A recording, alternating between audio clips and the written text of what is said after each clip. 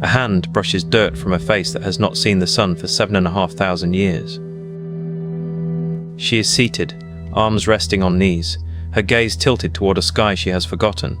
No name, no prayers, just silence. Yet she is everywhere. Tens of thousands of her sisters, found on every continent, stare back at us from a time before Scripture, before God was a word. The first named deity is a woman, Inanna, Queen of Heaven. A goddess is the supreme power in a living faith. Sacred inscriptions whisper of a forgotten wife of God. A virgin queen inherits the titles of a pagan mother. A prophet's wife builds a religion with her wealth and will. A Buddha's aunt forces the creation of an order of nuns. A medieval mystic commands emperors by claiming the voice of God. A first wife flees Eden rather than submit. How did the divine feminine, so ancient, so pervasive, become so contested? Why do cultures that once worshipped the mother goddess now police the female body? Why is the sacred woman simultaneously exalted and imprisoned? Today, nuns face arrest for seeking ordination. Veils are mandated and banned. Partitions in synagogues solidify. The conversation carved into that 25,000-year-old piece of limestone has never been more urgent. We have been searching for her face since the very beginning.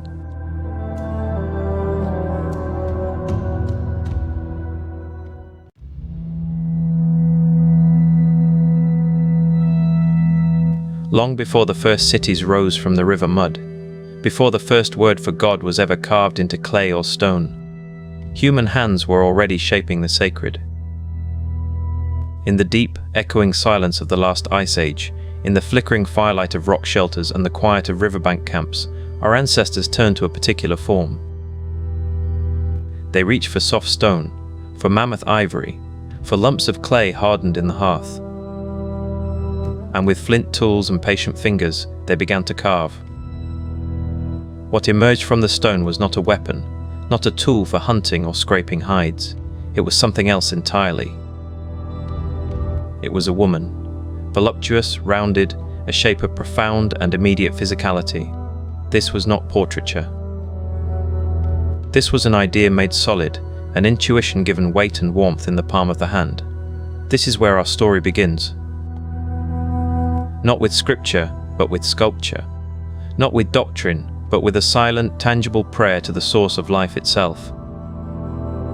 We are about to meet the first sacred women, figures born in an age before history, whose silent testimony speaks across hundreds of generations. The most famous of these ancient messengers was found in the summer of 1908 beside the Danube River in Austria. A workman's shovel struck not a bone or a tool, but a small, astonishing shape. It is known today as the Venus of Willendorf. She is barely 4 inches tall, carved roughly 25,000 years ago from a stone not found locally, a smooth oolitic limestone carried from afar. Her maker deliberately stained her with powdered red ochre, a pigment as vivid as blood.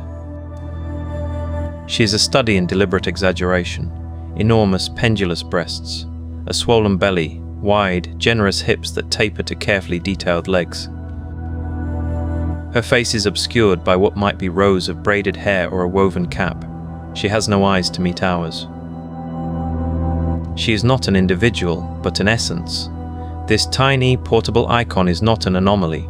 She belongs to a vast, silent sisterhood. From the caves of the Pyrenees to the sweeping plains of Siberia, across a span of 20,000 years, hundreds of similar figurines have been unearthed.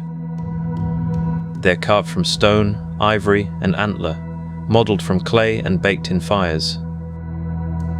They are the oldest sustained artistic subject in all of human history. Long before we painted bison on cave walls, we were shaping these female forms. They are a universal grammar of reverence, spoken in the language of the human body. Their consistency is breathtaking.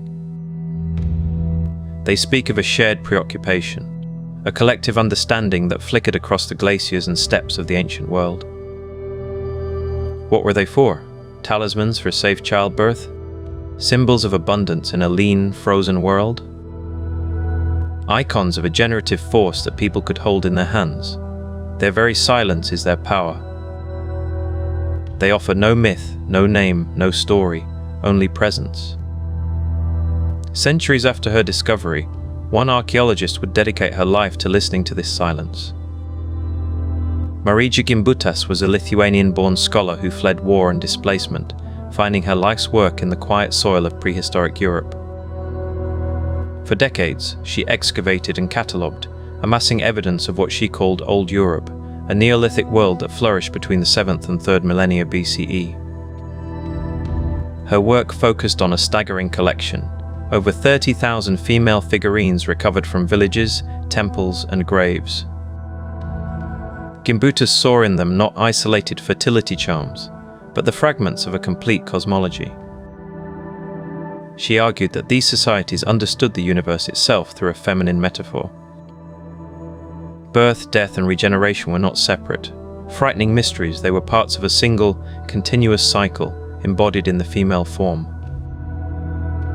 The figurines were the sacred vocabulary of this worldview. Some were pregnant, others were depicted giving birth.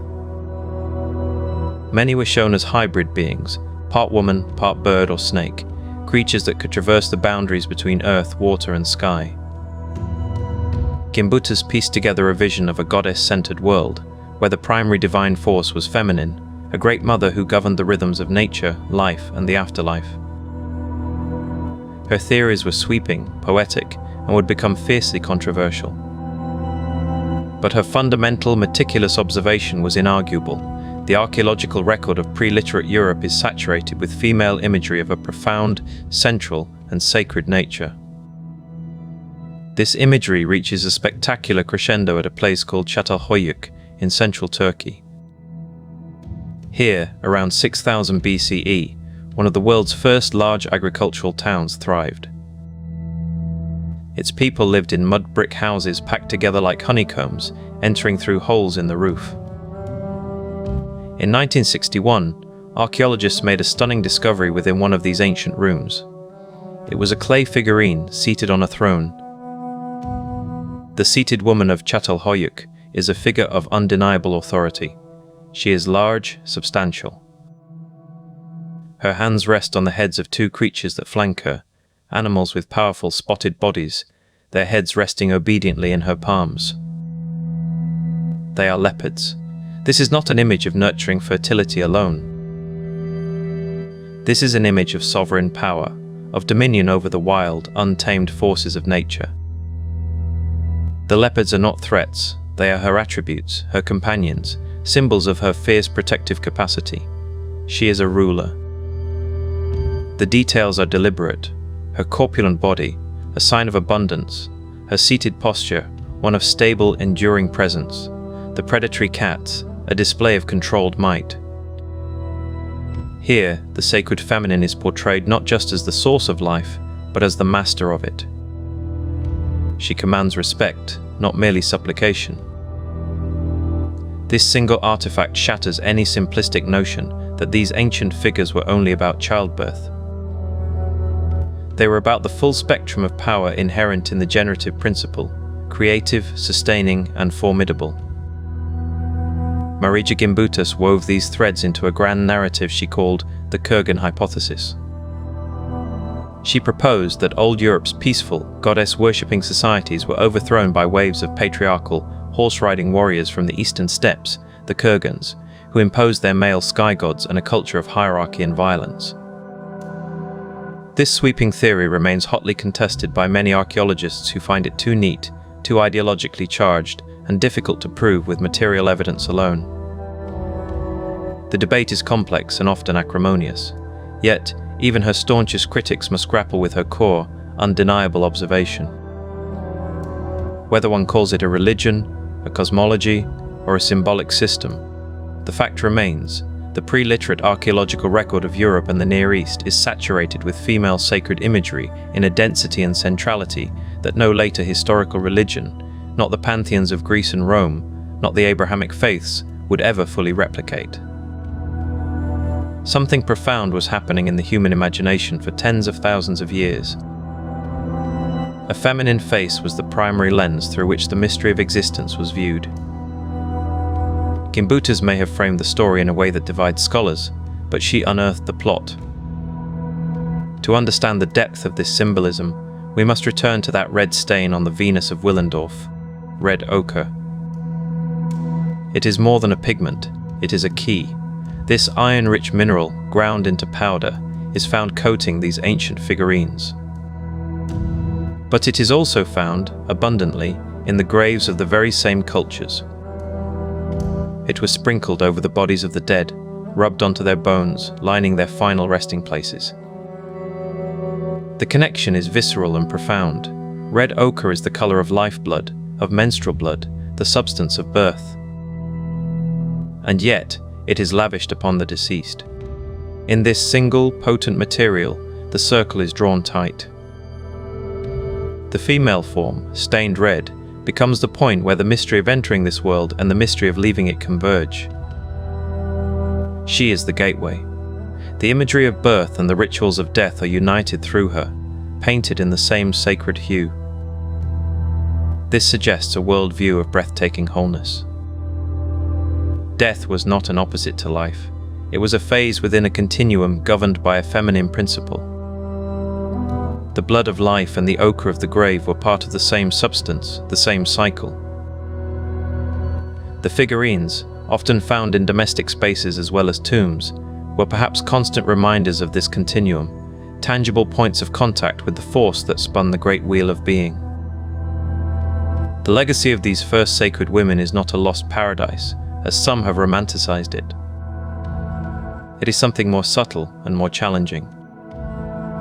It is evidence of a very long human conversation about power, creation, and the sacred, a conversation that began with a silent, physical grammar. These figurines tell us that for the vast majority of human prehistory, the ultimate creative force was imagined in a feminine form. This was not a brief fashion, it was a sustained, continent-spanning tradition that endured for hundreds of generations. The implications ripple forward through time. When we later encounter named goddesses like Inanna or Isis, we are not seeing a sudden invention. We are hearing the echoes of this deep, ancient resonance, now clothed in language, myth, and temple ritual. The figurines of old Europe and the Paleolithic represent the foundational layer of a spiritual impulse that would never fully disappear, even when pushed to the margins. They answer no theological questions for us. Instead, they pose one. Why did this particular image, this shape of abundance and authority, hold such universal and enduring power for the human psyche? Their answer lies not in words, but in their very form, in the curve of a hip that echoes the curve of the moon, in the fullness of a belly that mirrors the fertile earth, in the silent, enduring fact of their existence. The world, however, was changing. The ice retreated. Villages grew into towns, and towns into cities. With the rise of civilization in the river valleys of Mesopotamia and Egypt, the sacred feminine would step out of the silent, generalized form and into the blazing light of history. She would acquire names, stories, elaborate temples, and priesthoods. The intuitive reverence of the figurine would be codified into hymn and ritual. The next chapter of our story begins in the dust and heat of Sumer, around 3000 BCE. Here, in the world's first cities, the goddess would find her voice. Her name was Inanna, the Queen of Heaven. And for the first time, thanks to the invention of writing, her praises would be sung by a named poet, a woman who was also her high priestess. The silent prayer held in the palm of the hand was about to become a shout that would echo down the millennia. The age of the word was dawning, and with it, the first named goddess in recorded human history.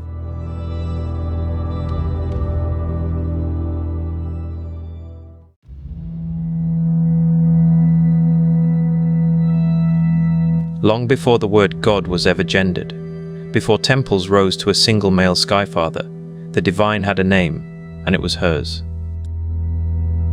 In the fertile crescent between two rivers, where the first cities of humanity pushed their roots into the earth, The sacred was not an abstract spirit. It was a woman of immense and terrifying power. She was the morning and the evening star. She was the roar of battle and the whisper of desire. She was the grain in the field and the storm that flattened it. She was the queen of heaven, and from her all things flowed. This is the story of the first goddesses whose names we know, whose stories were written in clay, whose faces were carved in stone. They emerged from the dawn of history, not as gentle muses, but as the architects of reality itself. The story begins in the dust and heat of ancient Sumer, in the city of Ur. Here, around the 23rd century before the Common Era, a woman sat in the shadow of a great ziggurat. Her name was Enheduanna. She was the daughter of Sargon of Akkad, the emperor who forged the world's first true empire. Her title was High Priestess of the Moon God Nanna, a political appointment meant to bind the conquered Sumerian south to her father's Akkadian north. But Enheduanna transformed political duty into a spiritual revolution. With a sharp reed stylus, she pressed wedge-shaped marks into a damp clay tablet. She was not copying an old prayer. She was composing something entirely new, a hymn of personal devotion to the goddess Inanna. "You are the heart of the storm," she wrote. "You spin chaos like a whirlwind." In these lines, Enheduanna achieved two immortal firsts. She became the first author in all of human history whose name we know. And she became the first theologian to write in the first person, to channel the voice of the divine itself. Her work, The Exaltation of Inanna, is not a distant observation. It is a cry of anguish, a plea for help from a goddess she portrays as both savior and destroyer. Enheduanna had been exiled from Ur by a rebel. She calls upon Inanna to crush her enemies. In her writing, the goddess is not a passive symbol. She is a historical actor, a force that intervenes in politics, in war, in the very life of her priestess. This relationship between the named woman and the named goddess marks a profound turning point. The sacred feminine now had a literature, a voice, and a human heart to give it breath. The goddess Enheduanna worshipped was a being of breathtaking complexity. Inanna, the Sumerian queen of heaven, ruled love and war, fertility and justice. But her most profound myth reveals a theology of stunning depth. It is called the Descent of Inanna. In this story, Inanna decides to journey to the great below, the underworld ruled by her stern sister Ereshkigal. To enter that lifeless realm, she must pass through 7 gates. At each gate, the guardian demands a piece of her regalia. Her crown, her lapis lazuli necklace, her breastplate, her gold rings, all are removed. By the 7th gate, she stands naked and bowed, stripped of every symbol of her power. She is then killed and hung on a hook like a piece of meat. The world above withers in her absence, love and war cease. Only through the cunning of a loyal servant is she revived. She ascends back through the 7 gates, reclaiming her attributes one by one, and returns to the world of the living. The structural echoes are unmistakable. A divine figure voluntarily descends into the realm of death, is stripped, is killed, and is resurrected, bringing renewal to a barren world. This Sumerian text was written in the 3rd millennium before the Common Era. It predates the Christian resurrection narrative by 2,000 years.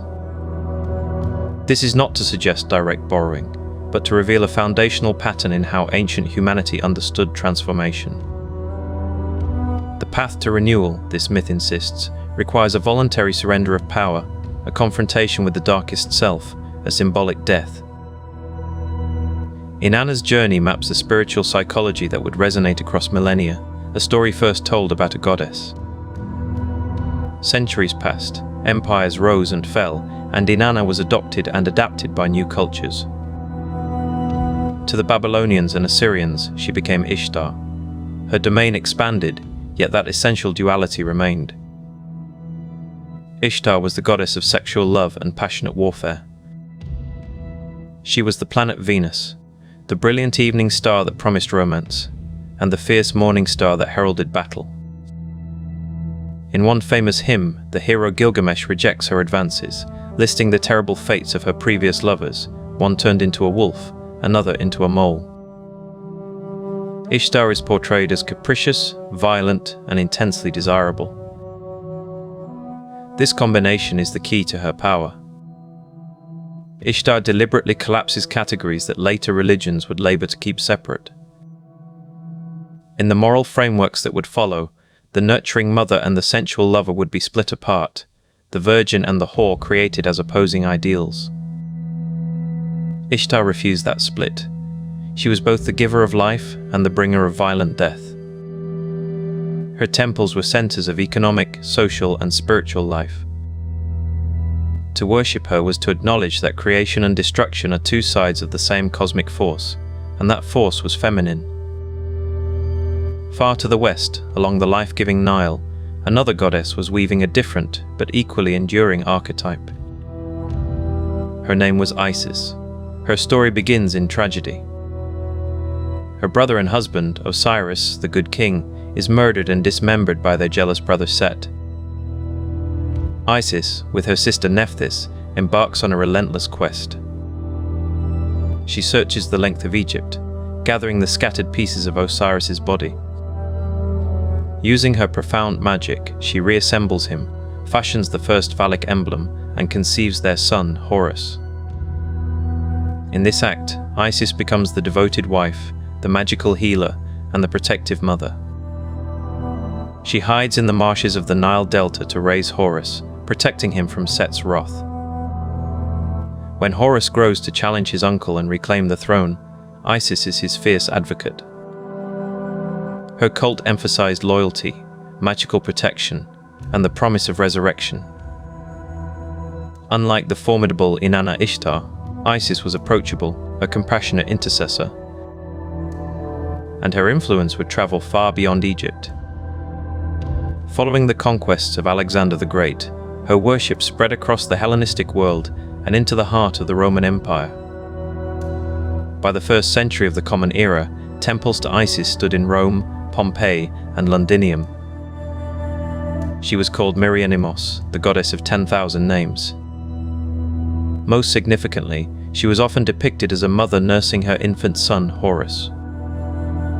This image of divine maternity, of a goddess holding a child to her breast, would fill the Mediterranean world. When early Christian communities sought a visual language for Mary and the infant Jesus, the model was already centuries old, etched into the cultural memory of the Roman world. The iconography of the Madonna and Child did not emerge from a vacuum. It inherited the serene posture and powerful symbolism of Isis nursing Horus. For centuries, a shadow has been cast over the sacred women of these ancient temples. Greek historians like Herodotus, and later Christian polemicists, wrote of sacred prostitution in the temples of Ishtar. They described a practice where every woman, once in her life, was required to sit in the temple precinct and offer herself to a stranger. This narrative has proven extraordinarily persistent, shaping the modern imagination of Mesopotamian religion as inherently decadent. But modern scholarship, led by Assyriologists like Julia Asher-Grieve and Joan Goodnick Westenholz, has systematically dismantled this claim. The cuneiform records from temples detail vast administrative operations. They list the roles of women. There were high priestesses like Enheduanna, who held immense political power. There were Naditsu women, who dedicated their lives to a god, managed property, and engaged in business. There were scribes, musicians, weavers, and brewers. These were economic and religious institutions of great complexity. The so-called sacred prostitute is nowhere to be found in the thousands of mundane administrative tablets that record temple life. The confusion likely arose from a misunderstanding of sacred marriage rituals, where the king would enact a symbolic union with the goddess to ensure fertility for the land. It was also fueled by a cultural bias. The Greeks found the public religious roles of Mesopotamian women Strange, and later Christian authors had a vested interest in portraying pagan religions as morally corrupt. The sacred women of Mesopotamia were not defined by sexual service. They were defined by literacy, by economic agency, by their vital role as intermediaries between the human city and the divine queen who ruled it.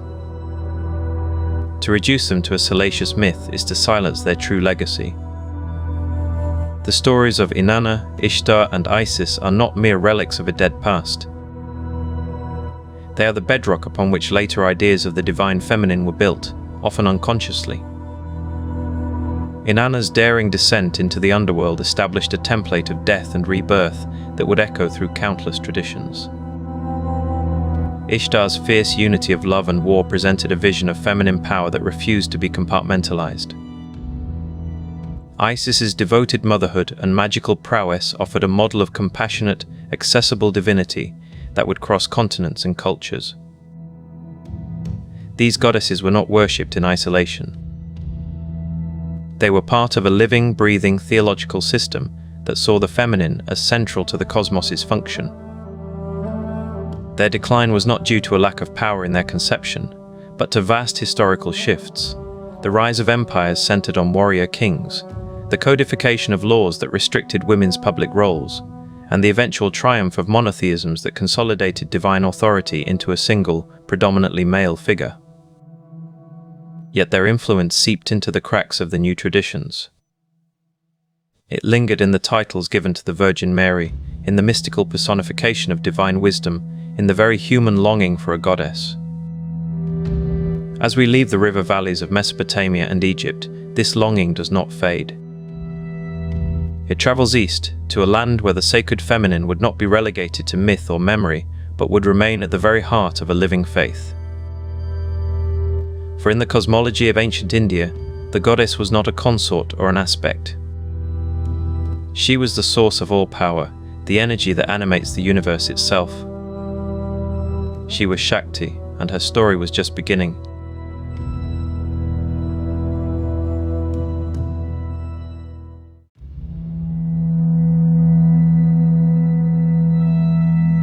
In the deep green hills of Assam, where the Brahmaputra river carves its ancient path, there is a temple where the earth itself is said to bleed. At Kamakya, the goddess is not a statue of stone or metal. She is a natural spring, a yoni-shaped fissure in the rock, dark and moist, from which a scarlet-tinted water flows. For centuries, pilgrims have climbed these steps not to see an image of the divine, but to touch the very source of it. Here, the sacred is not represented. It is present, it is alive, and it is explicitly, unabashedly female. This is not a marginal cult or a forgotten folk tradition. This is the beating heart of one of the world's oldest and most populous religions. Hinduism stands alone among the major living faiths in its continuous, central, and theologically sophisticated worship of the supreme principle as goddess. While other traditions would later struggle to accommodate the feminine, here she was never dethroned. She is the power that animates the universe. She is Shakti. The concept is foundational, not decorative. In the vast, intricate cosmology of Hinduism, the male trinity of Brahma, the creator, Vishnu the preserver, and Shiva the destroyer are revered as supreme. Yet the scriptures themselves declare these gods to be Shava, corpses, without their activating energy. That energy is Shakti. She is not a consort in the sense of a subordinate wife. She is the indispensable force, the dynamic feminine principle without which the masculine principle is inert and powerless. Saraswati is the wisdom that allows Brahma to conceive the cosmos. Lakshmi is the sovereignty and fortune that empowers Vishnu's governance of the world. And Parvati, in her many forms, is the transformative power that engages Shiva, drawing the ascetic god of dissolution into the dance of life. This is a theological vision of profound parity. The divine is complete only in union, in the sacred marriage of consciousness and energy, of Shiva and Shakti. To worship one without the other is to misunderstand the nature of reality itself. This theology was not developed in secret or on the fringes. It was articulated in the very texts that shaped the religion's mainstream. The definitive textual statement of this supreme feminine arrived around the 5th or 6th century of the Common Era. Embedded within the ancient Markandeya Purana is a text of 700 verses known as the Devi Mahatmya, the glorification of the goddess. It is a milestone in global religious history. Here, for the first time in any major world tradition, a scripture presents a goddess not as a helper or a consort, but as the singular, ultimate, absolute reality. The narrative is a cosmic battle. A buffalo demon named Mahishasura, granted a boon that no man or god could kill him, has conquered heaven. The male gods, defeated and despondent, pool their radiant energies. From the collective fury of their light emerges a magnificent, terrifying woman. She is Durga, the inaccessible one. Riding a lion, wielding the weapons handed to her by each of the gods, she engages the demon in a cataclysmic 9-day battle. On the 10th day, she pins the shape-shifting Mahishasura with her foot and pierces his heart. The gods are restored by a power greater than their own. The message is unambiguous. When masculine power fails, the feminine supreme succeeds. This story was not confined to parchment. It was carved into the living rock of the subcontinent. At the port city of Mahabalipuram in Tamil Nadu, 7th century sculptors immortalized the scene in a monumental relief panel.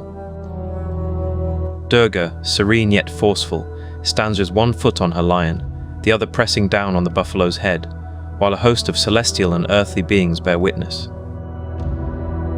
This visual theology made the Devi Mahatmya accessible to every devotee. The text itself concludes with a promise. Reciting these verses with devotion will bring protection, prosperity, and liberation. It became the core scripture of Shaktism, the goddess-focused branch of Hinduism, and it is recited annually during the Navratri festival by millions. The goddess it describes is multifaceted. She is the compassionate mother who nurtures her children. She is the fierce warrior who protects the cosmic order. And in her most radical and challenging form, she is the ultimate dissolver of that very order. That form is Kali. If Durga represents the feminine as protective power, Kali embodies the feminine as transcendent reality, beyond all convention, beyond all comfort. Her iconography is a deliberate, shocking inversion of every traditional symbol of idealized womanhood. Her skin is not fair, but black as infinite space. Her hair is not neatly braided, but wild and unbound. She is naked, adorned only with a garland of severed heads and a skirt of dismembered arms. Her tongue lolls out, often depicted as red with blood. In her most famous pose, she stands victorious on the prostrate, corpse-like body of her own consort, Shiva. To an outsider, this is an image of sheer horror. To her devotees, particularly across Bengal and eastern India, it is an image of ultimate truth. Kali is time itself, the devourer of all things.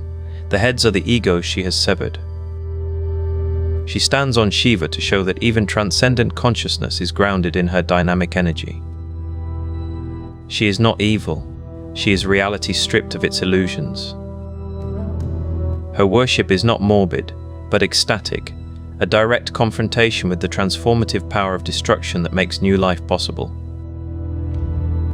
The theological system that most fully explored these radical implications was the Shakta Tantric tradition, which flourished between the 7th and 12th centuries. Tantra, often misunderstood in the West, offered a path of spiritual transformation that rejected world denial. Instead, it sought to use the very elements of the material world, including the physical body, as instruments of liberation. For Shakta Tantrics, the human female body was not an obstacle to spirituality, it was the living temple of the supreme goddess. The practitioner was to see the divine in every woman, to honor the biological cycles of menstruation and childbirth as sacred mirrors of cosmic cycles. Rituals sometimes involved transgressive acts, consciously breaking caste and purity laws to realize a state of consciousness beyond duality. This was a democratizing, earth-affirming spirituality. Unsurprisingly, it posed a profound challenge to the hierarchical, priestly structure of mainstream Brahminical Hinduism. The tradition's response was characteristically absorptive. Elements of Tantra were incorporated, sanitized, and woven into Orthodox ritual, while its most radical social implications were constrained. Yet the core idea that the goddess could be accessed directly, through the body and the senses, not only through scripture and priestly mediation, left an indelible mark on Hindu practice. This pervasive presence of the goddess demanded a sacred geography. If the divine feminine was the energy animating the world, then that energy must have concentrated points of access. This belief crystallized in the myth of the Shakti Petas. The story tells of Sati, an earlier form of Parvati, who immolates herself in protest when her father insults her husband, Shiva. The god, mad with grief, carries her burning body across the earth, dancing a dance of destruction. To save the world, the god Vishnu uses his discus to dismember Sati's corpse. Where her body parts fall, sacred sites spring up. There are 51 such pitas, or seats, scattered from Balochistan in modern Pakistan to Sri Lanka, from the Himalayas to the Bay of Bengal. At each, a specific part of the goddess is worshipped: her eyes at Vimala temple in Puri, her navel at Kamakya, her breasts at Jalandhar. This network of sites forms one of the oldest continuously used pilgrimage systems on the planet. These are not merely locations of legendary events. They are living centers of worship, often built upon pre-existing sites of local goddess veneration, syncretizing countless tribal and folk traditions into the broader Hindu fold. A pilgrim traveling the circuit of the Pitas is not just visiting temples, she is tracing the outline of the goddess's body across the subcontinent, literally walking on the land as a divine form. The continuity of worship at many of these sites predates the great Christian pilgrim routes to Santiago or the Islamic Hajj in its documented, unbroken practice. At each Pita, the rituals are specific, often involving offerings that resonate with the body part honored: vermilion for the womb, mirrors for the eyes, milk for the breasts. This pilgrimage geography makes the goddess tangible, locatable, and intimately connected to the very soil of India. The worship of the goddess, therefore, is not a monolithic practice, but a vast spectrum. It ranges from the philosophical abstraction of Shakti as cosmic principle to the visceral, blood-offering rituals at a Kali Ghat. It encompasses the domestic veneration of a small clay Gauri image during festivals, and the state-sponsored grandeur of Durga Puja in Kolkata, where entire neighborhoods compete to build breathtaking artistic pavilions. It lives in the fierce protective village goddesses, often unnamed, who guard boundaries and cure diseases, accepting offerings of lemons and chili peppers. This complex tapestry reveals a religious culture that has, for millennia, held space for the feminine as supreme creator, sustainer, and destroyer.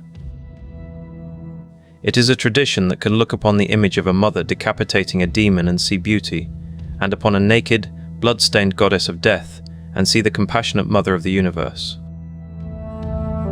This theological depth did not, however, translate into automatic social liberty for women. The paradox is stark and enduring. A civilization that worships the divine female has also generated deeply patriarchal social structures. The goddess reigns in heaven, but her human embodiments often face profound constraints on earth. The legacy of this tradition is a living conversation. When a woman in Tamil Nadu breaks a coconut before the icon of Mariamman, the smallpox goddess, she is participating in a lineage of worship that stretches back to the Indus Valley. When a scholar in Kolkata writes a commentary on the Devi Mahatmya, she is engaging with a philosophical system that declared feminine supremacy 15 centuries ago. The Hindu goddess tradition presents a compelling counter-narrative to the often assumed inevitability of a male supreme deity in world religion. It proves that the idea of the divine feminine as ultimate was not only thinkable, but was systematized, scripturized, and celebrated on a massive scale. This vibrant, unbroken thread of goddess worship would have been impossible to ignore for the traditions that emerged in its shadow. To the west, in the arid landscapes of Canaan and Judah, another goddess once stood beside the high god. Her name was Asherah, and her story is one not of continuous celebration, but of erasure and a struggle for memory. The Hebrew tradition would grapple with the divine feminine in a profoundly different way, not by elevating her to supremacy, but by attempting to remove her from the sanctuary, and in doing so, creating a different kind of sacred absence.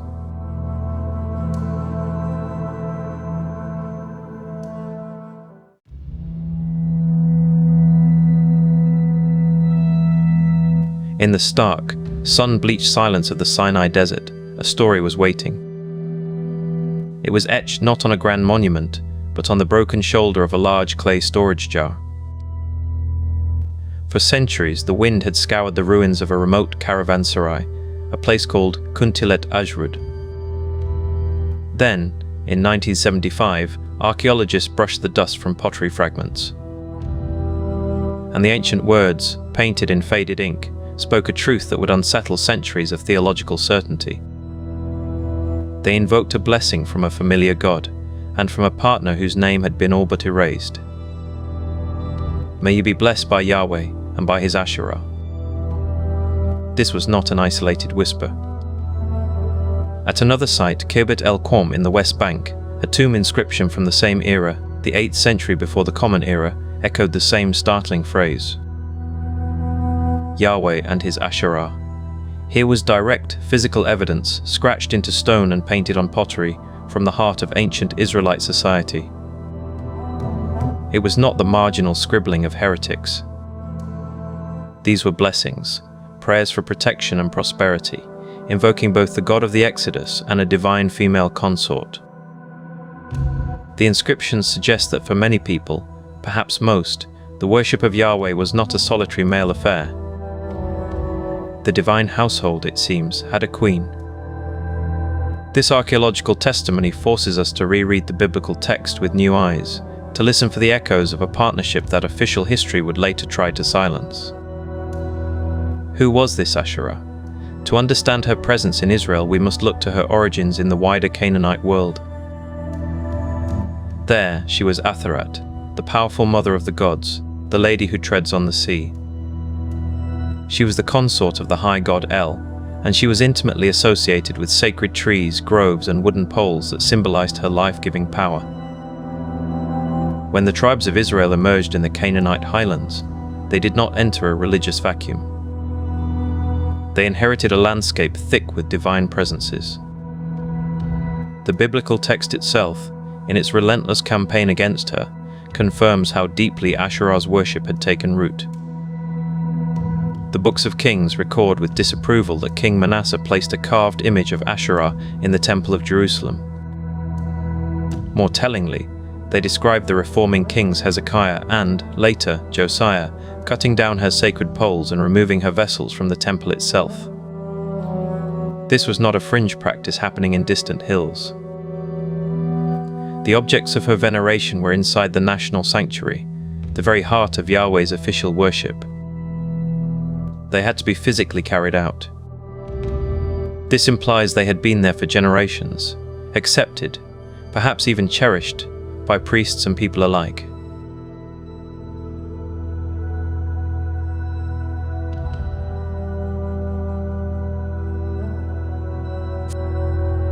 The biblical editors, writing centuries later with a strict monotheistic lens, framed this as a constant struggle between pure Yahwism and pagan corruption. But the archaeology suggests a more complex, more organic reality. For a significant period of Israel's early history, the worship of Yahweh and the veneration of Asherah existed in a tense, perhaps symbiotic, relationship. She may have been understood as his wife, the motherly, nurturing, immanent aspect of the divine that made an austere sky god approachable, especially in the intimate spheres of home, fertility, and family survival. The campaign to remove her was vigorous and, ultimately, successful. But the feminine face of the divine proved remarkably difficult to erase completely. It resurfaced in a different, more abstract form within the very scriptures that condemned her. In the book of Proverbs, we meet a captivating figure, wisdom, or Chokmah in Hebrew. She is not a goddess, the text insists, but she speaks with a goddess's authority. In chapter 8, she cries out in the streets, calling humanity to listen, and then she speaks of creation. The Lord brought me forth as the first of his works. I was there when he set the heavens in place, when he marked out the horizon on the face of the deep. She is a master craftswoman dancing beside the Creator. This is a stunning personification, a female entity present at the foundation of the world. Later, in the Greek-speaking Jewish world, she would be called Sophia. Many feminist theologians argue that Chokmah is the literary and theological descendant of the suppressed Asherah. She is the domesticated remnant, the goddess stripped of her independence, her fertility, and her cult, but readmitted into theology as an attribute of God, a safe, personified metaphor. Yet her persistence is telling. The human imagination, it seems, kept reaching for a feminine expression of the sacred, a voice of insight and cosmic order that the strictly masculine portrayal of Yahweh could not fully contain. This literary figure provided a bridge, allowing a feminine divine principle to remain within the bounds of an increasingly monotheistic faith. This pattern of suppression and sublimation finds its deepest expression in the mystical tradition of Judaism, Kabbalah. Here, in the Zohar and other texts composed in medieval Spain, the concept of the Shekhinah emerges in full theological flower. The word itself is feminine in gender, meaning dwelling or presence.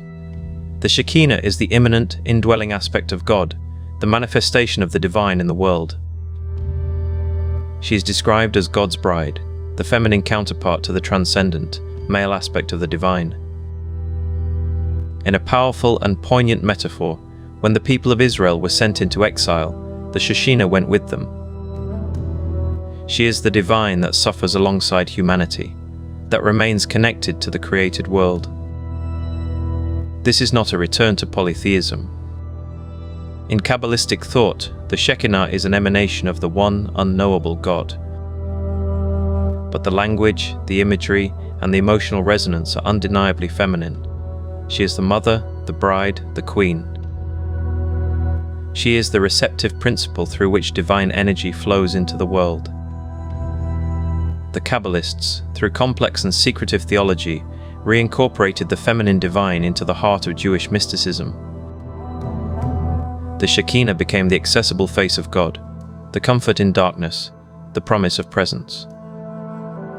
In her, it is the insistence that the divine encompasses both masculine and feminine, transcendence and immanence, king and consort. The story of Asherah, therefore, is not a simple tale of a pagan goddess being conquered by a purer faith.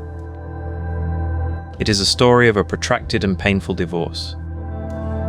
The elimination of Asherah from official Israelite religion, culminating in the sweeping Deuteronomic reforms of the 7th century BCE, was a brutal theological revolution.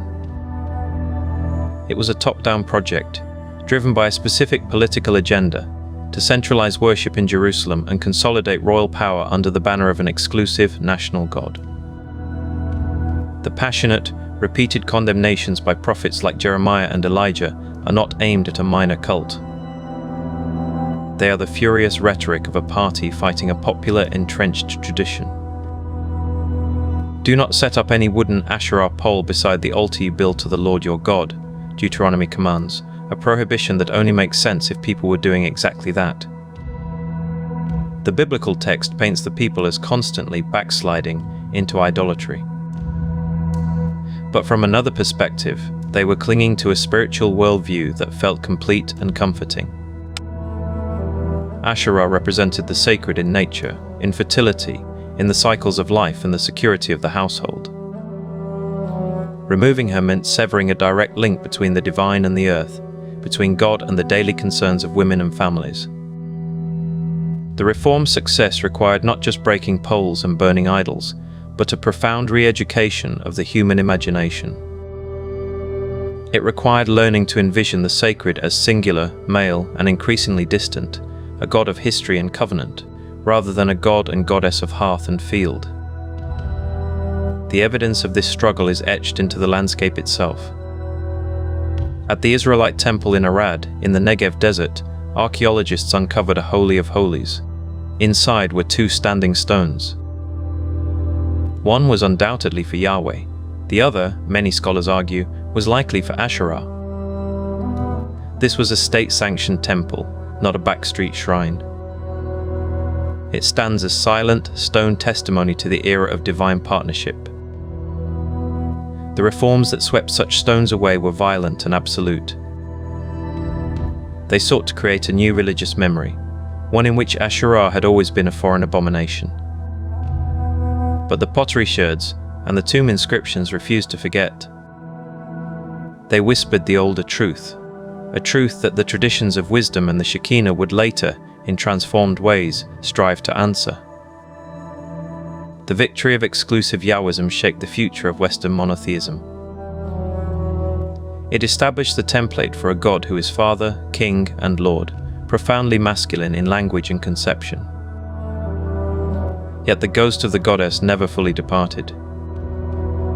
She lingered in the longing for a divine mother, in the poetic figure of wisdom playing before creation, and in the mystical embrace of the indwelling Shekhinah. This unresolved tension, between an officially masculine deity and a persistent human yearning for the sacred feminine, would be inherited by the tradition that grew from Judaism's soil.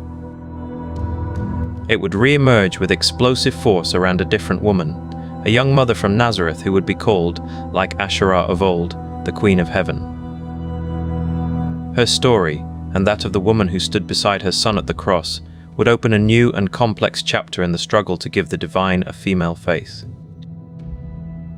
The legacy of Asherah is a testament to the fact that religious change is rarely a clean evolution of ideas. It is often a story of power, of reformations that feel like amputations, leaving a phantom limb of spiritual longing. The inscriptions from the Sinai and the hills of Judah are more than archaeological curiosities. They are fragments of a lost wholeness, reminders that the path to one God was paved with the broken pillars of a goddess. And though her name was forgotten by all but scholars, the need she answered, for a divine presence that is intimate, nurturing, and immanently connected to life, would forever echo in the prayers and mysticism of the traditions that sought to erase her.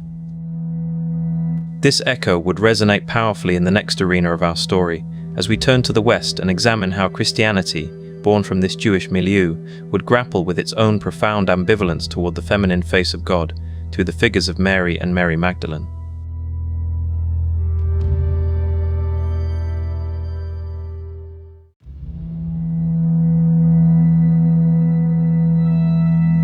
In the cool, echoing silence of a stone chapel, a woman kneels.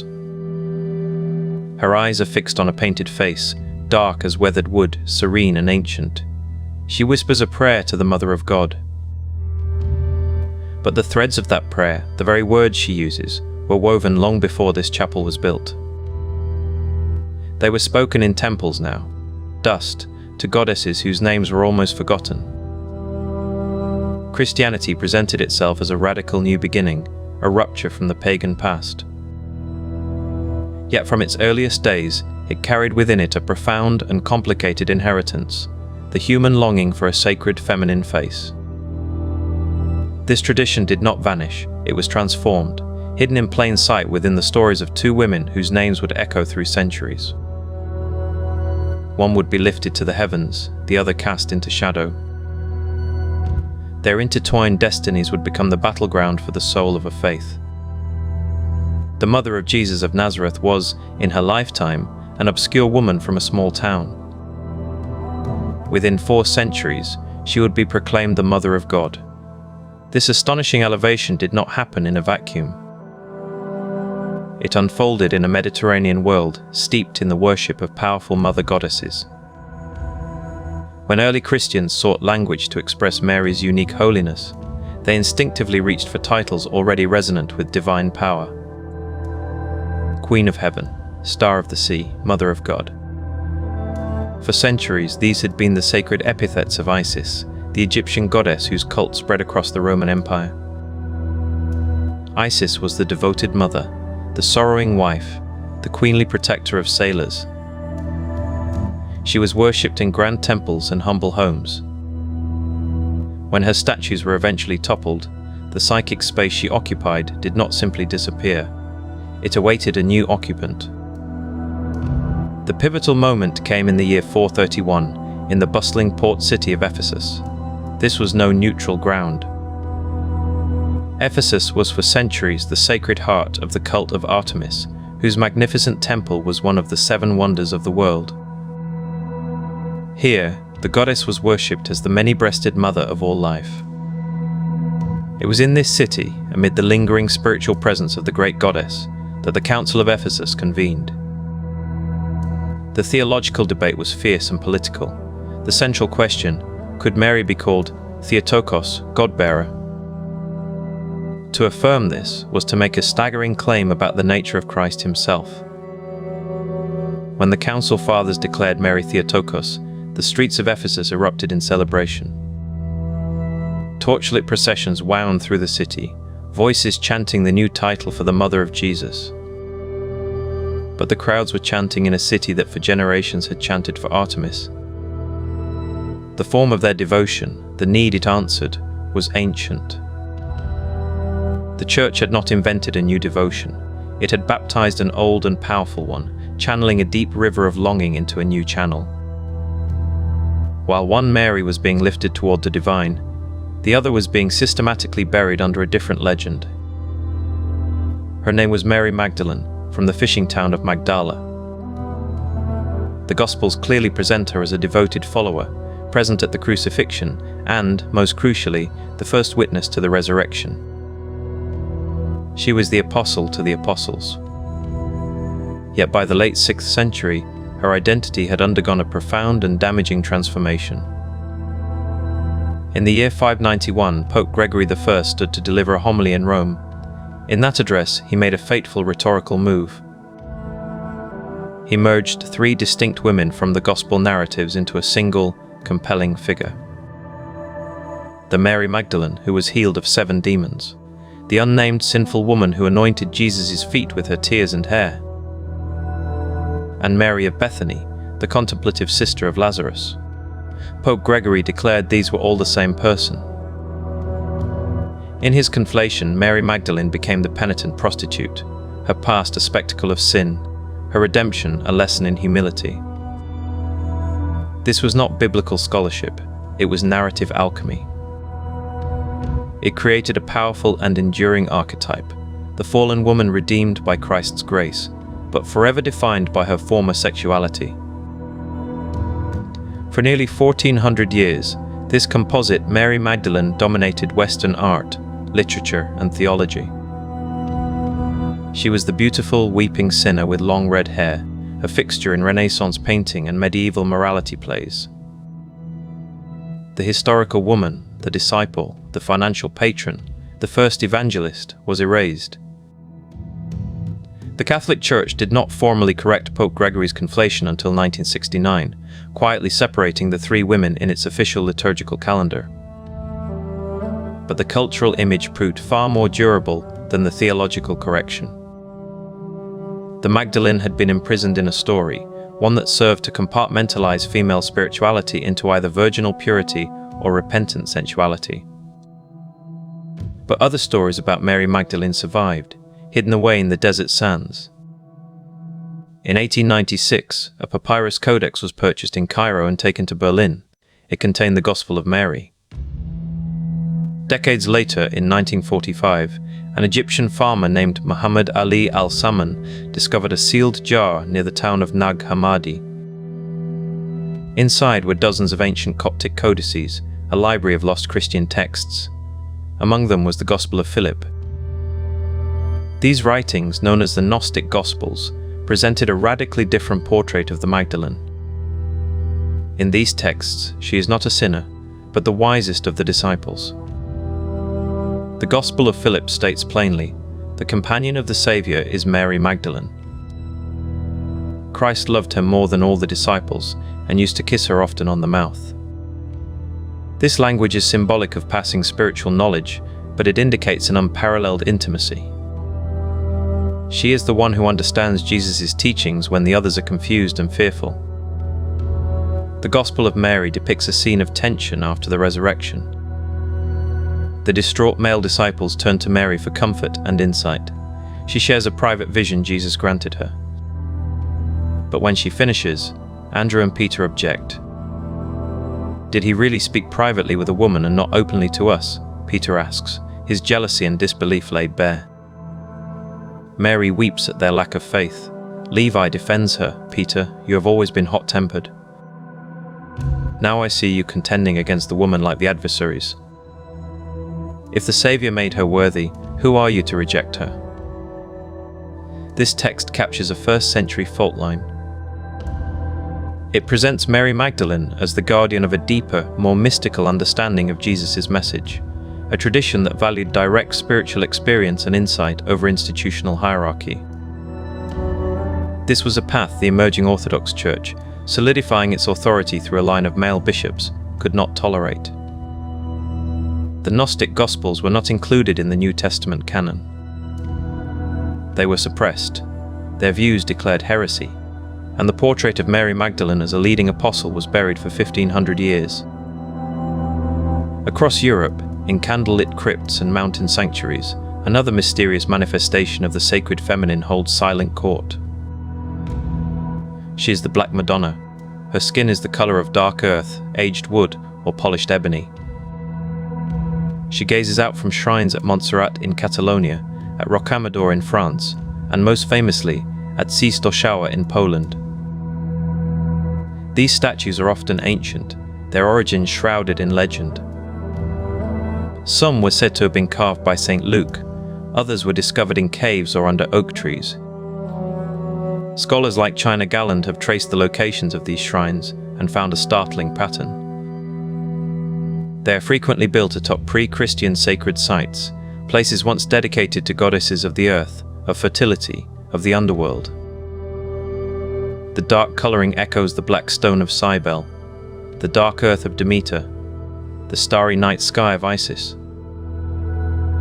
The Black Madonna does not conform to the Renaissance ideal of pale, delicate beauty. Her darkness is primal, connecting her to the fertile soil, to the mystery of the cave, to a time before doctrinal purity. She is a goddess figure in Christian vestments. At Jasna Góra in Poland, the icon of Our Lady of Częstochowa bears two parallel scars on her right cheek, said to be from a sword strike. She is a warrior mother, a protector who has endured violence. Her darkness is not explained away, it is venerated as part of her power.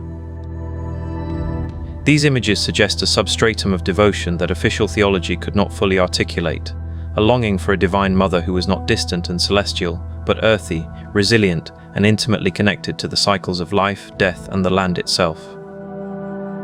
This tension between female authority and institutional structure was present from Christianity's very birth. The New Testament itself, often cited to restrict women's roles, contains compelling evidence of their early leadership. The Apostle Paul's letter to the Romans, written around 57 CE, concludes with a list of greetings that reads like a roll call of the early church's movers and shakers. He commends Phoebe, a deacon of the church at Cenchrea, and asks the Romans to receive her with the respect she deserves, for she has been a patron to many, including Paul himself. The Greek word used is diakonos, the same title given to male ministers. He sends greetings to Prisca, or Priscilla, and her husband Aquila, noting that this wife and husband team risked their necks for his life, and that all the Gentile churches are grateful to them. In Acts of the Apostles, Priscilla is shown instructing a learned preacher named Apollos, explaining the way of God to him more accurately. Most strikingly, Paul sends greetings to Andronicus and Junia, whom he calls prominent among the apostles, and notes they were in Christ before he was. Junia is a woman's name. For centuries, translators rendered it as the masculine Junius, a name unattested in the ancient world, because the idea of a female apostle was inconceivable to later church fathers. But the text is clear: Junia was an apostle, recognized as such by Paul. These were not silent helpers. They were deacons, teachers, patrons, and apostles, roles of authority and teaching in the nascent, charismatic house church communities. The suppression of this female leadership was not an immediate apostolic decree, but a gradual, centuries-long process of institutionalization. As the church moved from persecuted sect to state religion, it began to model its structure on the Roman household and the imperial bureaucracy, both rigidly patriarchal. Church offices became aligned with public male authority. Texts written later in the 1st century, like the pseudo-Pauline letter of 1 Timothy, began to insist, "I do not permit a woman to teach or to assume authority over a man. She must be quiet." This was a reflection of a church seeking respectability and order in a patriarchal world, not necessarily the practice of the earliest communities. By the time Christianity became the official religion of the Roman Empire in the 4th century, the model of the male bishop, priest, and deacon was firmly entrenched. The memory of women like Phoebe, Junia, and Priscilla was marginalized, their stories preserved but their authority reinterpreted or ignored to suit a new institutional reality. The story of Mary and Mary Magdalene is, therefore, a story of two strategies. One involved the absorption and sublimation of the goddess into an acceptable, controlled form, the Virgin Mother, exalted but remote, defined by perpetual purity. The other involved the reduction of a powerful female disciple into a cautionary tale of sin and repentance. Both strategies served to manage the potent, disruptive force of the sacred feminine within a faith structuring itself around male priestly authority. Yet the feminine never truly left. It resurfaced in the dark, ancient faces of the Black Madonnas, in the whispered heresies of the Gnostic texts, and in the undeniable historical footprint of the first women who preached, taught, and bankrolled the Jesus movement. Their legacy is a testament to a more diverse origin, a road not taken, a voice that the institution tried to quiet but could never completely silence. This tension between the official story and the hidden tradition would continue to shape Christianity for millennia. And as this faith spread, it encountered another great monotheistic tradition born in the same desert cradle, a tradition that would also grapple profoundly with the place of the sacred feminine, from the powerful example of its founding women to the mystical longings of its saints.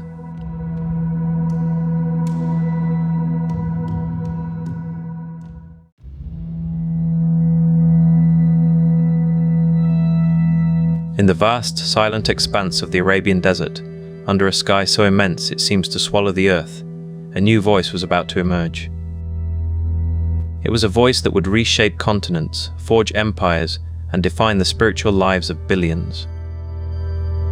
Yet before this voice spoke to the world, it was heard first by a woman. In a society where lineage and tribal honor were etched in stone, the story of Islam's genesis is profoundly intertwined with the lives of its first women. Their legacy is not one of passive observance, but of active creation, of financial acumen, of battlefield courage, and of a mystical love so fierce it challenged the very architecture of religious authority. This is a tradition where the feminine is not always visible in the grand mosques or the classical texts of law, but where it pulses, undeniable and essential, in the heart of the faith's foundation and its most intimate spiritual yearnings. The city of Mecca in the late 6th century was a crucible of commerce and tribal rivalry. Among its powerful merchant clans, one woman stood apart for her independence and success. Khadijah bint Khuwaylid was a widow of considerable wealth who managed her own thriving trade caravan network. She did not need a husband to conduct her business, but she required a trustworthy agent for a journey to Syria. She hired a young man known for his integrity, Muhammad ibn Abdullah. Upon his successful return, impressed by his character and honesty, it was Khadijah who, through a relative, proposed marriage. She was 40, he 25. This union was far more than a personal bond. It became the bedrock of a new religion. When Muhammad returned trembling from the cave of Hira with the first terrifying revelations, it was Khadijah who wrapped him in a cloak, who assured him of his sanity, and who, without hesitation, became the first person to affirm the message: there is one God. Her belief was the cornerstone. Her wealth sustained the early Muslim community through years of persecution and boycott in Mecca, providing a safe house and material support when both were scarce. The Prophet would later say, through the collected sayings known as Hadith, that she was among the 4 greatest women to have ever lived. In a faith that would later develop complex legal structures, Khadijah's authority was not derived from scripture or law, but from her own person, her discernment, her courage, and her unwavering support that allowed the prophetic mission to take its first fragile breath. If Khadijah represents the foundational pillar, her daughter Fatimah al-Zahra represents the spiritual heart, particularly within the Shia branch of Islam. Born to the Prophet and Khadijah, Fatimah was the only one of Muhammad's children to have lineage that survived into later generations. But her significance transcends genealogy. In Shia theology, she is enveloped in a celestial light. Some traditions hold that she and her husband Ali were created from a divine radiance before the creation of the world. Her title, Al-Zahra, means the Radiant One. Her life after her father's death was marked by profound loss and political struggle, culminating in her early death from grief and injury, traditions say, after her home was attacked by those disputing her family's right to leadership. This suffering is not merely historical tragedy, it is imbued with cosmic meaning. For Shia Muslims, Fatimah's sorrow is redemptive, a source of intercession and mercy. Her mourning is ritually reenacted annually, a parallel to the Passion narratives in Christianity. In her, she is a bridge between the human and the divine, a focus of devotion that channels a deeply feminine aspect of the sacred. While the paths of law and leadership were being charted, another stream of Islamic spirituality flowed in a different direction, one that celebrated the feminine principle with audacious beauty. This was the Sufi tradition, the mystical heart of Islam. Here, the seeker pursued a direct, unmediated union with the divine, a journey often expressed in the language of passionate, even romantic, love. And its most iconic voice was a woman. Rabia al-Adawiyya, an 8th century mystic from Basra, was born into poverty and later enslaved. Her legacy, however, was one of radical freedom. Freed after her master witnessed her deep prayers, she lived a life of austere devotion, rejecting marriage and material possessions. Her poetry shattered conventions. She spoke not of a god of fear or reward, but of a beloved. "I love you with 2 loves," she wrote, "a selfish love and a love that is worthy of you. As for the selfish love, I occupy myself with remembering you alone. As for the love that is worthy of you, you lift the veil so I may see you." For Rabia, the rituals and intermediaries of religion were secondary to this ecstatic, personal connection. Her love was so complete it rendered paradise and hell irrelevant. She would worship God even if there were neither. In a scholarly tradition dominated by men, Rabia's authority came from her experience alone. She became a saint, a model of the feminine soul in direct communion with the divine, proving that the most profound theological insight could be born from a woman's heart and expressed in a woman's voice. The early Muslim community, the Ummah, was a small, embattled society fighting for survival. Within this crucible, women's participation was documented not just in the home, but in the most public and perilous spheres. Historical accounts, recorded in biographies and chronicles, show women as active agents in Islam's foundational drama. At the Battle of Uhud in 625 CE, when the Muslim lines broke and the Prophet was exposed to danger, it was Nusaybah bint Ka'b who grabbed a sword and shield and fought fiercely to defend him. She sustained multiple wounds, but held her ground, her bravery praised by Muhammad himself. She was not an anomaly. Other women are named as providing water, treating wounds, and even engaging in combat. In the realm of culture, the poet Al-Kansa, renowned in pre-Islamic Arabia for her elegies, embraced Islam and brought her formidable literary talent to the new faith. Her poems mourning her brothers who died as martyrs became powerful expressions of Islamic sacrifice and resolve. These women, the warrior and the poet, embody a historical moment when female capability was recognized and utilized in the very building of the community. Their documented presence stands as a powerful counterpoint to later interpretations that would increasingly restrict women's public roles, suggesting that the earliest Islamic society held a more expansive, if still patriarchal, view of women's potential contributions. Within the text of the Quran itself, one feminine figure is elevated above all others, with a uniqueness that demands contemplation. She is the only woman directly named in the entire scripture, Maryam, known to the world as Mary, the mother of Jesus. Her importance is signaled by the fact that an entire chapter, the 19th surah, bears her name. This is not a passing reference. The Quranic narrative of Maryam is profound and detailed. It tells of her mother dedicating her to God's service, of her being placed under the guardianship of the prophet Zechariah, and of her retreat to a secluded place. There, in a scene of breathtaking intimacy, the angel Jibril appears to her as a perfect man and announces she will bear a child. "How can I have a son," she asks, "when no man has touched me?" The angel replies, "Such is God, he creates what he wills. When he decrees a matter, he only says to it, 'Be,' and it is." She then endures the scorn of her community, and in her moment of pain during childbirth, she is told to shake the trunk of a palm tree so ripe dates will fall for her. The narrative is one of direct divine communication, miraculous provision, and steadfast piety. This portrayal has led some Islamic scholars, historically and in modern times, to argue that Maryam fulfilled the criteria of prophethood, receiving revelation and a divine message, even if she was not a Rasul or messenger with a new law. This remains a contested and minority opinion, but the very debate highlights her extraordinary status.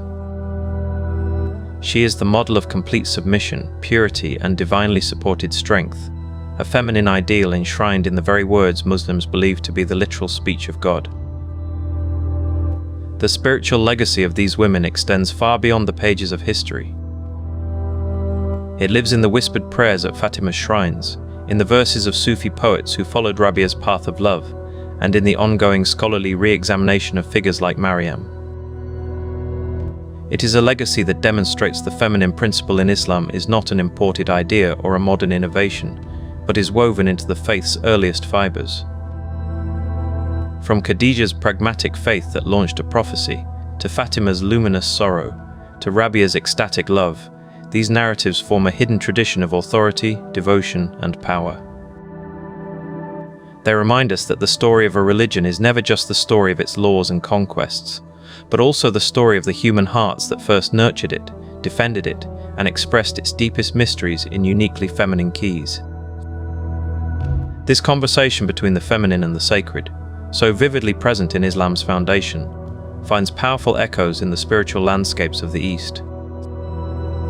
For in the Buddhist traditions that flowered along the Silk Road, the feminine divine would take on another form entirely, not as historical women remembered, but as enlightened beings who vowed to return in female form for the salvation of all. The tension between the documented agency of early Muslim women and the later legal structures that constrained their public lives is a central thread in Islamic history. The case of Aisha bint Abi Bakr, the Prophet's youngest wife, is particularly illuminating. She was a renowned scholar of hadith, a military leader in the Battle of the Camel, and a pivotal political figure after Muhammad's death. Her intellectual authority was immense.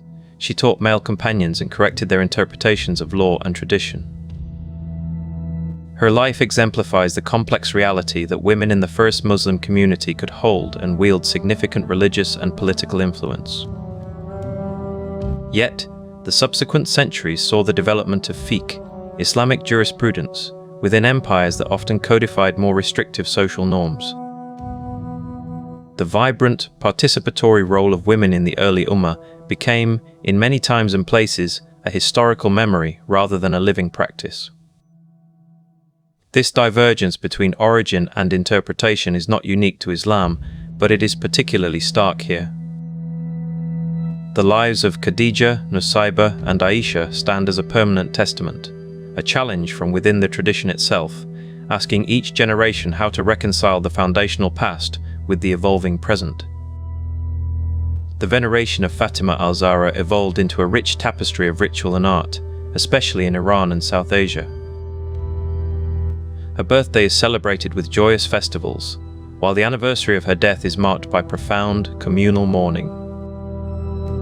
In these rituals, participants do not merely remember a historical figure, they connect with a cosmic source of compassion and intercession. This devotional culture produced some of the Islamic world's most beautiful art and poetry, where Fatimah is the confluence of lights and the secret of the divine throne. Similarly, the Sufi orders that grew from Rabi'a's example often held a special place for feminine spirituality. Some orders, like the Bektashis, practiced relative gender equality in their rituals.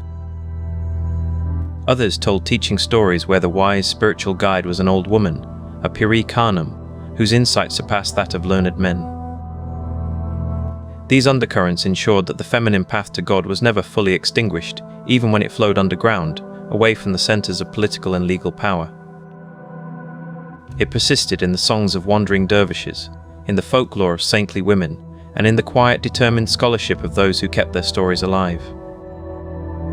The theological debate surrounding Maryam's status opens a fascinating window into Islamic hermeneutics. The classical argument against female prophethood often hinges on the idea that prophets had to be men to bear the public burden of leadership and challenge their communities. Yet proponents of Maryam's prophethood point to her unique, direct encounter with the angelic message and her commission, in a sense, to present a miraculous sign, her son Jesus, to her people.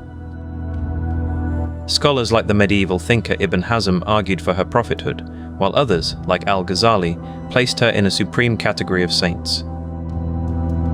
In the modern era, this discussion has been revisited by thinkers seeking to expand theological frameworks for female spiritual authority. The figure of Maryam thus exists at a powerful intersection. She is a unifying figure respected by both Muslims and Christians, a Quranic model of virtue, and a locus for ongoing debate about the nature of revelation itself. Her solitary, powerful presence in the scripture ensures that the feminine voice is never absent from Islam's most sacred text. From the merchant house of Mecca to the battlefields of Medina, from the mystical cells of Basra to the pages of the eternal Quran, the feminine in Islam is a story of foundational strength and hidden continuity. It is a narrative that challenges monolithic perceptions, revealing a faith with multiple dimensions.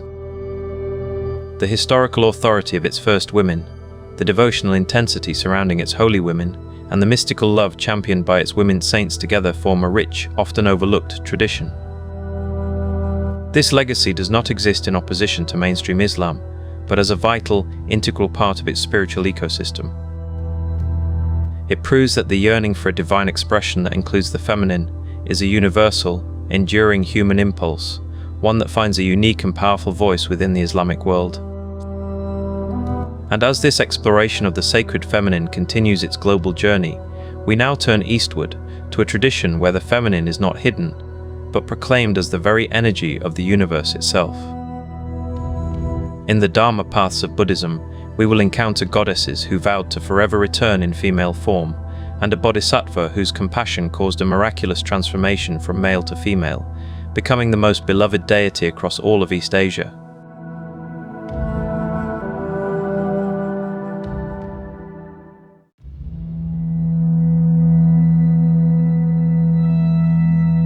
In the quiet of a monastery garden, a single lotus flower floats on a still pond.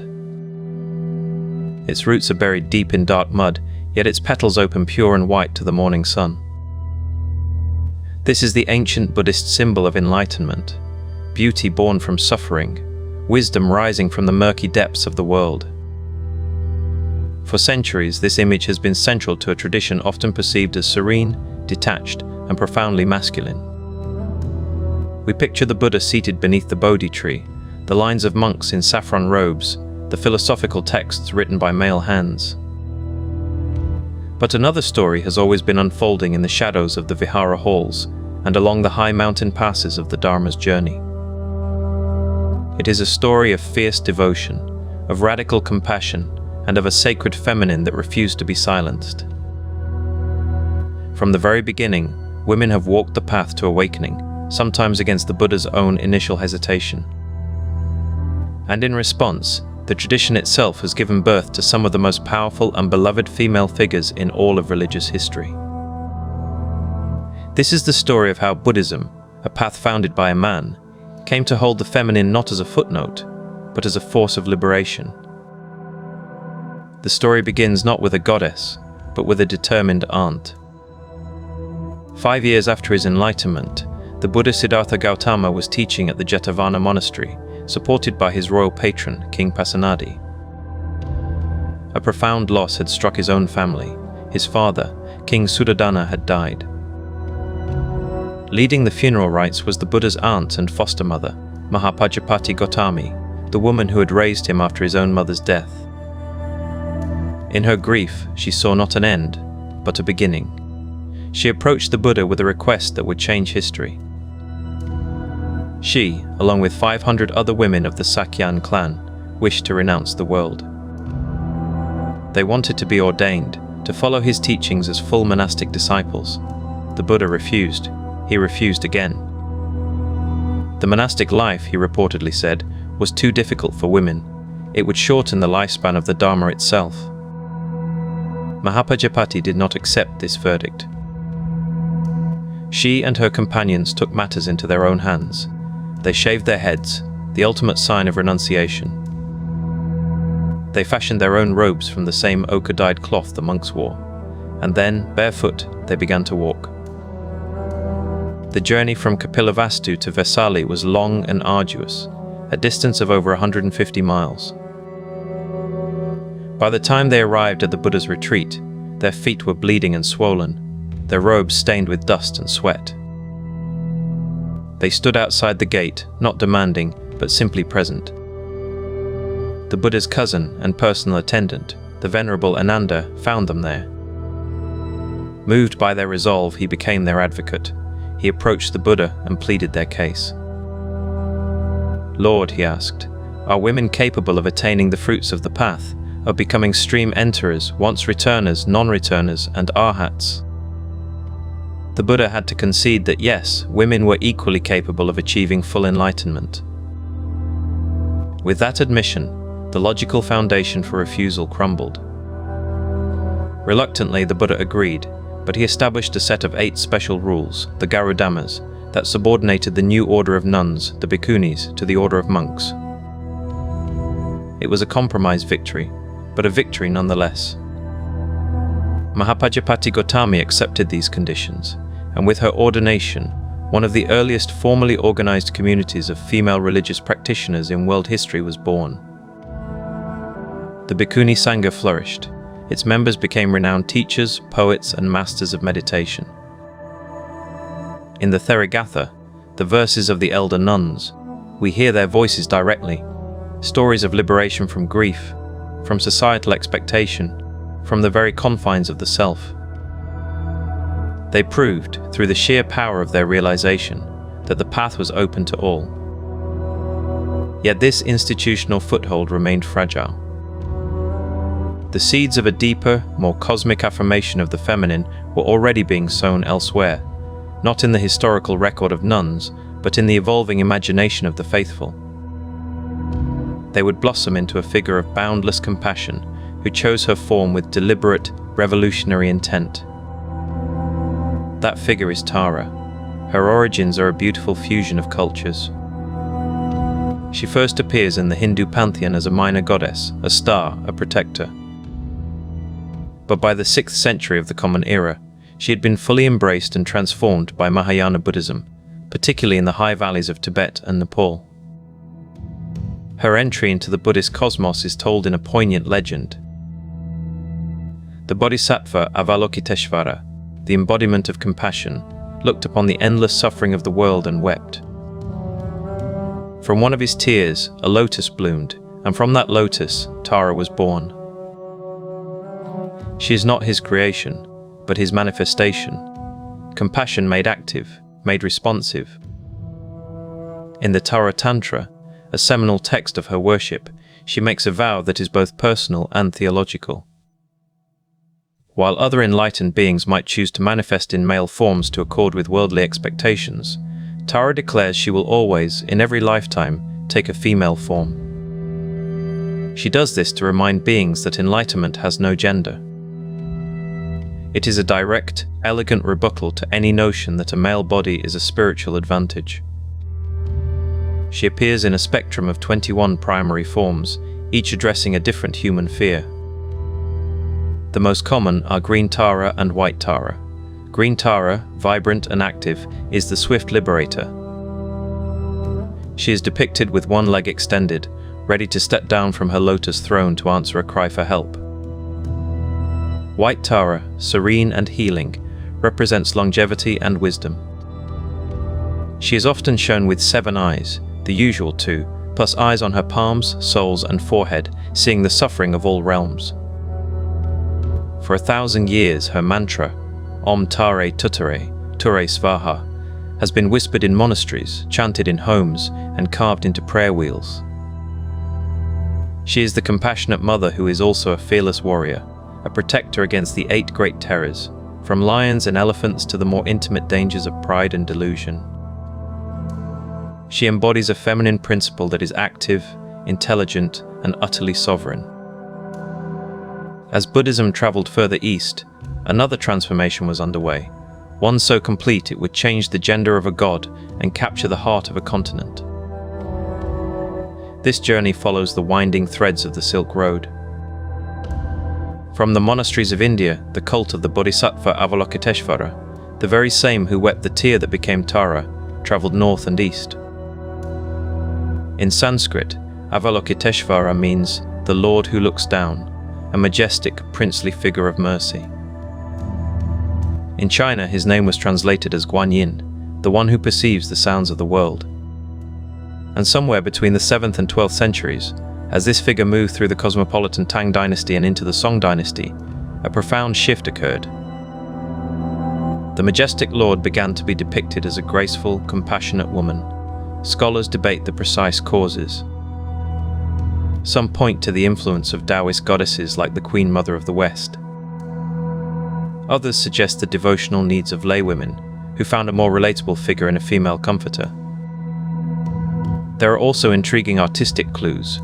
Early Chinese depictions sometimes showed Avalokiteshvara with a soft, androgynous beauty, a slight smile, and flowing robes that blurred gender lines. The culture, it seems, was ready to see compassion itself as feminine. By the late imperial period, the transformation was total. Kuan Yin was everywhere. She was the goddess of mercy who rescued sailors from stormy seas, often depicted standing on a lotus leaf floating over waves. She was the bestower of children, a role that connected her to ancient mother goddess traditions. In countless household shrines, she was the gentle presence who listened to every sorrow. Her iconography is among the most recognizable in the world, a graceful figure in flowing white robes, often holding a vase of healing dew or a willow branch. She became, and remains, the most widely worshipped deity in East Asia, transcending strict Buddhist boundaries to become a universal figure of compassion. This gender shift is unique in scale and acceptance. A male Indian bodhisattva was not merely accompanied by a female counterpart, he was wholly reimagined as female, because the culture that received him understood supreme compassion in that form. While Kuan Yin offered a gentle, accessible face of the feminine, the esoteric traditions of the Himalayas were cultivating a far more fierce and untamed expression of female power. This is the realm of Vajrayana, or Tibetan Buddhism. Here, the feminine is not softened into maternal comfort, it is revealed as the raw, dynamic energy of enlightenment itself. This energy is personified in the Dakini, a Sanskrit word meaning sky dancer. Dakinis are not peaceful deities. They are often depicted naked, symbolizing the stripping away of illusion. They dance in charnel grounds, adorned with bone ornaments, their faces fierce and ecstatic. They are the messengers of reality, cutting through spiritual pretense with the sharp blade of wisdom. To encounter a Dakini in meditation or myth is to be confronted with truth in its most disruptive form. Alongside these archetypal forces stand historical women of monumental achievement. Foremost among them is Yeshe Sogyal, the 8th century Tibetan princess who became the foremost disciple and consort of the great tantric master Padmasambhava. She is not merely a helper or a supporter. She is revered as a fully enlightened Buddha in her own right, the mother of Tibetan Buddhism's Nyingma lineage. Her life story, part history and part mythic narrative, is a testament to female spiritual authority. She mastered the most advanced practices, endured years of intense persecution and hardship, and is credited with hiding countless terma or treasure teachings throughout the landscape of Tibet to be discovered by future generations. She is the archetype of the female guru, the lineage holder, the one who carries and transmits the Dharma's deepest secrets. The Vajrayana tradition formally acknowledges this through the concept of the Yab-yum, the sacred union of male and female principles in meditation iconography. The male figure represents compassion and skillful means. The female figure represents wisdom and emptiness.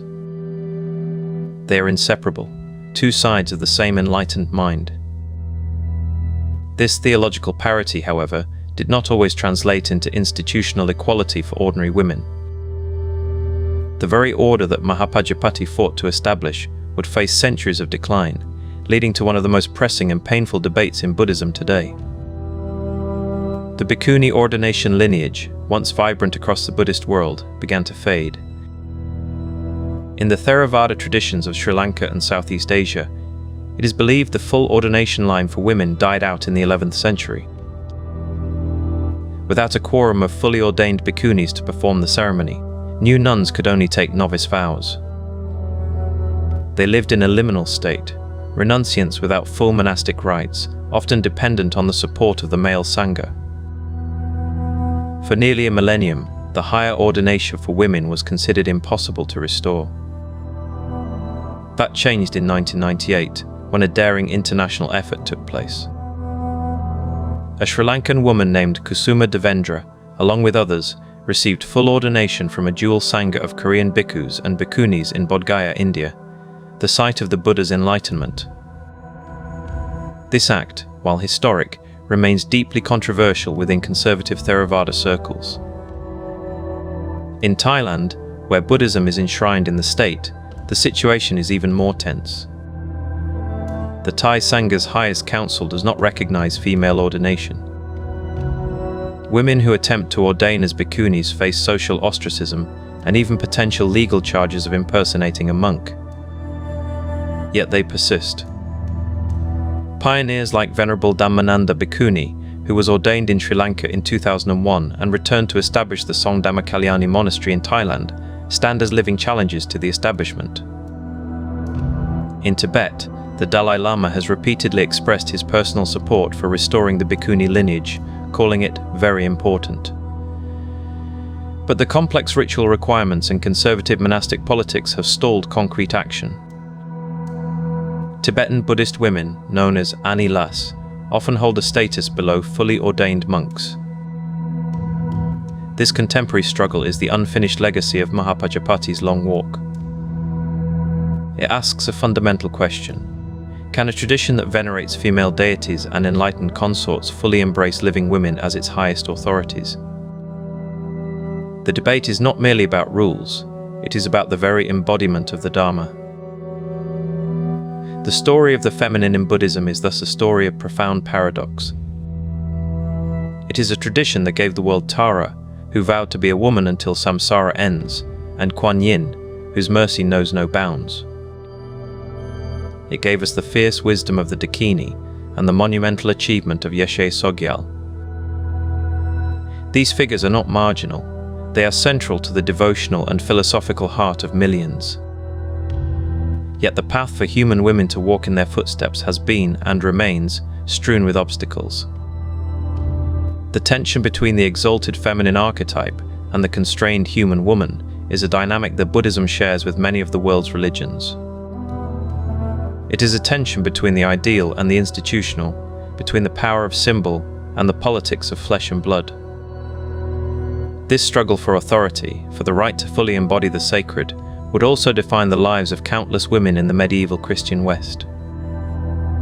There, outside the sanctioned walls of the convent, women would find other, more dangerous ways to claim direct experience of the divine, as mystics, as heretics, and as witches.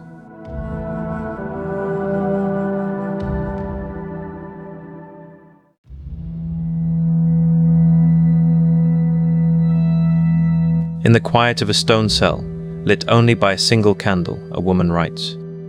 Her words are not her own, she insists. They are a divine command, a living fire she must channel onto the page. This claim of holy ignorance was her shield, her only permissible source of authority in a world that declared her sex incapable of true theological understanding. For centuries, the official story of medieval Christianity was written by men, about men, and for men. Bishops debated in councils, monks copied scripture in silent scriptoria, and theologians built vast intellectual systems that left little room for the feminine. But another story was being written in the margins, in visions, in songs, and in secret. It was the story of women who refused to be silent. They were not goddesses, but human beings who dared to encounter the divine on their own terms. Some were celebrated as saints. Others were condemned as heretics, and many were burned as witches. Their collective journey reveals a hidden history of resistance, a desperate and brilliant struggle to find a voice for the sacred feminine within the very heart of a patriarchal faith. Hildegard of Bingen was born in 1098, the 10th child of a noble family, given to the church as a tithe. From early childhood, she experienced powerful, debilitating visions she called the reflection of the living light. For decades, she kept them secret, a humble nun in a small Benedictine convent. But in her 40s, a divine command shattered her silence. A voice told her to write down what she saw. Terrified of the audacity, she fell physically ill. Only when her confessor and the abbot intervened, declaring the visions authentic, did she begin. What followed was an explosion of creative and intellectual energy, unprecedented for a woman of her time. She composed 77 musical works, ethereal and soaring antiphons for the voices of her nuns. She wrote 3 monumental volumes of visionary theology, illustrated with stunning symbolic illuminations. She authored scientific and medical texts on the natural world and the human body. She maintained a sweeping correspondence that functioned as a spiritual advice column for all of Europe, chastising popes and emperors with startling bluntness. Her masterwork, Civias, or Know the Ways, documented 26 visions. In one, she saw the universe as a cosmic egg, a fragile sphere cradled within the breath of God. In another, a towering, majestic figure named Caritas, or Divine Love, stood at the center of creation. Hildegard's authority was a carefully negotiated paradox. She consistently presented herself as an unlearned woman, a mere vessel. "I am a feather on the breath of God," she wrote. This rhetoric of feminine passivity was her loophole, her strategic retreat that allowed for a radical advance. By claiming her words came directly from God, not from her own intellect, she bypassed the entire clerical hierarchy that denied women the right to teach. She founded her own independent convent at Rupertsberg, where she served as abbess, physician, composer, and spiritual general. She led her sisters on preaching tours along the Rhine, a virtually unheard of activity for women. Hildegard operated in the tense space between obedience and autonomy, using the language of submission to exercise more real power than most bishops of her age. She died at 81, a respected, if formidable, figure. Her canonization was a slow, centuries-long process, but her legacy was immediate, proof that a woman's voice could shape the theological imagination of an era. Yet not all women seeking spiritual independence could become an abbess. In the growing cities of Northern Europe, in Bruges, Ghent and Cologne, a different solution emerged in the 12th century. It was called the Beguine movement. It created an entirely new category of religious life. These women were not nuns. They took no permanent vows and could leave to marry, nor were they ordinary laywomen. They were mulieres religiosae, religious women, who chose to live together in urban communities called beguinages. These were often clusters of small houses around a central church and garden, forming a city within a city. They supported themselves through practical work, weaving cloth, nursing the sick, teaching children. This economic independence was as revolutionary as their spiritual seeking. Freed from both the cloister and the patriarchal household, the Beguinese developed an intense interior mysticism. They wrote in the vernacular, not Latin, describing their experiences of God in shockingly intimate terms. Mechthild of Magdeburg, a Beguine writing in Middle Low German, described her soul's union with God in the language of a courtly love affair.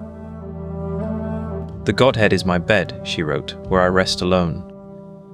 Their theology was born from lived experience, not academic debate, and it often emphasized a direct, personal relationship with the divine that minimized the need for clerical mediation. This very independence made the church deeply uneasy. The Beguinese existed outside official control. Their piety was fervent, popular, and unregulated. As the 13th century turned into the 14th, ecclesiastical suspicion hardened into outright hostility. The Council of Vienne in 1312 issued a decree condemning the so-called Beguines, accusing them of discussing the Trinity and the divine essence in secret meetings. They were pressured to either join approved religious orders or disband. The movement was forced underground, but its mystical writings continued to circulate, a testament to a powerful, grassroots feminine spirituality that the institution could not fully contain.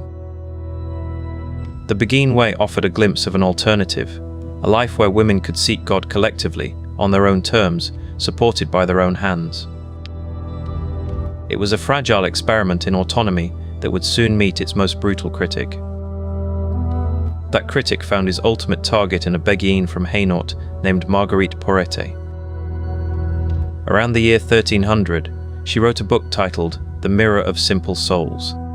It was a work of breathtaking mystical audacity. Written in Old French, it described the soul's journey through 7 stages of grace until it reached a state of complete annihilation, where the will was so perfectly aligned with God's that it ceased to exist as a separate entity. In this state, Porete argued, the soul was beyond virtue, beyond law, beyond the need for the sacraments or the guidance of the church. It lived in what she called the land of freedom. For the ecclesiastical authorities, this was not piety, it was poison. It suggested that a human soul, particularly a female one, could achieve a union with God so complete that it transcended the entire earthly hierarchy of priests, bishops, and popes. The book was condemned, and Marguerite was ordered to cease its dissemination. She refused. For years, she evaded capture, even having her book presented to theologians for approval, a bold move that ultimately led to her arrest. She was imprisoned in Paris for 1.5 years. The Inquisitor pressed her to recant, to swear an oath that her book was heretical. She maintained a steadfast silence. Finally, she was handed over to the secular arm for punishment. On June 1st, 1310, she was taken to the Place de Grève in Paris, the public execution ground. Before the pyre was lit, the sentence was read aloud. She was a relapsed heretic, unwilling to speak or defend her writings. It is recorded that as the flames rose, many in the crowd wept, moved by her quiet dignity. Her book was burned with her, but the Mirror of Simple Souls did not die. It survived in anonymous copies, translated into Latin, Italian, and Middle English. For centuries, it circulated among monastic libraries, read and revered as a profound work of Orthodox mysticism. Its author was forgotten, her fate erased. Only in 1946 did a scholar, poring over the trial documents in the Vatican archives, finally reconnect the anonymous, beloved mystical text with the name of the heretic who wrote it. Marguerite Porretet's victory was posthumous and complete. Her voice endured, while the names of her judges faded into historical footnotes. The machinery that condemned Marguerite Porretet would soon be systematized and unleashed on a scale she could never have imagined. The heresy of mystical independence blurred, in the paranoid imagination of the late medieval church, into a far more sinister threat: witchcraft. Between 1450 and 1750, a wave of persecution swept across Europe, concentrated in the German-speaking territories. It was not a spontaneous outbreak of superstition, but a deliberate campaign, enabled by new theological and legal frameworks. At its heart was a book published in 1487, the Malleus Maleficarum, or the Hammer of Witches. Written by Dominican Inquisitor Heinrich Kramer, it was a detailed manual for identifying, prosecuting, and executing witches. Its misogyny was explicit and foundational. All witchcraft comes from carnal lust, which is in women insatiable, it declared. The text argued that women were spiritually weak, intellectually feeble, and sexually voracious by nature, making them uniquely susceptible to the devil's seduction. Witchcraft was thus gendered female by definition. The trials that followed this logic were exercises in grotesque cruelty. The accused were often older women, healers, midwives, or simply those on the margins of society, the poor, the abrasive, the independent. Under torture, they confessed to fantastical crimes, flying to nocturnal sabbats, copulating with demons, blighting crops, and murdering infants. The estimates of the dead are staggering, ranging from 40 to 60,000 people across Europe. Roughly 75% were women. The witch hunt was many things: a tool for social control, a projection of communal anxieties, a revenue source for corrupt officials. But it was also, fundamentally, a war on feminine knowledge and autonomy. The wise woman who knew herbs, the beguine-like figure who lived outside male authority, the outspoken wife, all could be folded into the archetype of the witch. The fires that burned at the stake were meant to purify Christendom of a perceived feminine evil. They served as a brutal warning to any woman who dared to step outside the narrowly prescribed roles of wife, nun, or silent penitent. Yet even in this atmosphere of fear and suspicion, other voices persisted, voices that sought not to defy the church from without, but to transform it from within. In a small anchor hold attached to the Church of St. Julian in Norwich, England, a woman lay gravely ill. It was May of 1373. As she hovered near death, she experienced a series of 16 vivid revelations, or showings, centered on the love of God and the passion of Christ. She recovered, and spent the next 20 years in solitary contemplation, wrestling with the meaning of what she had seen. The result was Revelations of Divine Love, the first book known to have been written in English by a woman. We do not know her birth name. She is known only as Julian, after the church where she was enclosed. Her theology was one of breathtaking comfort and radical inclusivity. Where the culture preached a God of wrath and judgment, Julian saw only a God of endless, tender love. "All shall be well, and all shall be well, and all manner of things shall be well," she wrote, a line that would echo through the centuries. But her most revolutionary insight was her description of God's motherhood. Meditating on the nurturing, sustaining love she had experienced, Julian wrote, "As truly as God is our Father, so truly is God our Mother." She elaborated this idea with meticulous care. "Jesus," she said, "is our true mother in whom we are eternally born. This motherhood is expressed in kindness, mercy, and the fierce protection a mother offers her child. The mother's service is nearest, readiest, and surest," she explained, "for a mother's love is the most selfless love we know in this life." This was not a fleeting metaphor. Julian built a sustained, sophisticated theology around it, reclaiming a feminine aspect of the divine that Orthodox Christianity had long suppressed. She wrote with humble authority, careful to submit her thoughts to the correction of the Church. Perhaps because of this caution, or because her book remained in obscure manuscripts, her radical motherhood of God caused no scandal in her lifetime. It lay dormant, a quiet seed, waiting for a future age to understand its significance. It was only in the 20th century, with the rise of feminist theology, that Julian's writings were rediscovered and celebrated for their revolutionary potential. From Hildegard's commanding visions to the Beguines' quiet communities, from Marguerite Porret's fiery defiance to Julian of Norwich's comforting motherhood, these women charted a perilous course. They navigated the narrow space between orthodoxy and heresy, between celebrated sainthood and condemned witchcraft. They used every tool available: the claim of divine revelation, the creation of new social structures, the writing of mystical poetry, the steadfastness of silent witness. Their stories are not a linear march of progress, but a complex tapestry of courage, compromise, and terrible cost. They prove that even in the most rigidly patriarchal systems, the human yearning for direct, personal, and embodied experience of the sacred cannot be extinguished. The feminine face of God, officially denied, kept reappearing in visions, in metaphors, and in the stubborn lives of women who insisted on their own spiritual authority. Their legacy is a question that echoes down to us: who has the right to define the divine? And what voices have been silenced in the answer? As the medieval world gave way to the early modern, this struggle would take on new forms within another ancient tradition, one that had its own complex history of suppressing and preserving the sacred feminine. For in the synagogues and study halls of Judaism, a parallel story was unfolding, centered on a rebellious first wife named Lilith, and a mysterious, exiled feminine presence known as the Shekhinah.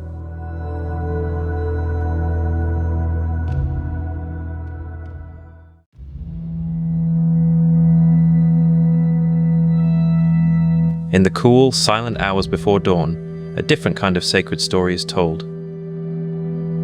It is not found in the grand narratives of patriarchs and prophets, but in the whispers of the desert wind, in the flicker of a solitary candle, in the spaces between the lines of sacred text. This is a story of presence and absence, of a feminine face of the divine that was never truly lost, only hidden in plain sight.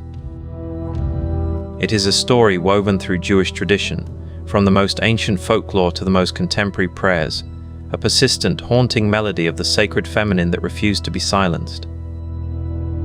It begins with a name spoken in dread: Lilith. In the Hebrew Bible, she is a fleeting, terrifying apparition. The book of Isaiah, describing God's wrath upon a ruined land, mentions her only once. Lilith shall repose there, it says, naming her among jackals and ostriches, a demon of the wilderness. For centuries, that was her domain, the edges of the map, the haunt of night creatures. But in the Jewish imagination, a figure of such potent mystery could not remain confined to a single verse. By the early medieval period, a radical retelling emerged. In a text known as the Alphabet of Ben Sira, written sometime between the 8th and 10th centuries, Lilith's story was utterly transformed. She was reimagined not as a demon of the desert, but as a woman of the garden. According to this midrash, this interpretive legend, Lilith was Adam's first wife, created not from his rib but from the same earth, his absolute equal. Her tale was one of primal rebellion. The legend says she refused to lie beneath Adam during intercourse, asserting their equality of origin. "Why should I lie beneath you?" she demanded. "I too was made from dust." When her claim was denied, she uttered the ineffable name of God, gained wings, and fled Eden, choosing the freedom of the wilderness over subjugation in paradise. She became the mother of demons, a seductress of men, a stealer of infants, the archetype of the uncontrollable, dangerous woman.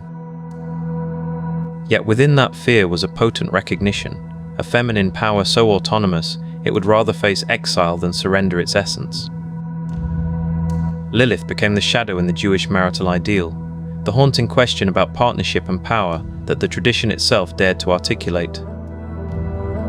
While Lilith flourished in the realm of folklore and fear, a far more profound theology of the feminine was being born in the realm of mystical secret.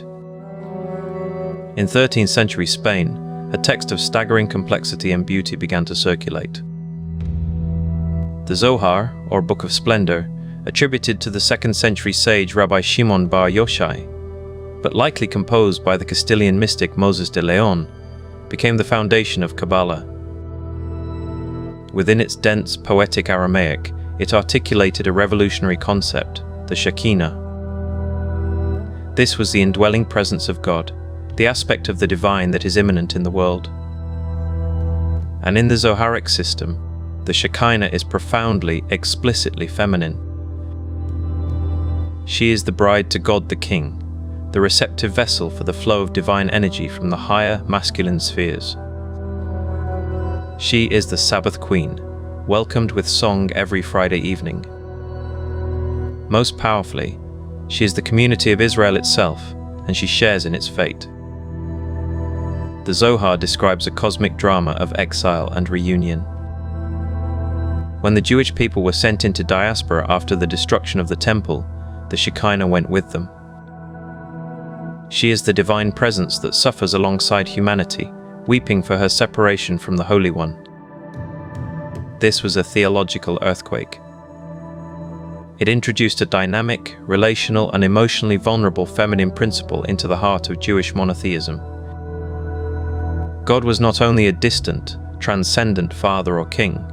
Divinity had a feminine dimension that was intimately connected to the physical world and the historical pain of the people. The Shekhinah became the bridge between the infinite and the finite, the sacred that dwells within the cracks of a broken world. This mystical current flowed eastward, finding new expression centuries later in the forests and villages of Eastern Europe. In the 18th century, Israel ben Eliezer, known as the Baal Shem Tov, or Master of the Good Name, ignited the Hasidic movement. He taught that God was not to be found only in Talmudic study, but in every blade of grass, in every simple act performed with joy and fervor. Hasidism emphasized devekut, a clinging to God through ecstatic prayer, heartfelt melody, and storytelling. It was a religion of the heart, of the body swaying in prayer, of tears and laughter as valid forms of worship. Scholar Ada Rappaport. Albert has noted the profound feminine qualities of this spiritual mode. It valued emotion over intellect, humility over scholastic achievement, and a nurturing, immanent sense of the divine, attributes often culturally coded as feminine. Yet, in a painful paradox, this movement that channeled a spiritually feminine energy rigidly excluded women from its formal structures of leadership and study. Women were the enablers of their husbands' and sons' piety, maintaining homes where holiness could flourish, but the study hall and the rabbinic court remained male domains. The feminine archetype was celebrated in theology as the Sabbath, as the receptive soul, while living women were confined to a supporting role. This tension between the exalted feminine divine and the restricted human female would become a central fault line in the modern era. The great upheavals of the 20th century shattered old worlds and made space for radical reimagining. In the 1960s and 1970s, against the backdrop of the American counterculture and the feminist movement, a new stream of Judaism began to form. Led by charismatic figures like Rabbi Zalman Schachter Shalomi, a Holocaust survivor and former Hasid, the Jewish renewal movement consciously sought to heal the fractures. It reached back into the mystical past to recover the Shekhinah, not as an abstract symbol, but as a living presence to be addressed in prayer. It reclaimed Lilith from demonization, seeing in her a proto-feminist icon of autonomy. It even looked to the pre-Israelite Canaanite past, acknowledging goddesses like Asherah as part of the religious soil from which Judaism grew. This was not mere academic interest, it was liturgical revolution. renewal communities began composing prayers that used feminine grammatical forms for God, speaking to the Shekhinah, the Malkut, the queenly presence. The female body, long a source of ritual impurity in traditional halakha, was reframed as sacred. Menstruation was reconsidered as a time of spiritual power. Mikveh immersion was reclaimed as a ritual of renewal rather than purification. The movement wove together Kabbalistic imagery, Hasidic joy, egalitarian practice, and ecological consciousness, creating a tapestry where the sacred feminine was not a hidden secret, but a celebrated, invoked reality. But the reclamation of female authority required a concrete, institutional breakthrough. That story belongs to a woman whose memory was almost erased by the twin horrors of Nazism and historical neglect. In 1935, in a Germany darkening under Nazi rule, a woman named Regina Jonas passed her rabbinical examinations. After a struggle to find a rabbi willing to ordain her, she received her semikar from Rabbi Max Dienemann, making her the first female rabbi in history. For years, she served the Jewish community of Berlin, offering pastoral care and teaching as the walls closed in. In 1942, she was deported to Theresienstadt, where she continued her work, giving lectures and spiritual support to fellow prisoners. In October 1944, she was transported to Auschwitz and murdered. Her groundbreaking ordination was forgotten, her certificate lost.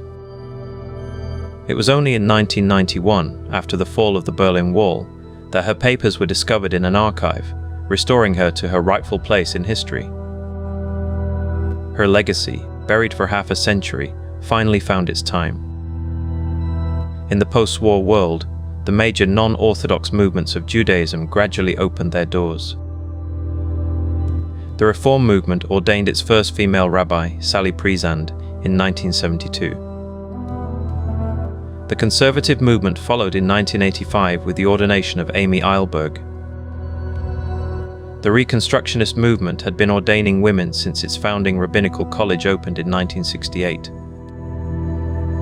These women entered the pulpit, wrote new theology, and reshaped the liturgical and pastoral landscape of American Judaism. They brought the lived experience of women to the interpretation of text and law, challenging traditions around marriage, divorce, and ritual practice from within. The Orthodox world, however, maintained and reinforced its absolute prohibition. The Mechitza, the partition dividing men and women in prayer, became not just a practice but a powerful symbol of communal identity in reaction to egalitarian change. Within Orthodoxy, battles for women's education and limited religious roles have been hard fought. Institutions like Yeshivat Maharat, founded in 2009, began ordaining Orthodox women as clergy, though they are often barred from the title rabbi and from serving in most established Orthodox synagogues. The struggle of the aguna, the woman chained to a dead marriage by a husband who refuses to grant a religious divorce, remains a painful testament to the legal power imbalance embedded in traditional halakha. Thus, modern Judaism presents a spectrum, from the full integration of the feminine in leadership and liturgy to its most stringent formal exclusion. The journey of the sacred feminine in Judaism is a story of whispers and shouts, of exile and return. It moves from the demonized Lilith of the desert to the exalted Shekhinah of the Kabbalists, from the emotionally charged piety of Hasidism to the embodied feminist spirituality of Jewish renewal. It is a story that proves the feminine face of the divine was never absent from this resolutely monotheistic tradition. It was woven into its very fabric, sometimes as a hidden thread, sometimes as a bold pattern. The recovery of that pattern in our time is part of a larger, global reawakening, a turning back to listen for sacred stories that were told long before the current orthodoxies took shape. It is a turn toward traditions that have always held the feminine sacred at their very center, not as a hidden dimension, but as the foundational breath of creation itself. This search for a divinity that is intimately connected to the earth, to the body, and to the cycles of life, leads us away from the scriptural traditions of the Middle East altogether. It takes us to continents where sacred stories are not inscribed on parchment, but carried in the memory of the land itself.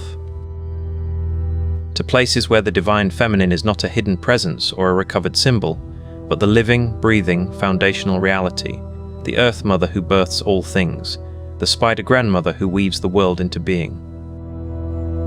These are traditions that have endured conquest and conversion, holding within them an ancient, unbroken understanding of the world as a sacred, feminine whole.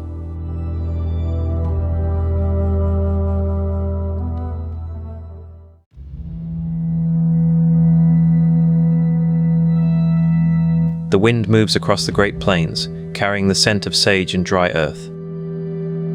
It is a voice that speaks of time measured not in years, but in generations. Here, the sacred is not confined to a distant heaven or an ancient text. It is woven into the land itself, into the cycles of the buffalo, into the stories told by firelight. For countless indigenous peoples across the Americas and beyond, the divine feminine is not a theological abstraction recovered from forgotten texts. She is a living presence, an elder, a mother, a teacher whose voice has never fallen silent, even when the world tried desperately not to hear her. This is a spirituality of relationship, where the sacred is encountered in the practical intelligence of a spider, the life-giving flow of a river, and the enduring body of the earth. Within the Lakota understanding, the ultimate source of all things is Wakantanka, the Great Mystery. This profound concept resists the gendered categorization of the Abrahamic God. It is an all-encompassing sacred power that permeates existence. Yet from this non-gendered mystery emerged a figure of stunning clarity and enduring influence. Her story begins with a time of great hunger and spiritual confusion for the people. Two scouts, searching for game, saw a beautiful woman approaching, dressed in white buckskin. One of the men was filled with impure thoughts. As he reached for her, a white cloud enveloped him, and when it cleared, only a pile of bones remained. The woman was not human. She was Pesan Wee, the white buffalo calf woman. She instructed the respectful scout to prepare his village for her arrival. When she came, she carried a sacred bundle. From it, she presented the chanunpa, the sacred pipe. Its stone bowl represented the earth, its wooden stem all that grows upon it. Smoking it, she taught, was a prayer that connected heaven and earth, binding all of creation into one family. She then gave the people the 7 sacred rites, ceremonies that would structure their spiritual life, from the purifying sweat lodge to the vision-seeking Hanbalchaya. Her teaching complete, she departed, walking into the distance. As she left, she rolled over 4 times, transforming first into a black buffalo, then a brown, a red, and finally a white buffalo calf before disappearing. This transformation was a promise. She was both a historical visitor who brought foundational gifts and a continuing spiritual presence, her return signaled by the rare and sacred birth of a white buffalo in the herd. Far to the southwest, in the high desert mesas, another feminine creator works with a different kind of material. She is Spider Grandmother, Kokyangwuti to the Hopi. In the beginning, she existed in the dark, endless void. Dissatisfied with the emptiness, she sang a song of creation. She took clay, mixed it with her saliva, and shaped the first beings. When they were lifeless forms, she spun a web of pure wisdom and stretched it over them, breathing life into their bodies. She did not then retire to a celestial realm. Spider Grandmother is the quintessential elder, a model of sacred femininity defined not by beauty or fertility, but by practical intelligence, patience, and creative problem-solving. She is the source of all wisdom, the weaver of fate and story. Her stories are not mere myths, but instructive parables for living. In one tale, she guides the Hopi people on their migrations, leaving stone markers as maps. In another, she helps twin brothers overcome monstrous challenges to bring order to the world. She teaches agriculture, pottery, and social harmony. She is accessible, a grandmother who intervenes when her children are in trouble, offering clever solutions rather than miraculous interventions. Her sacredness is in her utility, her connectedness, her web of relationships that holds the community together. This is a divinity found in the everyday act of weaving, in the sharing of a story, in the patient guidance of the young by the old.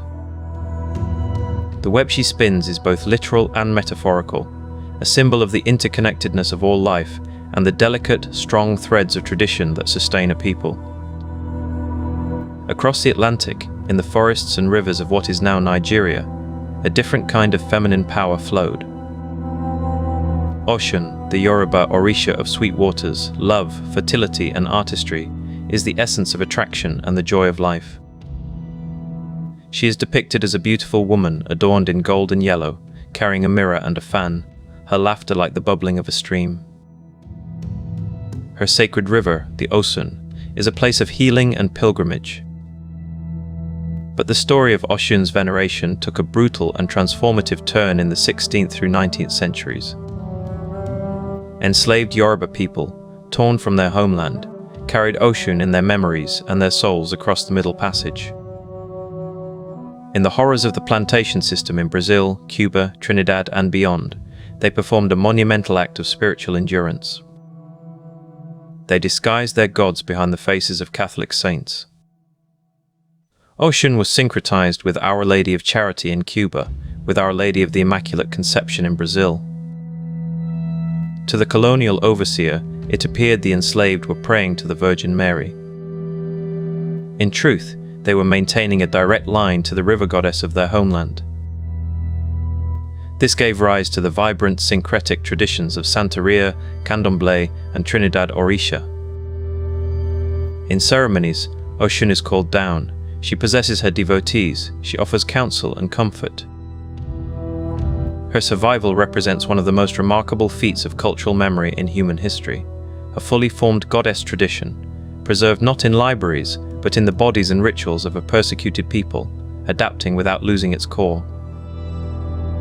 High in the Andes, the earth itself is mother. Pachamama is not a deity who lives in the earth, she is the living, conscious planet.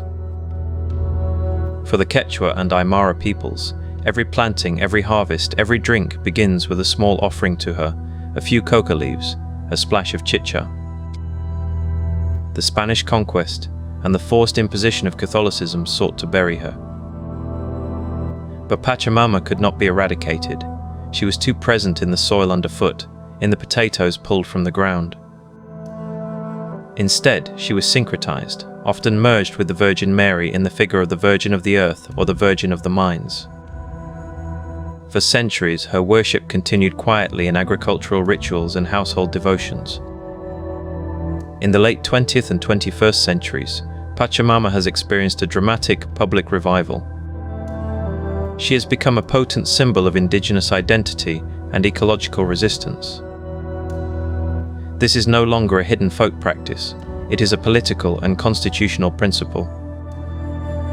In 2008, Ecuador became the first country in the world to recognize the legal rights of nature in its constitution, a direct reflection of Pachamama's sovereignty. Bolivia followed in 2009. At international climate summits, indigenous delegates speak for Pachamama. She has evolved from a localized Earth Mother into a global icon for environmental justice, proving that these ancient sacred feminine concepts hold urgent, contemporary wisdom about balance, reciprocity, and the sacredness of the material world. The survival of these traditions is a testament to incredible resilience, for their suppression was not a passive accident of history. It was a documented, systematic policy of colonial and missionary campaigns. When European missionaries arrived in the Americas, Africa, and the Pacific, they did not see sophisticated theologies with powerful female principles. They saw idolatry and devil worship. Their mandate, often supported by colonial military power, was eradication. Sacred groves were cut down, ritual objects were burned, ceremonies were banned, stories were forbidden. This spiritual conquest had a devastating social consequence. In many indigenous societies, women held significant spiritual, political, and economic authority. Many were matrilineal, with property and lineage passing through women. Spiritual power was often balanced between genders. The missionaries imposed a European patriarchal model. They insisted on male-dominated leadership, both in the church and, by extension, in the community. They taught that women were subordinate to men, the legacy of Eve. They often only engaged with men as leaders, sidelining female elders and healers. The result was a double colonization, of land and of gender relations. The status of women within these communities was frequently severely diminished as egalitarian or matrilineal structures were replaced. The loss of the sacred feminine in ritual mirrored and enforced her demotion in daily life. This historical trauma is a crucial part of the story, explaining why the revival of these traditions today is about more than spirituality. It is about healing, cultural recovery, and restoring a lost balance. The fight to preserve these ways of knowing continues. From the Amazon basin to the plains of North America, indigenous women are on the front lines, defending sacred sites from mining and deforestation, reviving languages, and relearning ceremonies that were nearly lost. They are not simply looking backward, they are applying ancient cosmologies to modern crises of ecology and social fragmentation. The white buffalo calf woman's pipe reminds us of our kinship with all creation. Spider grandmother's web teaches interconnectedness. Oshun's survival sings of joy as an act of resistance. Pachamama's rights demand a new legal relationship with the planet. These are not primitive superstitions. They are sophisticated, living systems of thought that offer a radically different vision of the sacred, one that is immanent, feminine, and rooted in the well-being of the community and the earth itself. This living, breathing relationship with a feminine sacred stands in stark contrast to the often abstract, doctrinal debates within the world's major institutional religions. Yet, even within those very institutions, a parallel struggle is unfolding. As indigenous communities fight to protect their ancient feminine spirits, women within Christianity, Islam, Judaism, and other global faiths are engaged in a profound internal reform movement. They are challenging patriarchal structures, reinterpreting scriptures, and demanding a seat at the table of religious authority. The next chapter turns from the earth-based traditions that never lost the goddess to the complex, ongoing battle within the world's largest religion, where the question of women's leadership, dress, and theological voice is being contested in parishes, pulpits, and national conventions with unprecedented intensity. The sacred feminine, in all her forms, insists on being heard.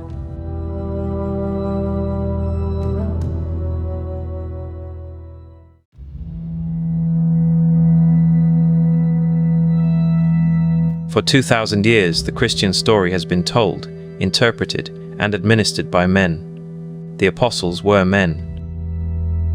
The church fathers were men. The priests, bishops, and popes who shaped doctrine and wielded authority were men. Yet from the very beginning, women have been there too, in the catacombs, in the monasteries, in the streets, and in the quiet corners of history, holding a faith that often held them at arm's length. Today, that tension is no longer quiet. It is the sound of a global conversation, and sometimes a confrontation, about the place of women in the world's largest religion. It is a debate about power, about scripture, about the body itself. It asks who can lead, who can teach, and what a woman must wear to show her devotion. These are not abstract questions. They are lived realities in parishes from Pennsylvania to Papua New Guinea, and they are reshaping Christianity from the ground up. The most formidable barrier stands in Rome. In 1994, Pope John Paul II issued an apostolic letter titled Ordinatio Sacerdotalis. Its message was unequivocal. The Catholic Church, he wrote, has no authority whatsoever to ordain women as priests.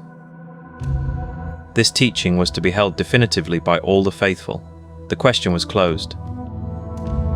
The door was not just shut, it was sealed. The theological reasoning rested on tradition. Jesus chose only male apostles, and the priest acts in persona. Christi, in the person of Christ, a role seen as intrinsically tied to male gender. Yet on the ground, the reality of Catholic life has strained against this decree. By 2016, a Pew Research survey found that nearly 6 in 10 American Catholics supported women's ordination. The disparity between official teaching and lay belief has created a quiet crisis of authority. In response, a movement has emerged not from the center, but from the margins. Organizations like Roman Catholic women priests began performing ordinations in 2002 on a Danube riverboat, invoking a claimed lineage of apostolic succession through a dissident bishop. They have since ordained hundreds of women across North America and Europe. These ceremonies are held in Protestant churches, community centers, and living rooms. The Vatican declares these ordinations invalid, and the women involved are often excommunicated. Yet they continue, creating a parallel reality where Catholic women preside at the altar, consecrate the Eucharist, and offer sacramental ministry. They are living a vocation the institution says cannot exist, a profound act of faithful disobedience that challenges the very definition of what it means to be Catholic. While Catholicism contends with an internal revolt, Protestantism faces a very public schism. Nowhere is this clearer than in the Southern Baptist Convention, the largest Protestant denomination in the United States. For decades, a theological framework called complementarianism has been its official stance. It holds that men and women have equal worth but different, complementary roles. Men lead, women follow, men preach, women teach children. This was codified in doctrinal statements, but practice varied. Then, in 2023, the convention made a definitive move. It voted to expel Saddleback Church, the California megachurch founded by Pastor Rick Warren, for having ordained 3 women as pastors. The decision was seismic. It crystallized a decade-long internal battle and sent a clear message.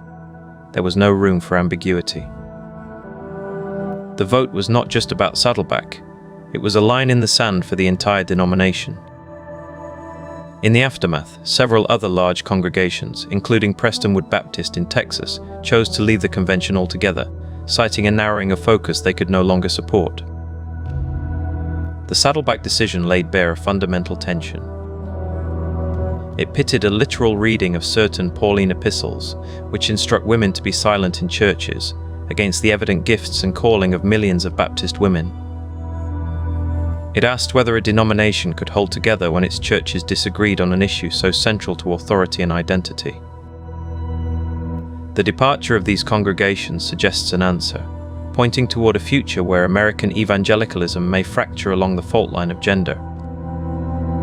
A different kind of fracture has already reshaped the global Anglican communion. The Church of England, after years of agonized debate, ordained its first female priests in 1994. 2 decades later, in 2015, it consecrated its first female bishops. For many, this was a long overdue correction, a recognition that the Holy Spirit calls whom it calls. But within the worldwide Anglican family, it created a formal schism. The conservative GAFCON network, the Global Anglican Future Conference, comprising largely African and Asian churches, declared these actions a fundamental break with biblical authority and historic Christian practice. They ceased to recognize the spiritual authority of female bishops and priests. In some provinces, like Nigeria and Uganda, Anglicanism is growing explosively, and its leadership is resolutely opposed to women's ordination. This has inverted traditional power dynamics. The Mother Church in England, with its established, often shrinking congregations, moved toward inclusion. The vibrant, post-colonial churches of the Global South, now representing the majority of Anglicans worldwide, have drawn a conservative line. The communion is held together by a fragile thread of diplomacy, but the reality is a divided family. A female bishop from England may visit a GAFCON-aligned province not as a spiritual leader, but as a guest without episcopal status. This global disagreement highlights how the issue of women's leadership is intertwined with culture, post-colonial identity, and competing visions of biblical fidelity. The Anglican experiment demonstrates that opening the door to women's ordination does not end the debate, it simply relocates the battle lines onto a world map. The debate over women in Christianity is not only about the pulpit, it is profoundly about the body. What a Christian woman wears can be a silent sermon, a marker of identity, and a site of control. Dress codes rooted in scripture define theological anthropology, the understanding of what a human being, and specifically a woman, is in relation to God and community. For some Pentecostal and Mennonite groups, the instruction in 1 Corinthians that a woman should cover her head while praying or prophesying is a living command. The simple fabric prayer covering, or cap, is a visible sign of submission to God's order and to male headship. For the Amish and Hutterites, the plain dress, the solid-colored fabrics, the absence of buttons or zippers, the prescribed cape and apron, is a wholesale rejection of worldly vanity and individualism. It is a uniform of humility, making the community body visible over the individual self. These are not fashion choices or peripheral rules. They are embodied theology. They communicate that a woman's body is a potential source of distraction or sin for men, and thus must be carefully managed. They signal her modesty, her piety, and her place within a hierarchical social structure. To an outsider, it may seem like restriction. To a believer, it can be a source of identity, dignity, and separation from a corrupt world. Yet even within these communities, the meanings are contested. Some younger women chafe against the strictures, seeing them as outdated. Others embrace them as a proud marker of faithfulness. The clothing itself becomes a silent, daily negotiation between tradition and modernity, between community authority and personal conviction. Perhaps the most complex portrait of women's authority emerges from the Pentecostal and charismatic movements, which now claim over 600 million adherents globally. This is a tradition born in the early 20th century, emphasizing the direct experience of the Holy Spirit, speaking in tongues, and miraculous healing. From its inception, the Spirit seemed to blow where it wished, across gender lines. Aimee Semple McPherson built the Angelus Temple in Los Angeles in the 1920s, preached to thousands over the radio, and founded the International Church of the Foursquare Gospel, all as a divorced woman. Catherine Kuhlman, in the mid-20th century, became America's most famous healing evangelist, her rallies filled with thousands seeking a miracle. In our time, Joyce Meyer leads a global media ministry, her practical Bible teaching reaching millions. These women exercised, and exercise, enormous public authority, often because the charismatic gift was seen as undeniable evidence of God's anointing. Yet this same theological soil has also produced some of modern Christianity's most restrictive teachings on gender. The prosperity gospel and word of faith wings of Pentecostalism frequently promote a hyper-complementarian vision, where the husband is the priest of the home, and the wife's submission is a key to divine blessing. The same platform that elevates a female televangelist to international fame may also broadcast sermons instructing women to obey their husbands in all things. This paradox is central to understanding modern Christianity. It is a faith where a woman can lead a megachurch because the Spirit empowers her, yet be told she cannot lead a home Bible study without her husband's oversight. It is a tradition that can simultaneously shatter glass ceilings and reinforce patriarchal walls, all in the name of the same vibrant, unpredictable faith. The story of women in Christianity today is not one story, but many. It is the story of a female Catholic priest breaking bread in a suburban living room, her ordination unrecognized by Rome but sacred to her community. It is the story of a Southern Baptist woman feeling a call to preach, and the heartbreak of having her denomination tell her that call is an illusion. It is the story of an Anglican bishop in a purple cassock, her authority respected in London but not in Lagos.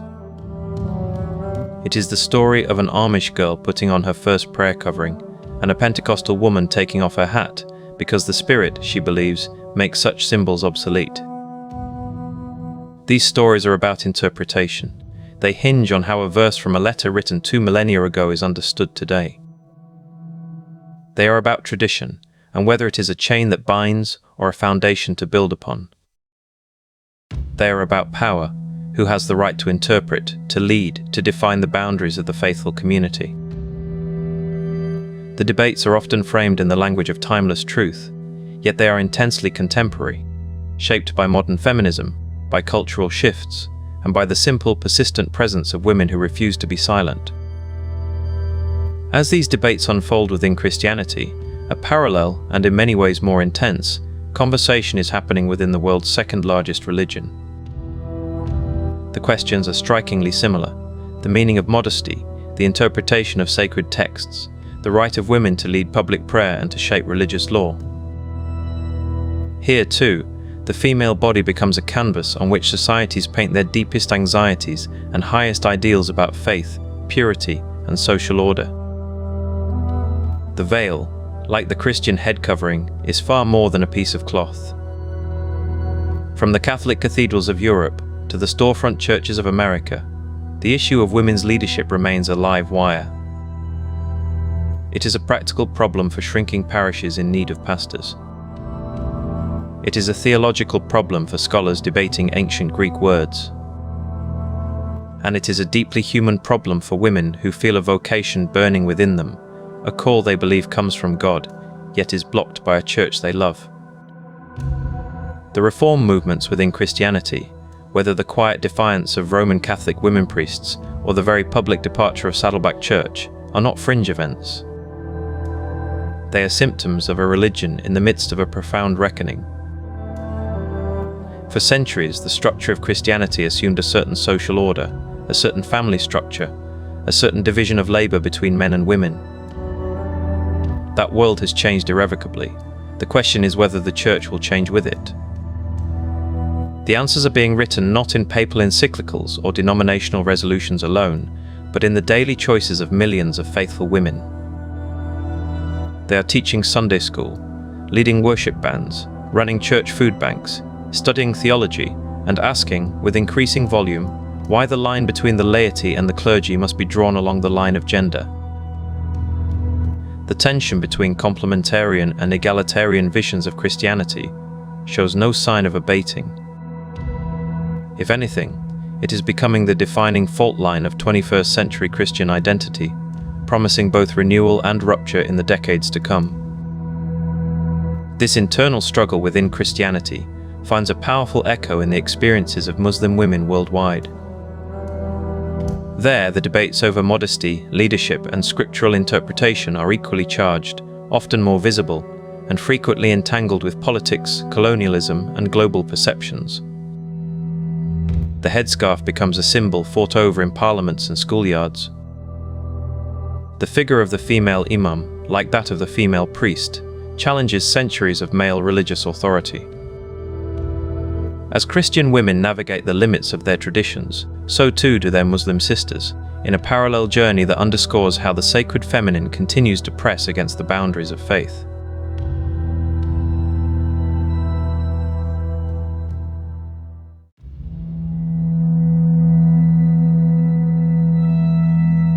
In the quiet of a dawn prayer, in the rustle of fabric, in the public square and the private home, a profound and global conversation is unfolding. It is a conversation about faith and freedom, about text and tradition, about a woman's body, and who has the right to define its meaning. For over 1 billion Muslim women worldwide, this is not an abstract theological debate. It is the texture of daily life. It is the choice of a headscarf, the right to lead a prayer, the courage to drive a car, the defiance to burn a veil. From the scriptural foundations laid 14 centuries ago to the seismic protests of today, the story of women in Islam is a story of constant interpretation, of fierce contestation, and of a living faith being reshaped from within. The most visible symbol of this global conversation is a piece of cloth. The hijab, the niqab, the abaya, these garments carry a weight of meaning far beyond their threads. They are seen by many as a divine commandment, a personal choice, a cultural identity, or a symbol of oppression.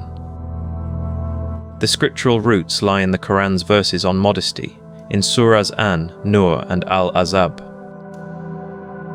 These verses, revealed in a specific historical context, call upon believing women to draw their outer garments around them and guard their private parts.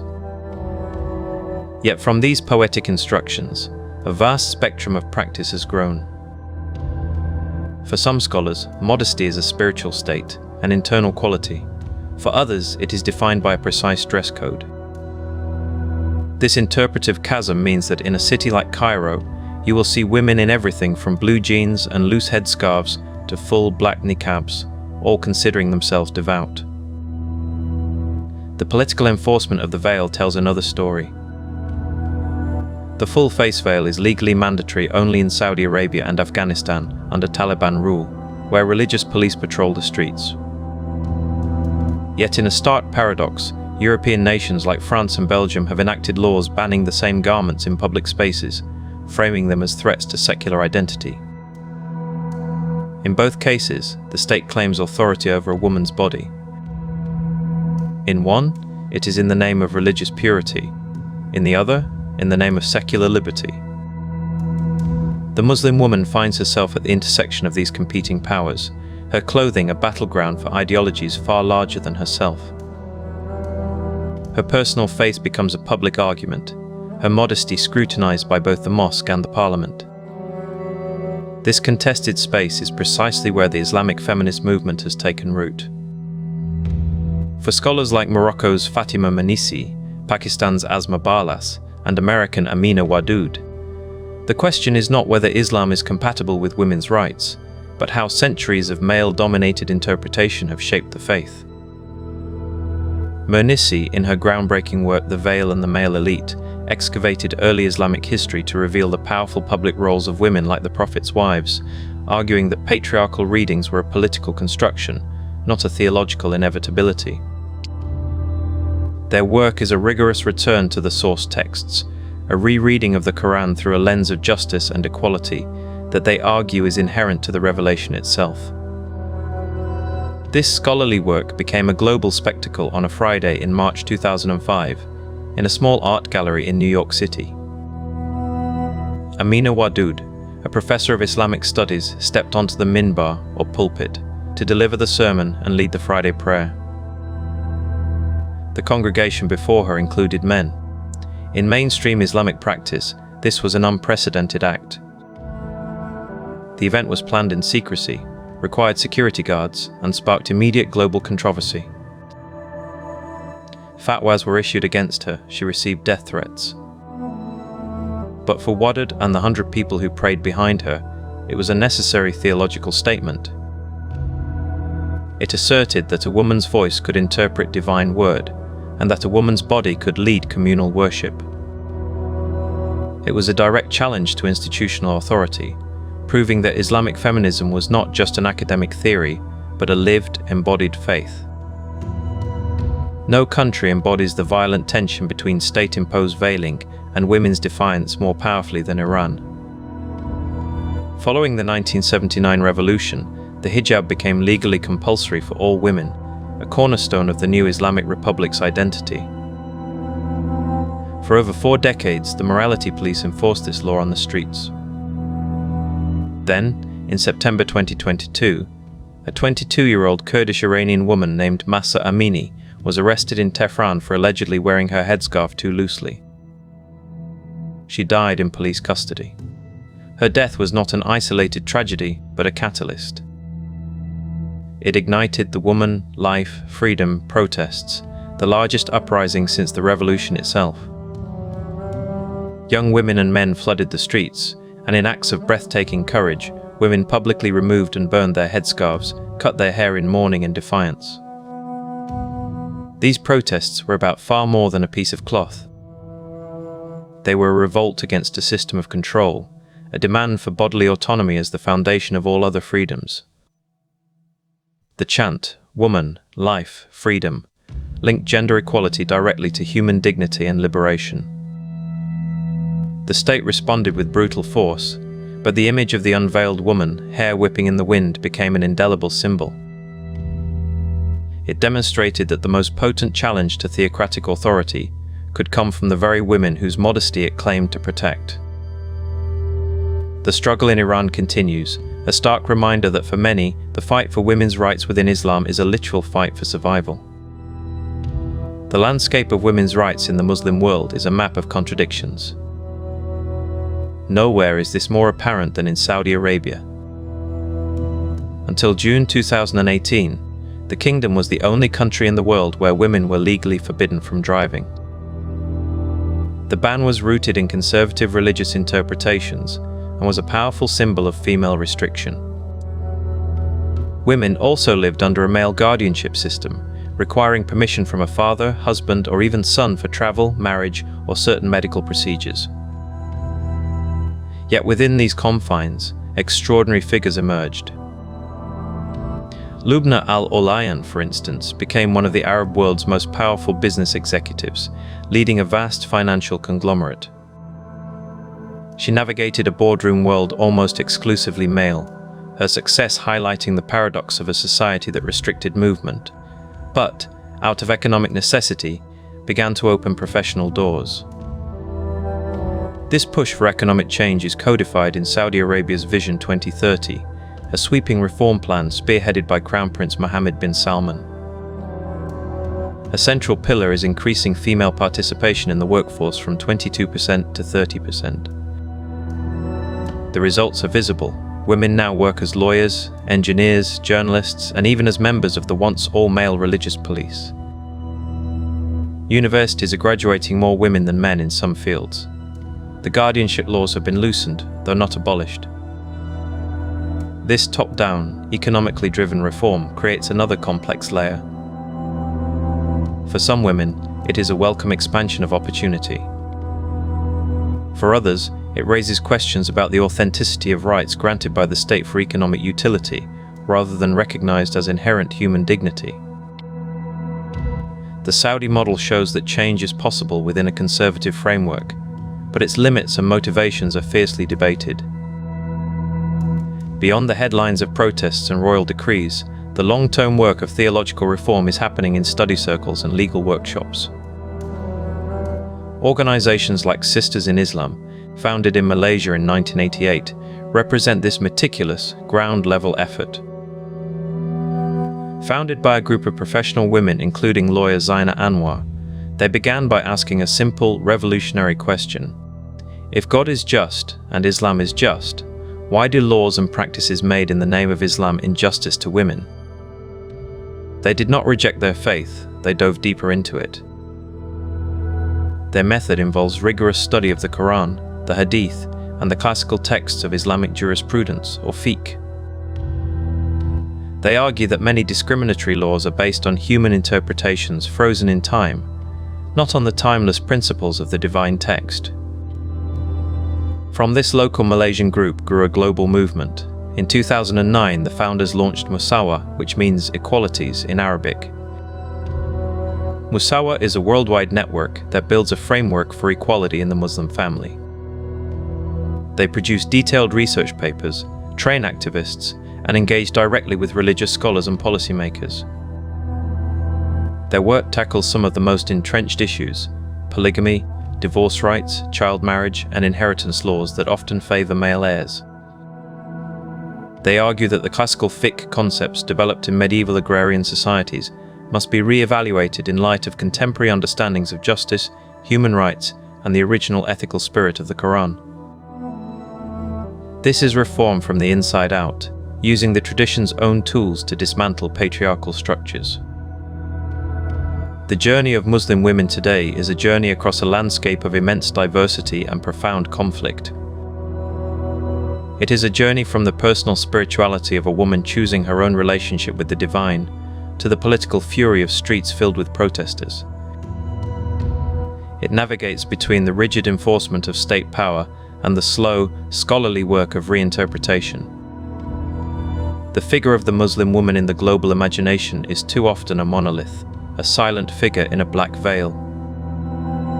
The reality is a symphony of voices: the entrepreneur in Riyadh, the protester in Tehran, the scholar in Kuala Lumpur, the teenager deciding whether to wear a hijab on her first day at a European university.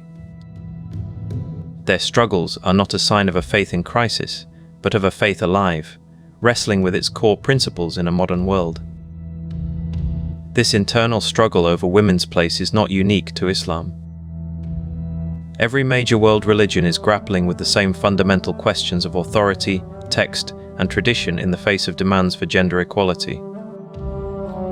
The arguments may take different forms: the debate over female priests in Christianity, the battle for female ordination in Buddhism, the crisis of the aguna in Judaism, but the underlying tension is universal. It is the tension between ancient scriptures and modern consciousness, between institutional hierarchy and individual conscience.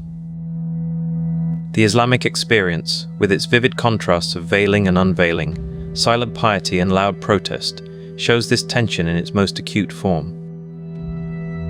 The body of the believing woman becomes the text upon which the future of the faith is being written. As we turn our gaze eastward, we encounter a different but equally powerful paradox. In the world of Hinduism, the divine feminine is worshipped with unparalleled intensity. Grand temples are dedicated to goddesses of power, wisdom, and ferocity. Yet this same society contends with deep-seated constraints on the lives of ordinary women. Here, the goddess reigns in marble and gold, while her human daughters navigate a complex terrain of tradition and transformation. The contrast between the exalted divine female and the contested human female creates a unique spiritual and social landscape, one where devotion and discrimination can exist in startling proximity, forcing a profound question about the relationship between the goddesses we worship and the women we become.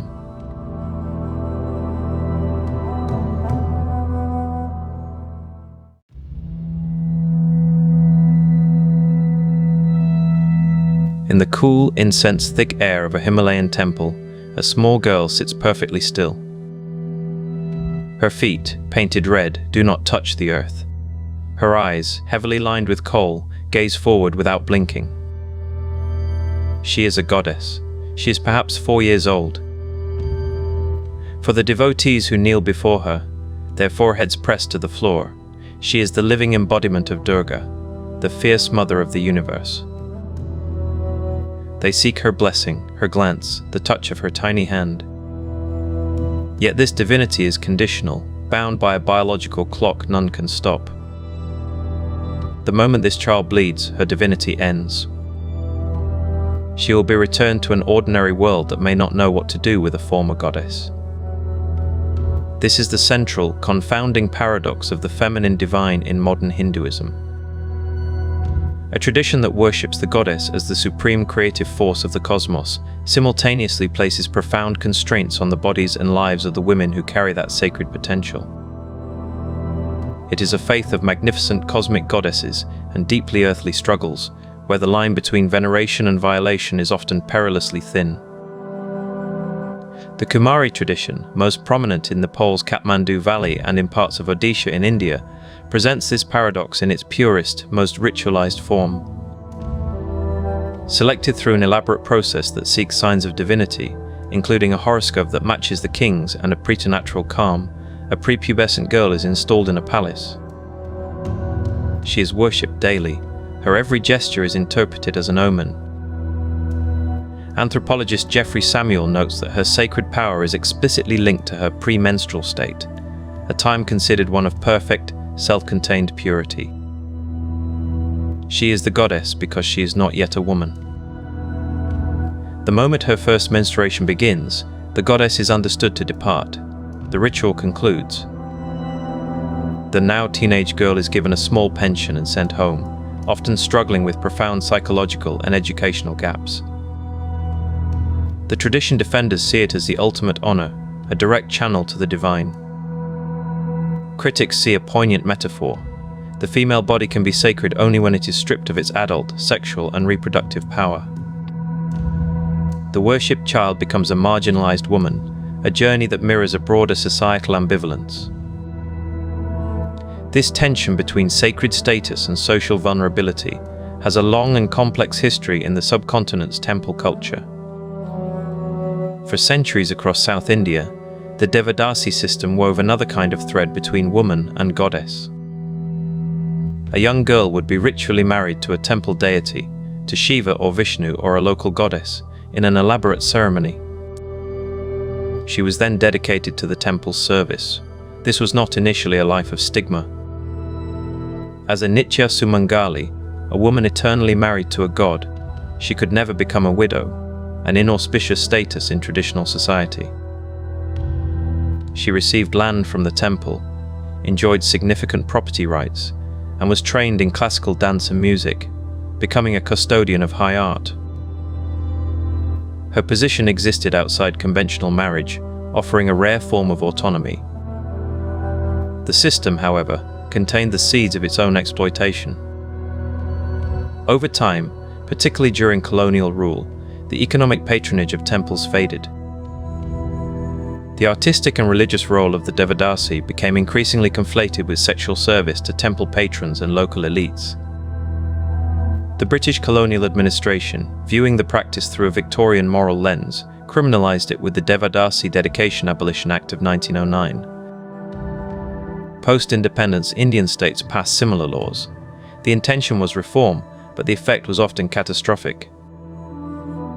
Stripped of their legal status and temple livelihoods, many Devadasis were pushed into outright prostitution without any of the social protections their former role once ambiguously provided. The history is still being reckoned with today, a painful legacy where a tradition offering women social and economic agency was first corrupted and then abolished, leaving its practitioners in a limbo of poverty and stigma. Contemporary activists and scholars work to separate the Devadasi's historical, artistic and religious significance from its exploitative distortions, advocating for the dignity of surviving elderly women while ensuring no more girls are dedicated into a system that now offers only peril. If the Devadasi system represents a complex entanglement of art, religion and exploitation, the practice of sati presents the most extreme and final constraint imaginable, the literal consumption of a woman's life by her marital and religious duty. Sati, the immolation of a widow on her husband's funeral pyre, was never universally practiced, but was valorized in certain Rajput and Brahminical communities as the ultimate act of wifely devotion. The widow became sati, a goddess, her act believed to confer spiritual merit upon her husband's lineage for generations. The early 19th century saw a fierce debate between traditionalists and reformers like Ram Mohan Roy, who argued the practice had no true sanction in sacred texts and was a social evil. His campaign led to the British Governor, General Lord William Bentinck, banning sati in Bengal in 1829. The law spread. The practice went underground, but it never fully vanished from the cultural imagination. The last legally documented case shocked modern India. In September 1987, in the village of Deorala, Rajasthan, 18-year-old Rup Kanwar sat on the pyre of her husband, a university student who had died suddenly. Eyewitness accounts are contested, but what followed is not. She died, and almost immediately, a shrine was erected. She was venerated as a Sati Mata, a mother goddess. Tens of thousands flocked to the site, defying a police cordon. The event ignited a national firestorm. Was this a voluntary, sacred act, as her in-laws and some villagers claimed?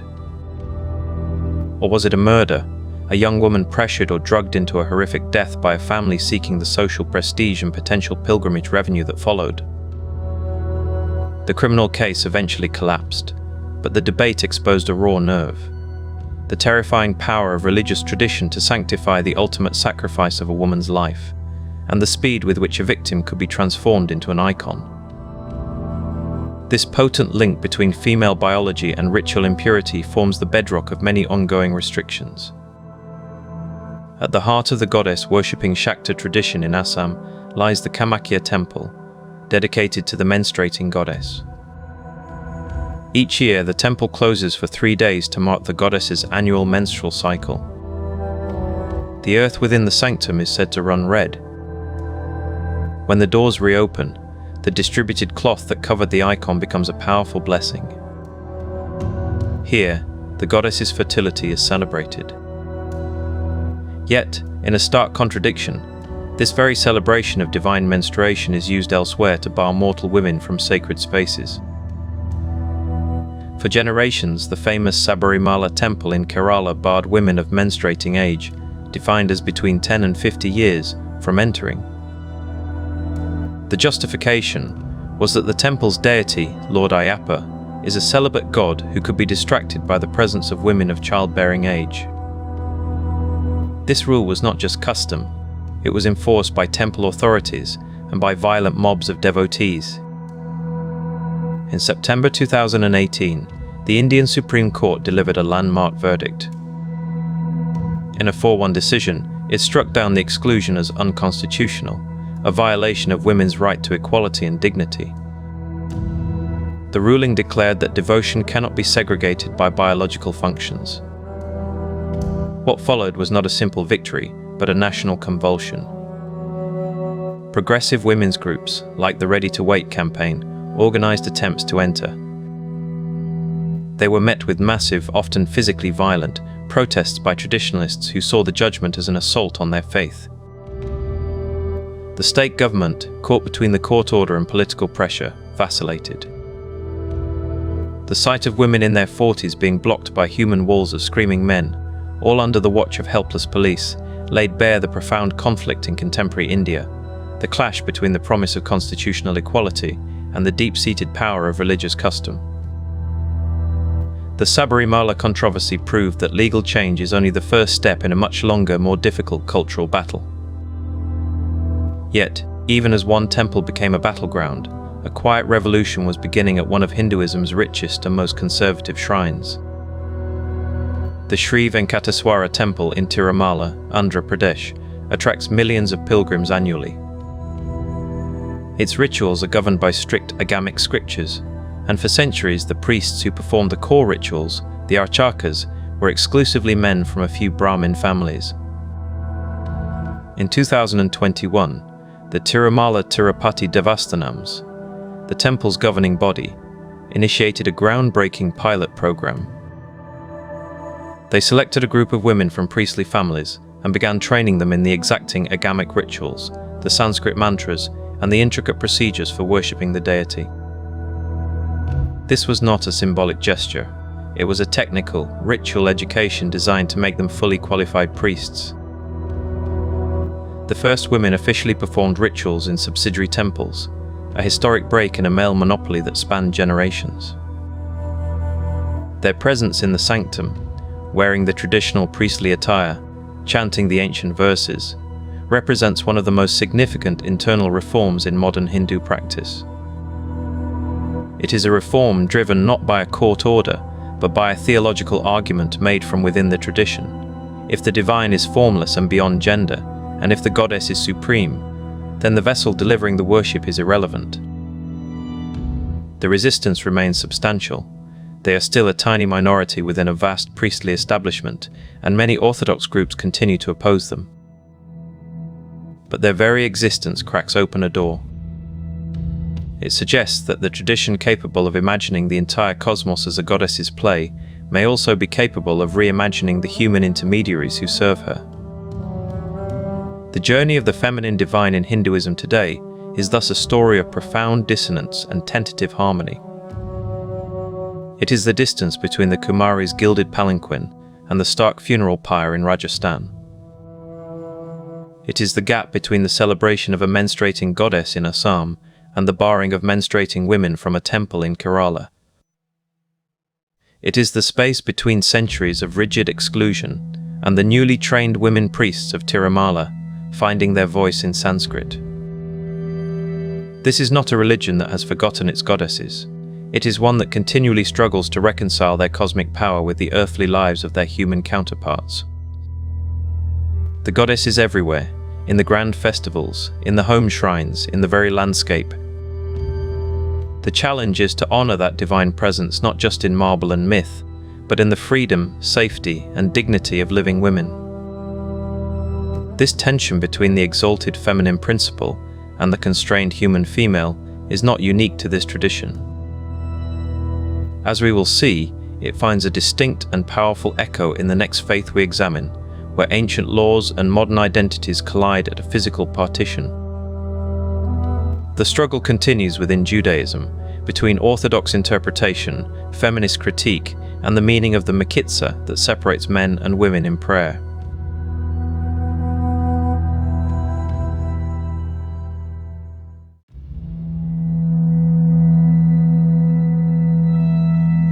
In the quiet of a synagogue, a woman stands in prayer. Her voice is a murmur among murmurs, her gaze directed forward, her body held still. But her view of the sacred center is not direct.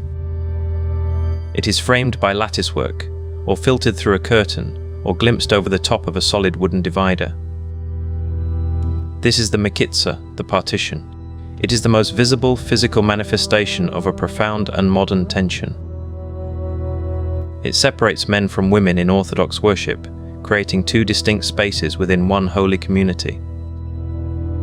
To some, it is a sacred fence that preserves modesty and focus, elevating prayer beyond the distractions of the mundane. To others, it is a wall of exclusion, a symbol of a woman's secondary spiritual status written in wood and cloth.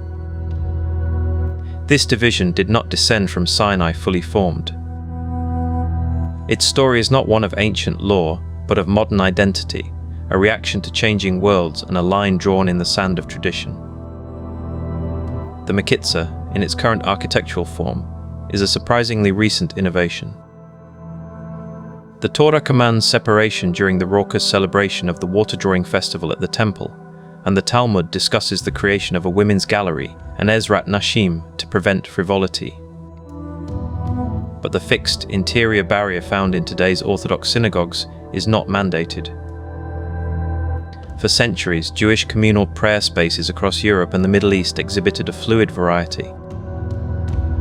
The standardization of the Mechitza as an unbreachable wall of separation occurred primarily in the 19th and 20th centuries. It was a direct, deliberate response to the rise of Reform Judaism in Germany and America. Reform temples introduced family pews, mixed seating, and organ music, modeling their services on Protestant decorum. For traditionalists, this was an unacceptable assimilation, a blurring of sacred boundaries. The Mechitza thus became a fortress symbol. It was less about fulfilling a specific ancient statute and more about defining a community in opposition to liberalizing trends. To pray behind the partition was to declare one's allegiance to an unchanging tradition, even if that tradition was being actively constructed in that very moment. The barrier marked a theological border, making the synagogue itself a statement of identity in a rapidly modernizing world. Yet the most devastating constraint on women within Orthodox Judaism is not experienced in public prayer, but in the private agony of a marriage that will not end. This is the Aguna crisis. An Aguna is a chained woman. According to traditional halakha, Jewish law, only a man can initiate a divorce by presenting his wife with a get, a bill of divorcement. If he refuses or disappears, or uses the get as leverage in financial or custody disputes, the woman is trapped. She cannot remarry in an Orthodox ceremony. Any children she might have with another man would be considered mamzerim, illegitimate, facing severe marital restrictions for generations. This power imbalance, rooted in medieval legal frameworks, leaves thousands of women globally in a state of legal and spiritual limbo. Their secular divorce may be final, but in the eyes of their religious community, they remain bound to a man who may be abusive, absent, or extortionate. Organizations like the New York-based Organization for the Resolution of Agonot, ORA, and the International Beit Din work tirelessly to pressure recalcitrant husbands through community persuasion, financial pressure, and legal mechanisms within the rabbinic courts. They have secured freedom for hundreds of women, but theirs is a case-by-case battle against a structural flaw. Proposed halakhic prenuptial agreements, designed to prevent such extortion, have gained acceptance in some modern Orthodox circles, but are rejected by many in the ultra-Orthodox world. The Aguna issue represents the starkest collision between ancient law and modern conceptions of human dignity. It is a crisis conducted in whispers and rabbinical offices, far from the public eye, where the full weight of religious authority rests on one party, leaving the other fundamentally powerless. The chains are legal, but their weight is borne in the solitude of a woman's life, a profound test of a community's ability to reconcile tradition with justice. The most direct challenge to the boundaries of women's roles has emerged from within Orthodoxy itself. In 2009, Rabbi Avi Weiss, a leading figure in Open Orthodoxy, founded Yeshivat Maharat in New York. The title Maharat is an acronym for Manhiga Hilkatit, Rukanit, Toranit, a female leader in Jewish law, spirituality, and Torah. The program was radical. It offered women the same rigorous Talmudic and halakhic training as male rabbinical students. Graduates like Rabbi Sarah Hurwitz, who received the first ordination, began serving as clergy in Orthodox congregations, teaching, counseling, answering legal questions, and in some communities, even leading certain parts of services. They argued they were not rejecting tradition, but expanding its application, claiming a space for women's advanced scholarship and leadership that they believed the sources could accommodate. The Orthodox establishment reacted with seismic force. In 2017, the Orthodox Union, the umbrella body for modern Orthodox synagogues in North America, formally prohibited its member congregations from hiring female clergy. The Rabbinical Council of America declared the ordination of women unacceptable. This was not merely a disagreement, it was a formal schism. The line between open orthodoxy and the mainstream had been drawn, with the status of women as clergy as the defining issue. The question was no longer about seating, but about authority. Could a woman's voice carry halakhic weight? The answer from the majority of Orthodox institutions was a resounding, institutional no. While the ordination debate unfolded in seminar rooms and synagogues, another battle was being waged at Judaism's most sacred physical site, the Western Wall in Jerusalem. Since 1988, a group called Women of the Wall has gathered monthly at the Kotel for Rosh Chodesh prayers, marking the new moon. Their act is simple. They pray as a group of women, wearing talitot, prayer shawls, and tefillin, and they read aloud from a Torah scroll. These practices, common for men, are contested for women in the Orthodox sphere that governs the Wall Plaza. For over 3 decades, these women have faced not just disapproval, but violence. They have been spat upon, shoved, and had chairs thrown at them by ultra-Orthodox protesters. Israeli police have repeatedly arrested them for disturbing public orders and for violating local custom by wearing ritual garments. Their Torah scrolls have been confiscated. The Western Wall, a symbol of national unity, became a global stage for a visceral conflict over women's religious expression. The group's persistence, through countless court battles and political negotiations, forced the Israeli government to confront the issue. A compromise plan to create an egalitarian prayer space at Robinson's Arch was approved, but later stalled. The Women's Monthly Pilgrimage is a powerful public performance of a fundamental question: who owns tradition? Is the wall a museum of one interpretation, or a living site for the entire Jewish people?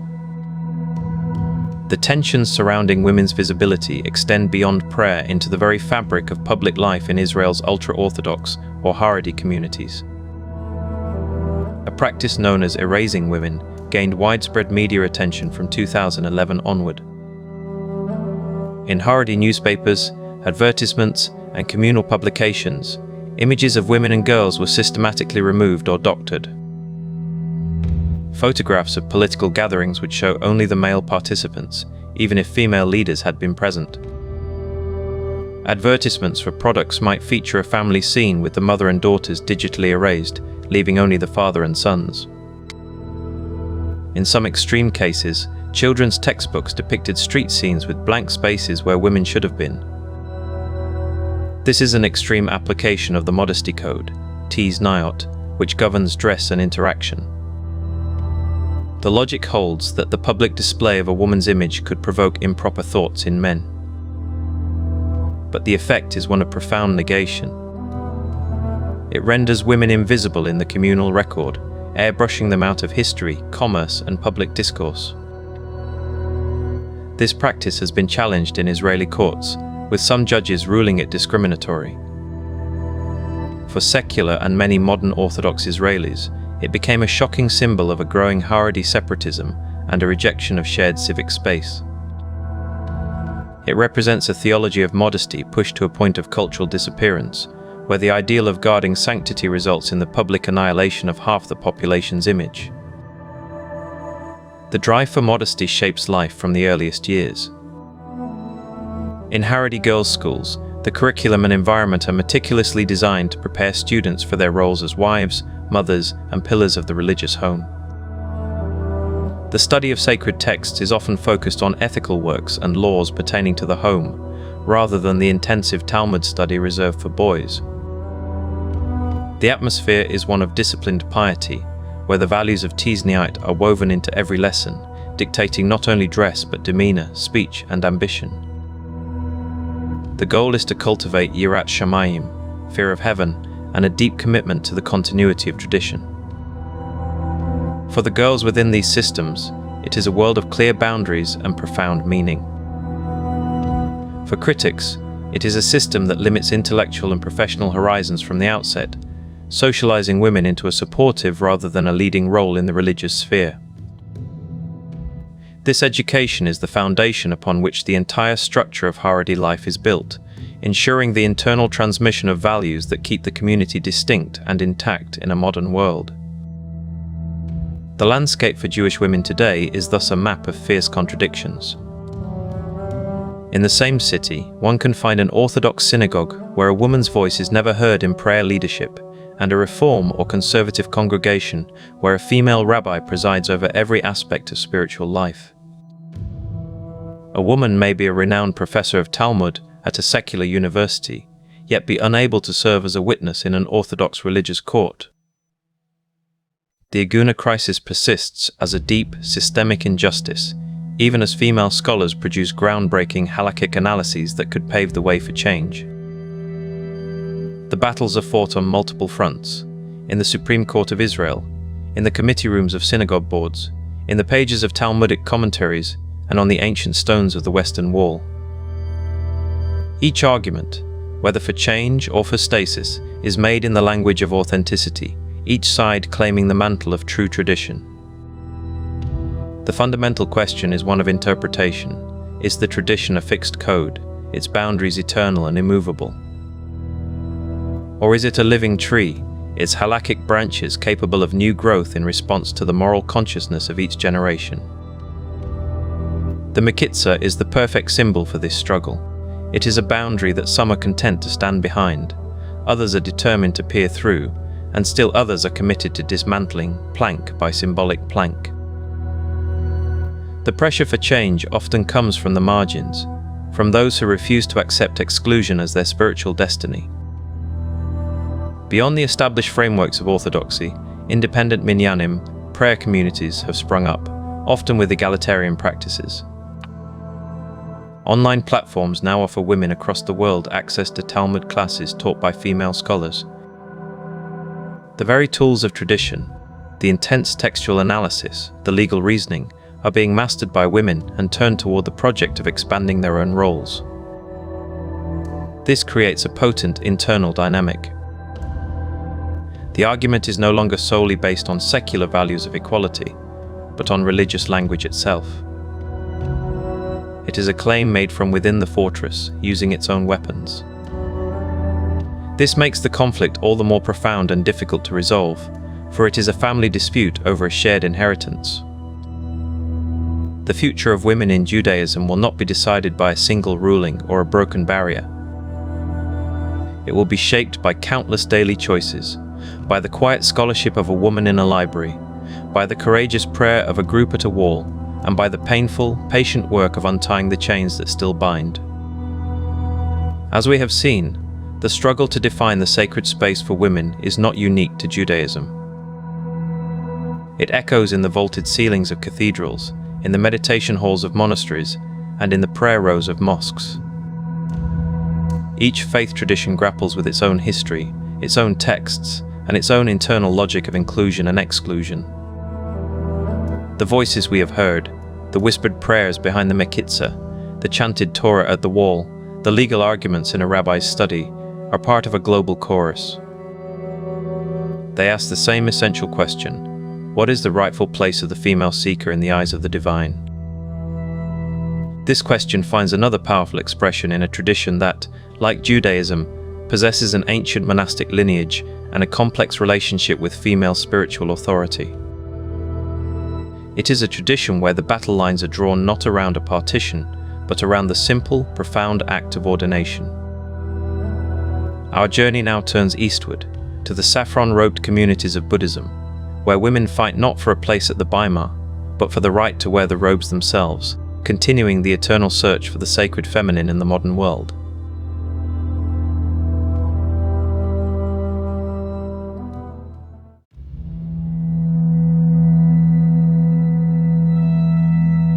The saffron robe is one of the most recognizable symbols of spiritual commitment in the world.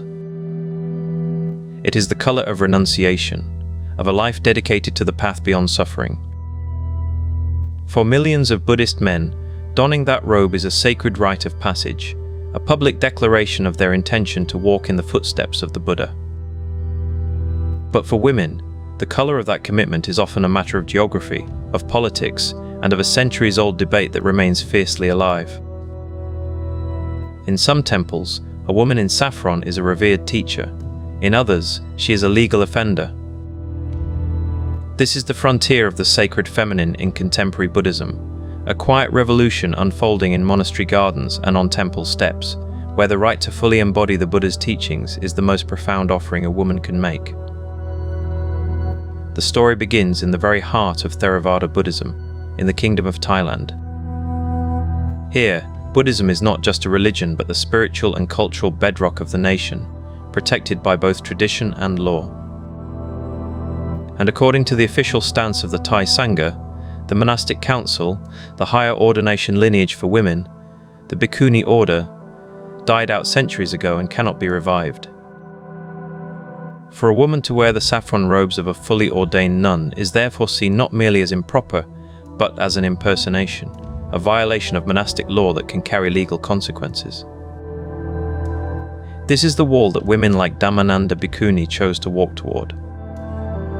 Born Chatsuman Kabul Singh, a respected university professor, she travelled to Sri Lanka in 2001. There, in a ceremony that bridged monastic lineages, she received full Bhikkhuni ordination. Returning to Thailand, she transformed her mother's temple into the Song Dhamma Monastery, the nation's first sanctuary for Bhikkhunis. The response from the establishment was swift and cold. The Sangha refused to recognize her ordination or her monastery. She faced social ostracism and the constant threat of legal action. Yet, her quiet persistence became a beacon. She was not alone. Within the monkhood itself, voices of support emerged at great personal cost. The monk Fra Maha Wudijaya Vajiramedhi publicly advocated for female ordination, arguing it was essential for the health of the Dharma itself. He faced intense institutional pressure, investigations, and the weight of formal disapproval. His stance highlighted a fundamental tension between a literal reading of ancient monastic codes and the living spirit of the Buddha's own reluctant but ultimate acceptance of women into his Sangha. The battle in Thailand is not fought with protests, but with presence. Every day that Dhammananda and her sisters perform their rituals, study their texts, and wear their robes on Thai soil, they challenge a centuries-old exclusion. Far to the north, on the high plateau of Tibet and in its exiled communities, the landscape of female spiritual aspiration is different, yet the horizon remains similarly distant. Tibetan Buddhism, with its rich tapestry of female deities like Tara, has a complex relationship with its human female practitioners. Women who dedicate their lives to the Dharma are known as Ani Las, nuns. They shave their heads, don maroon robes, and live in monastic communities. But their ordination is not considered equivalent to that of a fully ordained monk, a bhikkhu. They hold a novice status, which places them lower in the monastic hierarchy, with fewer opportunities for advanced study, fewer ritual responsibilities, and less societal reverence. For decades, this was simply the way things were. Then, in 2007, the most revered voice in Tibetan Buddhism spoke. The 14th Dalai Lama stated unequivocally that he supported the restoration of full bhikkhuni ordination for Tibetan women. He called the issue very important, a matter of justice and of completing the Buddha's vision. His words ignited hope.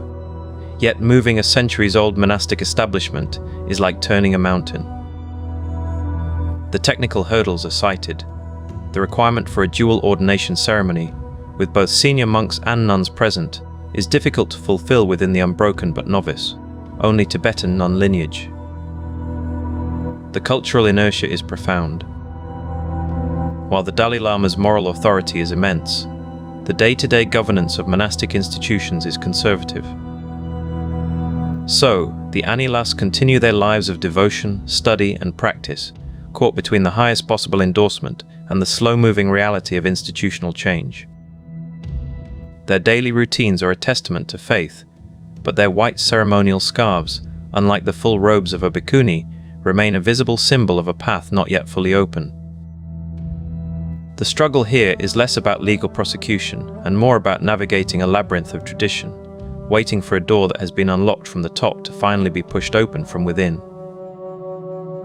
If Thailand represents a struggle against prohibition, and Tibet a struggle within tradition, then Taiwan offers a vision of what is possible. Here, the Fo Guangshan Buddhist order, founded by Venerable Master Xin Yun in 1967, stands as a monumental testament to the organizational and spiritual power of fully ordained Buddhist women. From its beginning, Fo Guangshan embraced the bhikkhuni order. It established rigorous monastic colleges, demanding academic curricula, and a vast network of temples, universities, and charitable organizations run by and for nuns. Thousands of women have received full ordination within this tradition. They are not marginal figures. They are abbesses, scholars, administrators, and masters of ritual. Walking through the grand courtyards of the Fo Guangshan Mother Monastery, one sees a living, breathing reality where the Bhikkhuni Sangha is the engine of the Dharma. These women debate philosophy, manage global media networks, and guide millions of lay followers. Their credibility is unquestioned, their spiritual authority palpable. Fo Guangshan demonstrates conclusively that full female ordination is not a logistical impossibility or a theological compromise. It is a vibrant, thriving reality that strengthens Buddhism. It proves that the ancient lineage, once revived, can produce communities of profound depth and discipline. The success here is a quiet rebuke to those who claim the bhikkhuni order cannot be restored, or that women are unsuited for the highest monastic burdens. In Taiwan, they are not just suited, they are leading. This global movement of Buddhist women did not arise in isolation. It found its voice and its network through organizations like the Sakyadhita International Association of Buddhist Women. Founded in 1987, Sakyadhita, which means Daughters of the Buddha, holds biennial conferences that bring together nuns, scholars, and laywomen from across the Theravada, Mahayana, and Vajrayana traditions. These gatherings are more than meetings, they are lifelines. For a Mechi from rural Thailand, or an Anila from a remote Himalayan nunnery, a Sakyadhita conference can be the first time she meets a fully ordained bhikkhuni, the first time she realizes her spiritual aspirations have a name and a global community fighting for them. The association provides crucial research, translating ancient texts that pertain to nuns' rules, documenting the living conditions of Buddhist women worldwide, and creating training materials. It is the intellectual and moral backbone of the Ordination campaign, turning isolated local battles into a coordinated international effort. Through its work, a nun in Sri Lanka learns about a legal strategy used in Thailand, and a scholar in California provides historical evidence to support an ordination ceremony in India. Sakyadhita embodies the collective power of the Buddhist feminine, proving that the wisdom of the Dharma, when shared across artificial monastic boundaries, can become a formidable force for change. Yet, for all the conferences and high-level debates, the most poignant story is often lived in silence, in the temple courtyards at dawn. In Thailand, alongside the controversial bhikkhunis, exists a much larger population of women known as Mae Chis. They have shaved their heads, renounced worldly life, and donned simple white robes. They observe 8 precepts, live in temple compounds, and dedicate themselves to meditation and service. But their status is painfully ambiguous. They are not considered ordained nuns, but neither are they lay people. They occupy a spiritual limbo. Mae Chis receive little formal religious education. They are often dependent on the charity of the temples where they reside, and they are frequently tasked with the menial labor, cooking, cleaning, and serving the monks. They are the invisible engine of many Thai temples, yet they command little of the respect or the material support afforded to even the youngest novice monk. Their lives are the human face of the ordination debate. When the establishment argues that the bhikkhuni lineage is extinct, it consigns these devout women to a permanent second-class spiritual citizenship. The Mae Chis white robe is a symbol of purity, but it is also a marker of exclusion, a testament to a system that accepts women's devotion but denies them the full tools and recognition to pursue its highest ends. Their daily reality asks a piercing question. Does a tradition that venerates the goddess of compassion in its art truly embody it in its treatment of its own dedicated women? The struggle for the bhikkhuni order, therefore, is not a niche doctrinal dispute. It is about the very architecture of spiritual opportunity.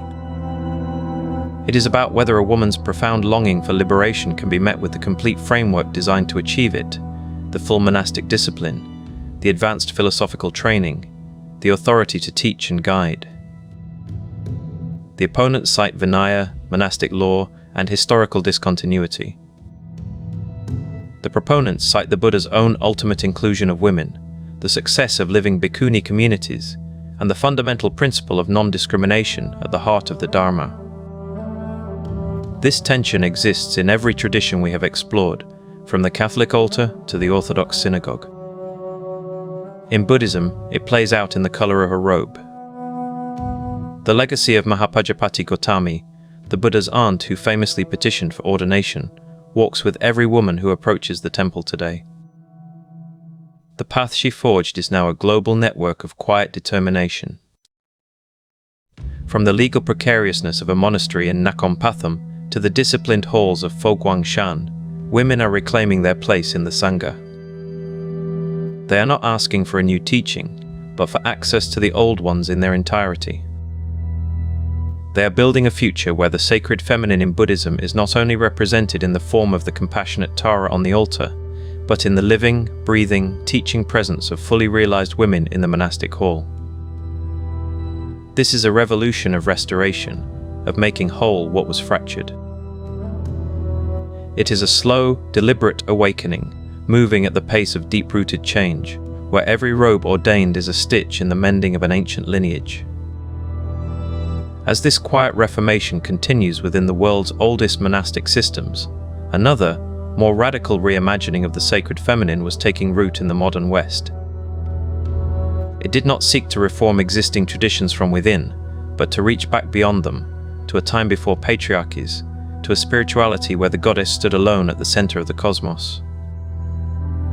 This movement would look not to ordained robes, but to ancient groves, not to canonical texts, but to the cycles of the moon and the earth, forging a new path for the divine feminine that claimed no institutional authority at all.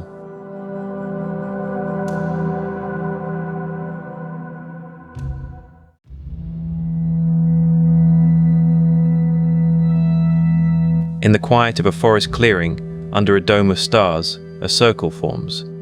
Hands reach out to clasp other hands. There is no grand temple here, no spire or minaret piercing the sky. The sacred space is defined by the bodies of the participants, by the breath misting in the cool air, by the intention held in common.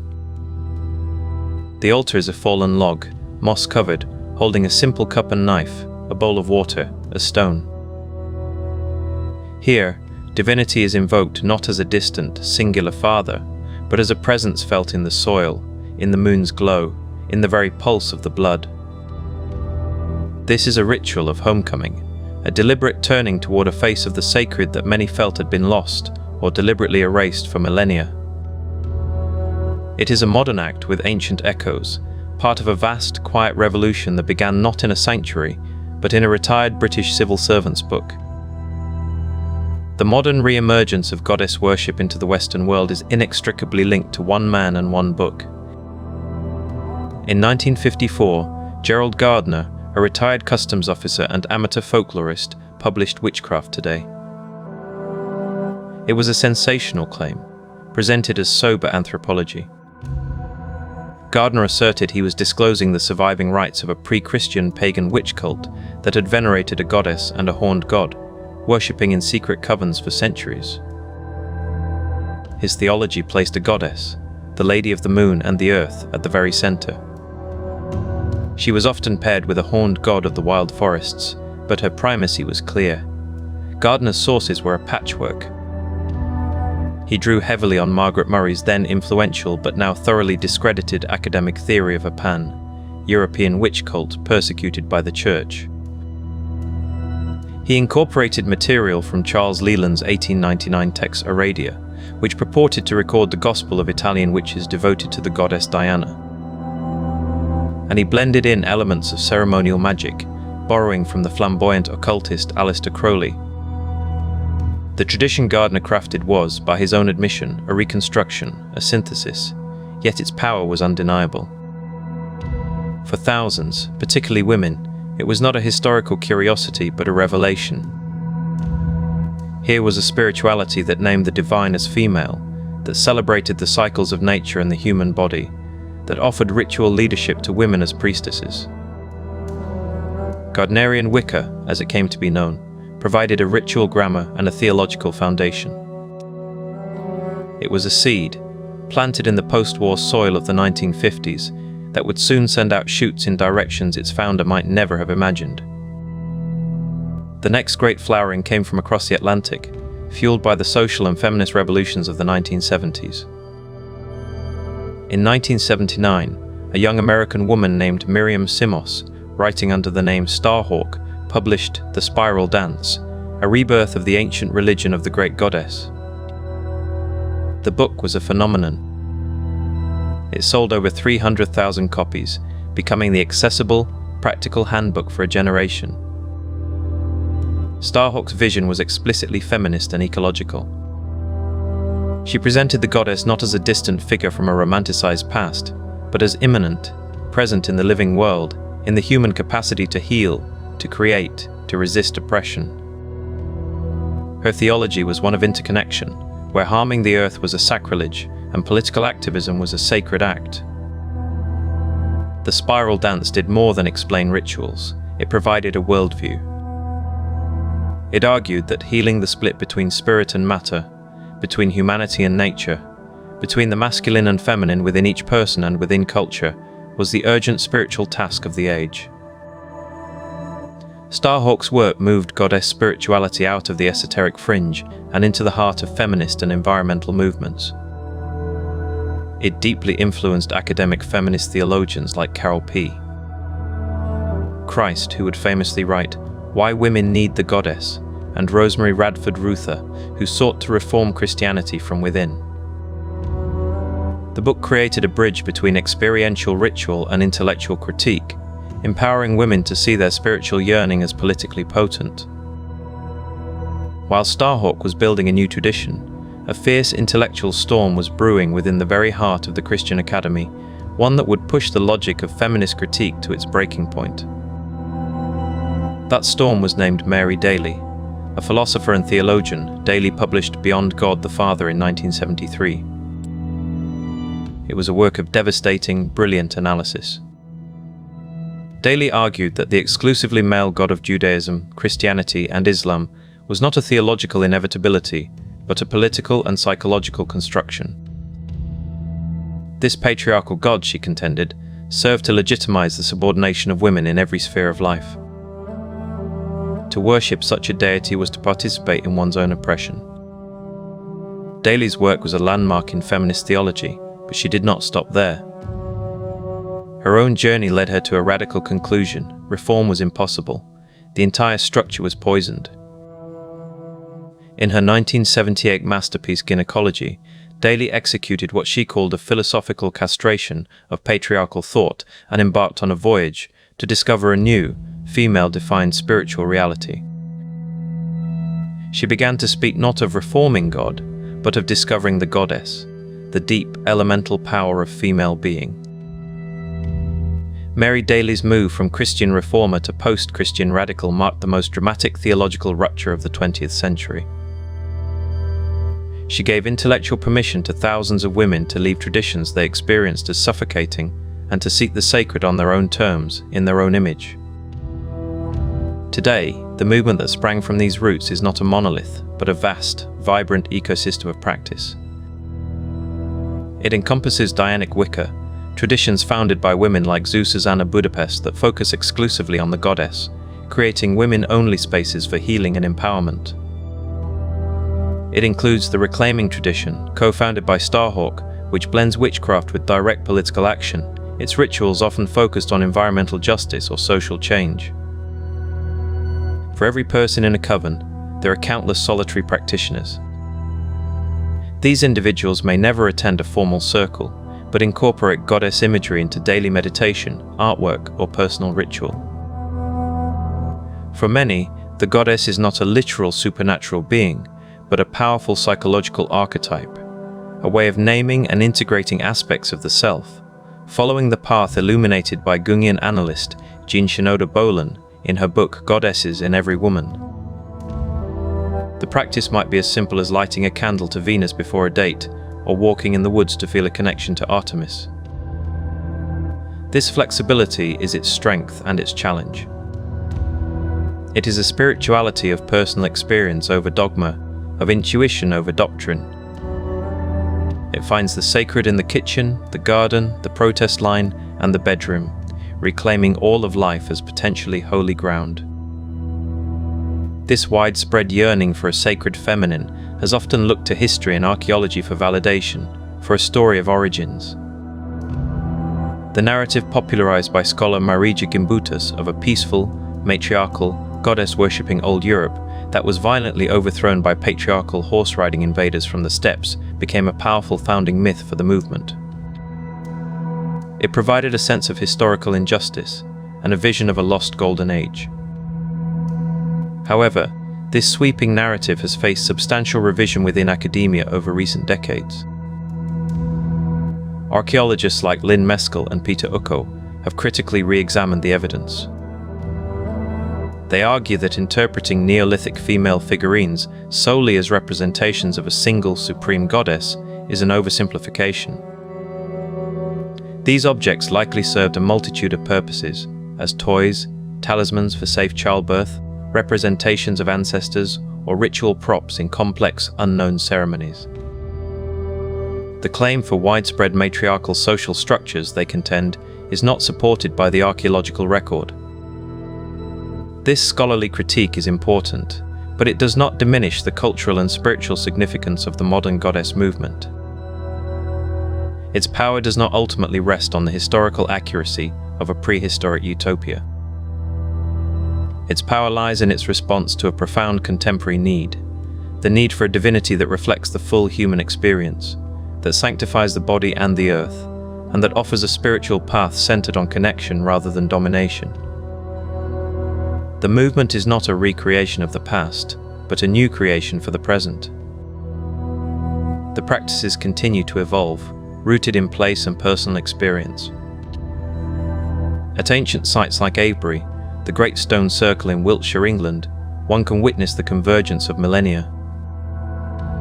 Modern pagans and goddess worshippers gather at dawn on the summer solstice. They touch the weathered sarsen stones, feeling the chill of millennia in the rock.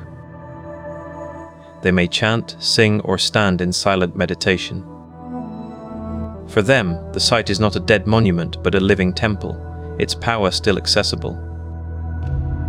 Their rituals are a dialogue with the land itself, an attempt to tap into what they perceive as an enduring sacred current. This direct, unmediated engagement with place and spirit characterizes much of the movement. It bypasses institutional authority, privileging personal revelation and communal consensus. The tools are simple: a candle, a bowl of water, a spoken word, a shared silence. The ambition, however, is vast: to re-enchant a world often seen as disenchanted by secular materialism and hierarchical religion alike. To weave a new story where the divine is not above or beyond, but within and between. The theological implications of this shift are still unfolding. If the divine is truly immanent, within nature, within the human body, then every act of ecological harm becomes a theological crisis. If the goddess is a metaphor for the generative power of the universe, then science and spirituality cease to be enemies. The movement has also faced its own internal critiques and evolutions. Questions of cultural appropriation are taken seriously as practitioners reconsider the use of symbols from closed indigenous traditions. The early focus on a singular goddess has given way for many to a polytheistic appreciation of many goddesses, each with distinct attributes and histories, from the Celtic Brigid to the Egyptian Isis to the Hindu Kali, approached with respect and study. The movement is also grappling with inclusivity, working to ensure its circles are welcoming to people of all genders, sexualities, and racial backgrounds, moving beyond its historically white middle-class demographic. This capacity for self-reflection and growth suggests a resilience, a spirituality that is adaptive and alive. The legacy of this return of the goddess is found not in the number of formal adherents, which is difficult to measure, but in its pervasive cultural diffusion. Goddess imagery is commonplace in bookstores, in therapy offices, in art galleries, and in popular film. The ideas have seeped into the mainstream, changing how many people, even within traditional religions, conceive of spirituality. A Catholic woman may find herself drawn to Marian devotion with a new understanding of its ancient roots. A Protestant may start a women's Bible study that explores the figure of Sophia, divine wisdom. The language of the feminine face of God has entered interfaith dialogue. This represents a monumental shift in the religious imagination of the West, reopening a door that had been sealed shut for centuries. It has created a space where the sacred can be imagined as mother, as lover, as warrior, as crone, as a force that is nurturing but also fiercely protective, creative but also destructive in the cycle of life and death. It restores a dimension of the divine that the monotheistic traditions had marginalized, offering a more complete and, for many, a more holistic spiritual portrait. As this chapter in the long story of the sacred feminine draws to a close, we stand at a moment of synthesis. The journey that began with a solitary seeker like Gerald Gardner and radiated out through the fiery intellect of Mary Daly and the practical magic of Starhawk has now become a global, if diffuse, phenomenon. It exists in tension and in conversation with the world's established religions. Its greatest contribution may be the question it persistently poses to all of them: can the divine truly be complete without the feminine? The movement's answer is a clear and embodied no, but this is not the end of the story.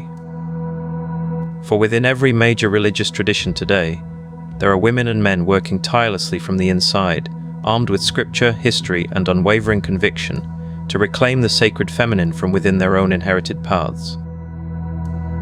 They are scholars, activists, priests, imams, and rabbis. They are not walking into the forest to start anew. They are standing firmly in their temples, mosques, churches, and synagogues, demanding transformation. Their story, the story of reformation from within, is where we must now turn.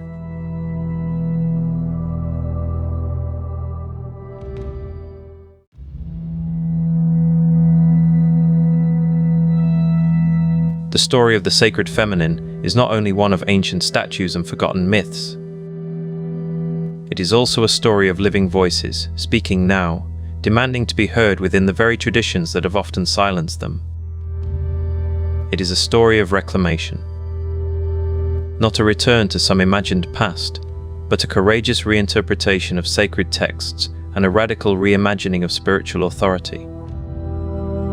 Across the globe, women are stepping into the pulpit, the seminary, and the public square, armed not with secular arguments against faith, but with a profound and unshakable conviction that the divine source of their tradition also calls them to lead. They are reformers, theologians, and activists, and they are writing the next chapter of this ancient story with their lives. The modern stage for this global conversation was set, in many ways, on the shores of Lake Michigan. A century after its groundbreaking First Assembly, the Parliament of the World's Religions reconvened in Chicago in 1993. The world had changed utterly, and so had the voices in the room. This was no longer a gathering dominated solely by male clerics and scholars. Women religious leaders from Buddhism, Christianity, Indigenous traditions, and Islam took their place at the podium, their presence itself a statement. The culminating document of that parliament, the Declaration Toward a Global Ethic, made a historic assertion. It declared that the full equality of women and men was a universal religious obligation, a non-negotiable principle drawn from the heart of every major faith. Yet the drafting of that line was not a quiet consensus, it was a hard-fought battle. Conservative delegations pushed back, arguing it imposed a modern, Western value onto divine law. The very fact of the debate, recorded in the meeting transcripts, revealed the deep fault line. The Declaration stood, and stands, as a towering aspiration. But the resistance to it proved that acknowledging the principle was only the very first step. The real work would be done by individuals returning to their communities, armed with that global affirmation, ready to challenge local interpretations that had held sway for centuries. One of the most profound challenges has come from within Islam, a tradition often portrayed as monolithic in its gender norms. For decades, Pakistani-American scholar Rifat Hassan has undertaken a meticulous project of theological reclamation. Her focus was a foundational claim used to justify female subordination, the idea that woman was created from man's rib and is therefore derivative and secondary. Hassan, with the precision of a textual surgeon, demonstrated that this story is absent from the Quran itself. It enters Islamic tradition through the Hadith, the sayings of the Prophet, which were influenced by the biblical narratives circulating in 7th century Arabia. Her feminist hermeneutics, her method of interpretation, painstakingly separated the Quran's core message from layers of cultural and biblical accretion. She argued that the Quran presents the creation of humanity as a single act, with men and women created from a single soul. The subordination of Muslim women, she concluded, rests not on the word of God, but on borrowed patriarchal frameworks. This was not an attack on Islam, but a deep act of faith, a belief that true submission to God required liberating the divine text from human injustice.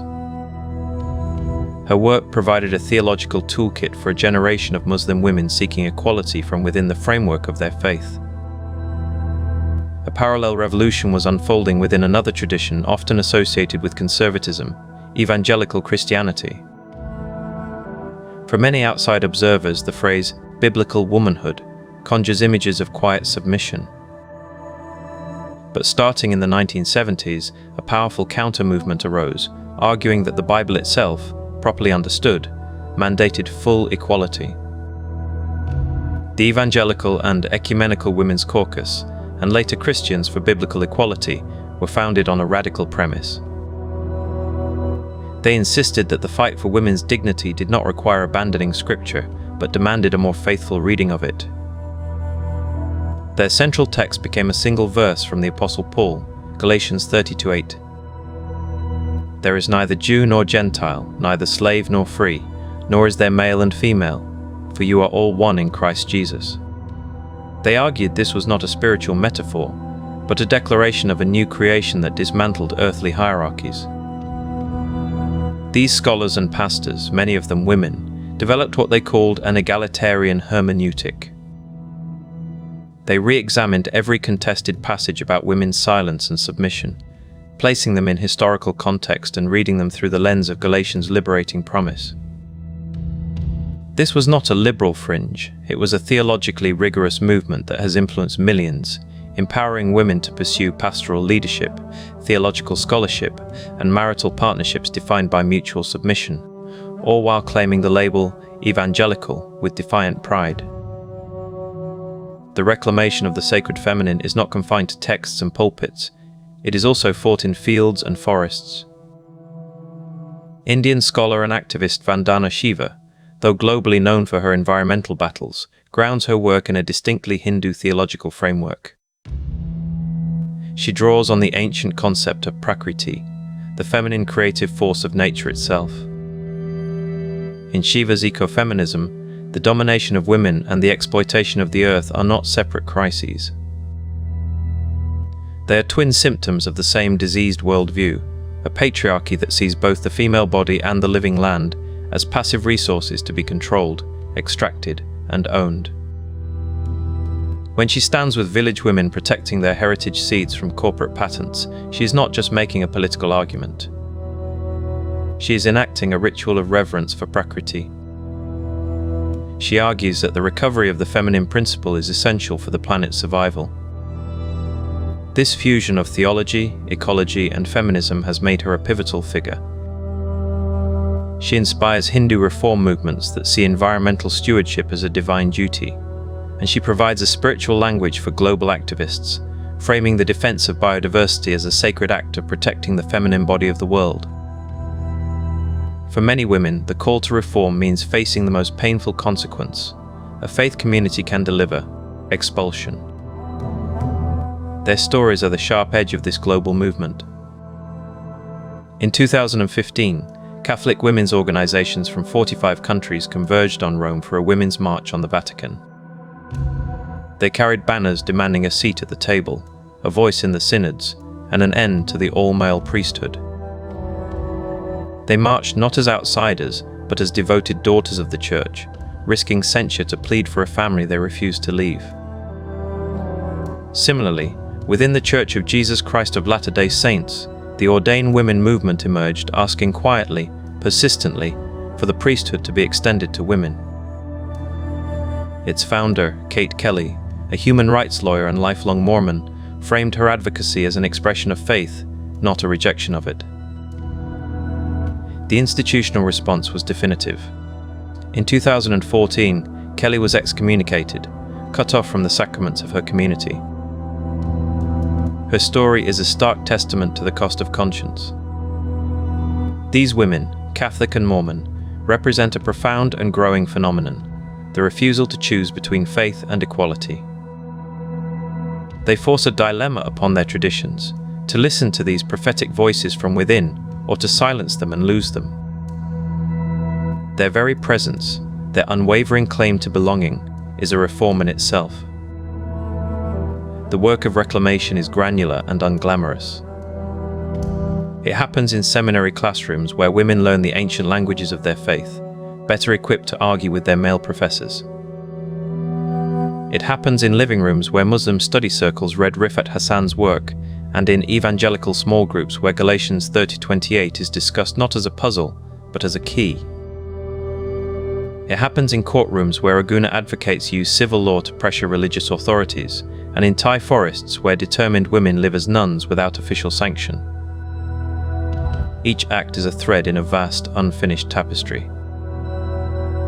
These reformers are not creating new religions from whole cloth. They are painstakingly restoring a pattern they believe has always been there, woven into the original fabric of their sacred texts and traditions, obscured by centuries of patriarchal interpretation. They operate from a place of deep love, not alienation. Their critique is an act of faith, their dissent a form of devotion. They argue that a tradition that cannot accommodate the full humanity of half its adherents is not being true to its own highest principles. They are the living answer to the question of whether ancient faiths can evolve. They are proving, through their scholarship, their activism, and their courageous presence, that evolution is not only possible, it is already underway. This global chorus of women's voices, from the Parliament Hall to the Excommunication Court, signals a fundamental shift. The sacred feminine is no longer solely an archaeological relic or a mystical concept. She is a living force embodied in the demand for justice. The reformers we have met are the bridge between a history of suppression and a future being born. They are translating the ancient intuition of the goddess, the sense of a sacred, generative power inherent in the feminine, into a modern language of rights, dignity, and authority. Their struggle makes clear that the future of the divine feminine is not a return to some prehistoric matriarchy. It is something more complex, more difficult, and more promising. It is the integration of the feminine principle into the heart of our existing spiritual structures, transforming them from within. It is the recognition that the divine has never had only one face, one voice, or one gender.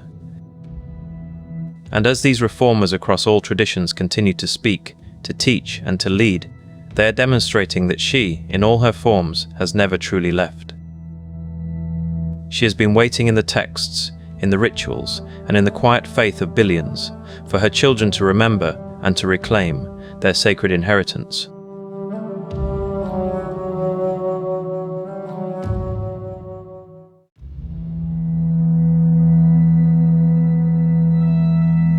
The story begins with a hand in the dark, a palm pressing into wet clay, fingers smoothing a curve of hip, a thumb carving the suggestion of a navel. 25,000 years later, we hold what they made. We call it art, we call it artifact. We place it in a museum case under careful light. But the woman who shaped this figure from the mud of her riverbank was not making an object for a gallery. She was giving form to a feeling.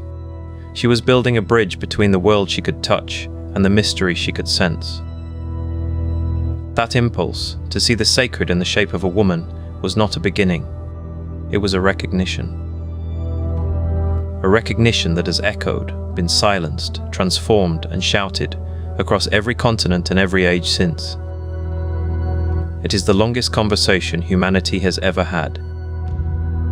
The Venus of Willendorf, cradled in ochre-stained limestone, is not a doll. The seated woman of Çatalhöyük, enthroned between leopards, is not a toy. They are theological statements carved in 3 dimensions. They are maps of a cosmos understood through the body that gives life. To dismiss them as primitive fertility charms is to miss the point entirely. They represent a worldview where the source of all things, creation, sustenance, death, and rebirth, was imagined with a female face. This was not a brief, forgotten prologue to the real story of religion. It was the first chapter of a story that has never ended. The conversation did not stop when cities were built or scriptures were written. It simply changed language. It moved from clay and paint to poetry and law, from village shrines to temple complexes. The question posed by those ancient figurines has haunted every tradition that followed. What is the relationship between the sacred and the feminine? Every religion in human history has been forced to answer. That question is now the central spiritual tension of our century. We live in an era of profound contradiction. Around the globe, movements of religious conservatism are gaining political power and social influence. Salafi Islam seeks to purify practice to an imagined 7th century ideal, often enforcing a rigid gender hierarchy. Hindu nationalism promotes the worship of goddesses like Durga, while policing the behavior of modern women in the streets. Evangelical Christianity and ultra-Orthodox Judaism champion traditional family structures, frequently limiting women's liturgical and leadership roles. These forces are real, organized, and potent. Yet rising in the very same societies, often within the very same traditions, is a countercurrent of unprecedented strength. Women are leading prayers, reinterpreting texts, demanding ordination, and writing a new theology from the ground up. This is not a side debate. It is the main event. The future of faith itself is being shaped in the space between these two powerful visions. The outcome is not preordained. It is a struggle, a negotiation, a revelation still in progress. And within that struggle, the ground is undeniably shifting. Change is no longer merely theoretical, it is institutional. In the Vatican, Pope Francis has appointed women to head major dicasteries, positions of governance once reserved exclusively for cardinals. While the priesthood remains closed, the machinery of the Church is now being steered, in part, by female hands. In cities across North America and Europe, progressive Muslim communities are embracing female imams to lead Friday prayers, creating a new model of religious authority that challenges centuries of convention. In Theravada Buddhism, the ancient Bhikkhuni lineage, extinct for nearly a millennium, is being painstakingly restored in Sri Lanka and Thailand against formidable opposition. Women are taking full monastic vows, wearing the saffron robe and commanding spiritual respect. Meanwhile, the goddess spirituality movement, from eclectic Wiccan covens to scholarly feminist circles, continues to grow, offering a spiritual home built explicitly around the divine feminine. These are not marginal developments. They are structural alterations to religious landscapes. 50 years ago, each one would have been considered impossible. Look at the rituals, and you will see the same heart beating beneath different skins. A woman in Osogbo, Nigeria, balancing a clay pot of river water on her head, an offering to the goddess Oshun. Her movements are a prayer in dance. A grandmother in Częstochowa, Poland, lighting a votive candle before the darkened face of the Black Madonna, her whispered petitions lost in the murmur of the chapel. These are acts of devotion, of desperate hope, of gratitude. A nun in a Tibetan temple in exile, her voice a low hum as she turns a prayer wheel, invoking the compassionate presence of Tara. A woman in a forest clearing at dusk, marking the turn of the Celtic year with a spiral dance, her feet connecting her to the turning earth. A Jewish woman at the Western Wall in Jerusalem, her tallit wrapped around her shoulders as she presses a handwritten prayer into the ancient stones. A young student in Kuala Lumpur, tracing the Arabic script of the Quran with her finger, seeking understanding. They are not doing different things, they are speaking different dialects of the same profound language. They are reaching, across the noise of doctrine and politics, for a presence they feel. A presence that has been called Mother, Goddess, Wisdom, Spirit, and Shekhinah. A presence that comforts, challenges, and empowers. This is not about nostalgia for a lost matriarchal paradise. It is not about rejecting male imagery of the divine. It is about completeness. The exclusive worship of a masculine god is, historically speaking, the anomaly. For the vast majority of human religious expression, the sacred has been imagined as both mother and father, as fierce and nurturing, as transcendent and intimately close. The divine feminine is not a New Age invention. It is not a feminist revision of history. It is the oldest religious impulse in the archaeological record. Every single tradition we have explored in this journey has had to reckon with it. Some, like Hinduism, built elaborate theologies around it. Others, like the Abrahamic faiths, suppressed its public worship, but found it returning in the figure of wisdom, in the veneration of Mary, in the mystical embrace of the Shekhinah. It could not be eradicated because it answers something fundamental in human experience. It speaks to the mystery of birth, the resilience of life, the wisdom of the body, the power of compassion that refuses to abandon the world. A theology that speaks only in a father's voice cannot answer the questions a child asks in the dark. A child also needs the story the mother tells. We stand now at a point of unprecedented synthesis. For the first time, we can see the entire tapestry. The archaeological discoveries of the 20th century, gave us back the goddesses of the ancient world.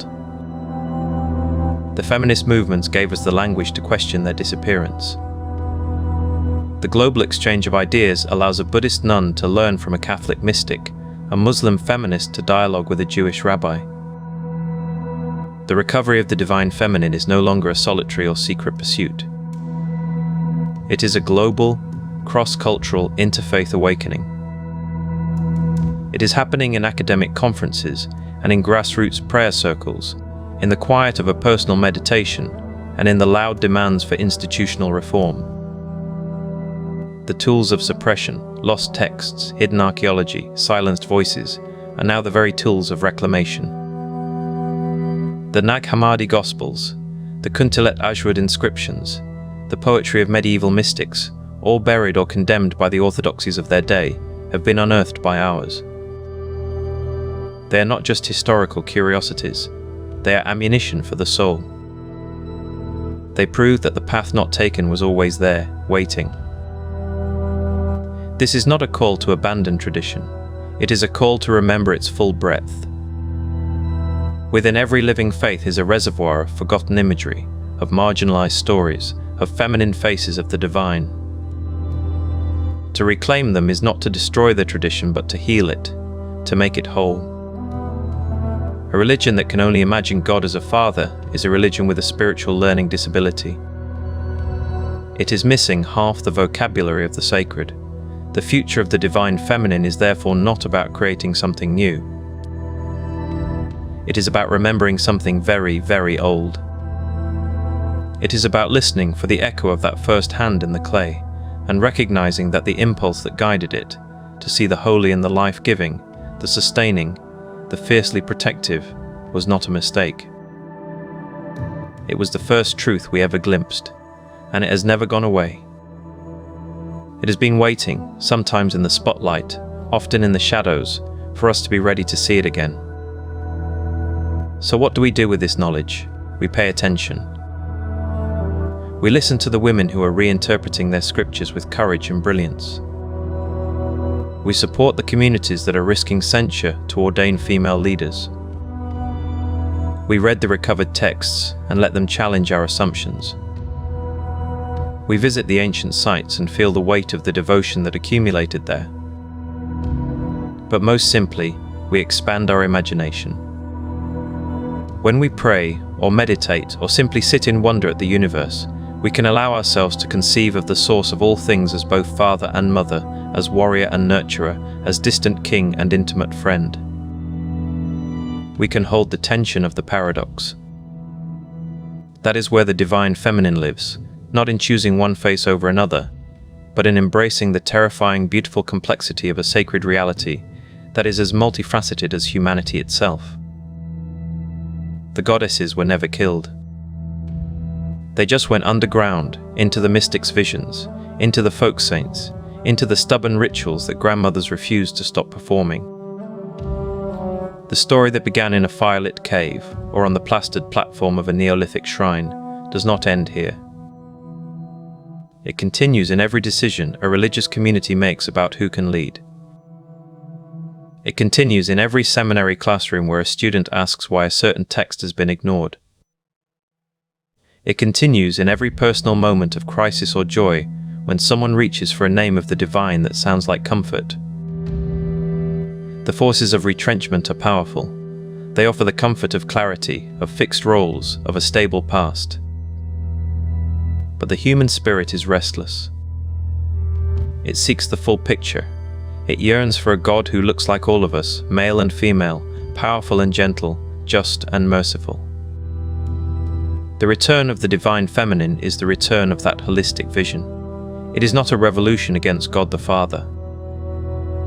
It is an invitation to God the Mother to come home, to sit at the table, to finally speak. Look at your own hands. They are the same shape as the hands that carved the Venus of Willendorf. You are the latest participant in that ancient conversation. The questions are now yours. What does the sacred look like to you? Does it have only one face or many? Does it speak with one voice or a chorus? The evidence of history suggests that our ancestors felt the sacred was intimately connected to the life force that flows through women's bodies, the power to create, to nourish, to transform. They were not primitive, they were perceptive. They understood something we have spent millennia trying to forget, and are now, tentatively, trying to remember. The future of faith may depend on that act of remembrance, on our willingness to welcome back the full spectrum of the sacred. The journey we have taken across 18 chapters is not a linear path from primitive goddesses to enlightened monotheism. It is a spiral. We have circled back to the beginning, but we are seeing it with new eyes. We understand now that the seated woman of Çatalhöyük was not an ending, but a starting point. Her silent, imposing presence is a question posed to every generation that followed. Our generation is finally beginning to formulate an answer. In the end, we are left not with a conclusion, but with a presence. It is the presence felt by the woman lighting a candle in a Polish chapel, by the devotee bathing in the river at Kamakia, by the mystic lost in union with the divine. It is a presence that has been named and renamed, worshipped and forbidden, embraced and feared. It is the thread that connects the Ice Age carver to the 21st century theologian. She has taken many forms. She has been Inanna descending, Mary weeping, Kali dancing, Sophia whispering, Tara vowing, Ocean flowing. She has been called Goddess, Mother, Shekhinah, Spirit, but beneath all the names, she is the same. She is the sacred imagined as the source of life itself. And as long as life continues, with all its pain and its breathtaking beauty, the human heart will seek her face. The conversation that began with a figurine held to the light continues. It continues in you. The story is not over. It is being written, right now, in the choices we make, the prayers we utter, and the world we dare to imagine.